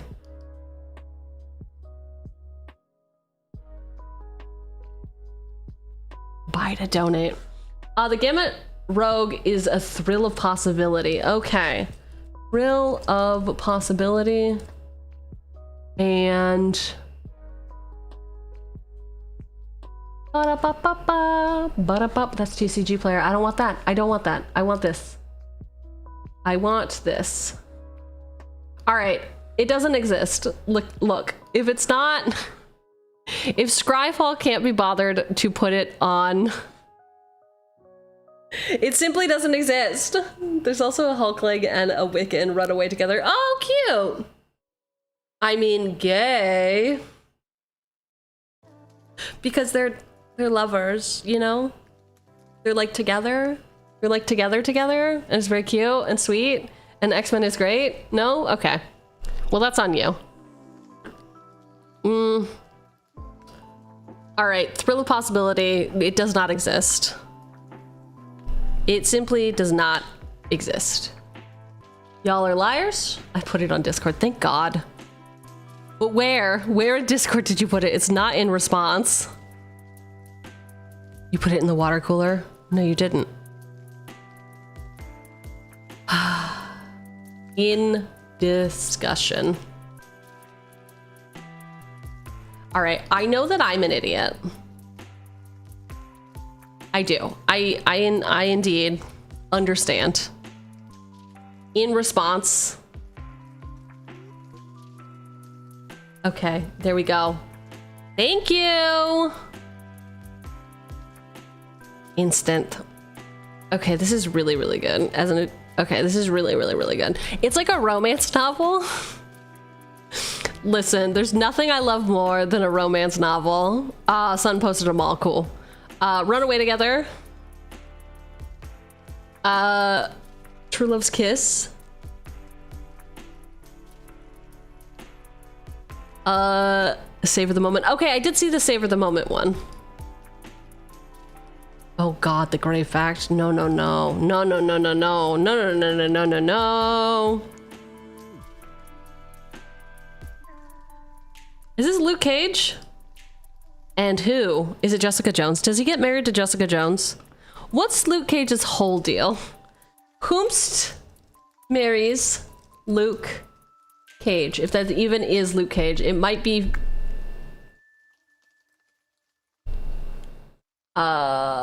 Luke Cage does marry Jessica Jones in the Marvel comics. They start as friends, have a daughter named Danielle, then later tie the knot. Okay. So this is, I think it is, he's not saying Sweet Christmas though, so how do I know if it's him? Who marries even if Luke Cage? Jessica Jones' main villain is dark. Too dark for my taste. Doctor Who? That one? That guy? The crazy rapist? Welcome in, Arth. All I knew about Luke Cage was he punched stuff real good, but he also says Sweet Christmas. You should know that about him. Yeah, that's the one. Yeah, dude, that was... Jessica Jones, I think, was a lot of fun, but also, yes, did get a bit dark. It got a little bit dark and made some of us uncomfortable. But then other people, I don't know.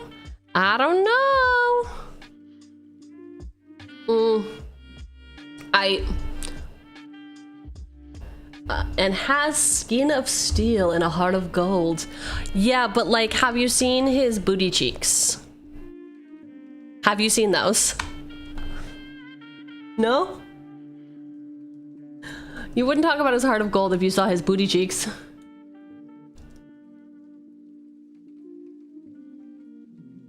I don't think, canonically, I don't think they were ever shown anywhere. I think I'm just talking out of my ass. You know, yeah, Googling booty cheeks does nothing.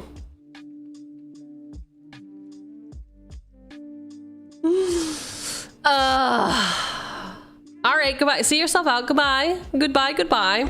All right, y'all. I'm gonna see you tomorrow for draft. We're gonna get our draft on. We're gonna draft until our eyes bleed, aka probably one draft, and then I'm going to lose my mind. Thank you so much for helping me brew our 6-land, 133 card deck. This is gonna be iconic. Trust. It's gonna be iconic. But yeah, all these secret layer spoilers are very cool. You just gave me a new one that I want to look at now. You just gave me a new one. This one. Very cool. I really like this. Would I play any of these fuck-ass blue cards? No. No. But I do like the art. Why does blue always get the best art? Make it make sense. Please. Please. But blue is the best color? No. No. I mean, maybe. I don't know, man. Live your truth. Live your truth. This is my truth. This is the only truth I would like in my life from now on. Thank you. Please, and also thank you. That would be great. That Ovar? Orvar. I don't play Orvar. I don't play Orvar. Should I? Possible. Do I? No. Never.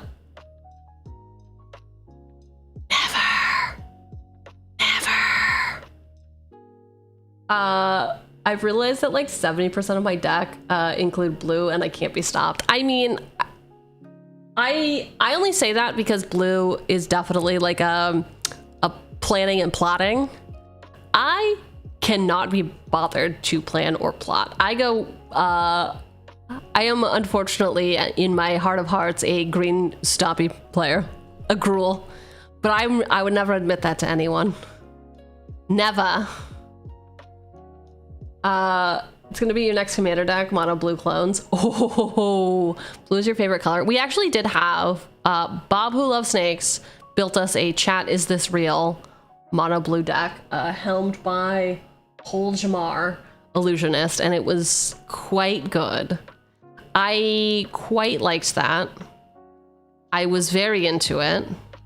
Everyone was thrilled by it.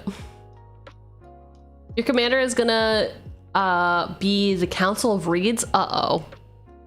So you're out here stomping. That's what you want. You're just like, what can I do to make everyone sad? I know, I'll do a bunch of guys. I'm gonna do a bunch of guys, doubling my whole board every turn. You wouldn't dare. Would you dare? I think it's pretty fine. I think you do whatever your heart tells you. Let's see. Ba-da-ba-ba-ba-ba.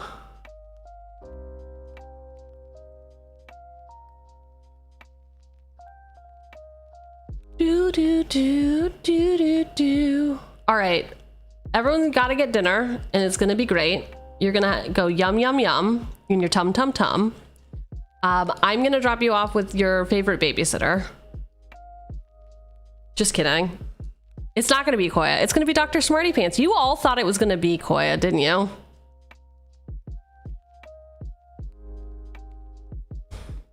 Unless she ended. I literally see her right here. DR.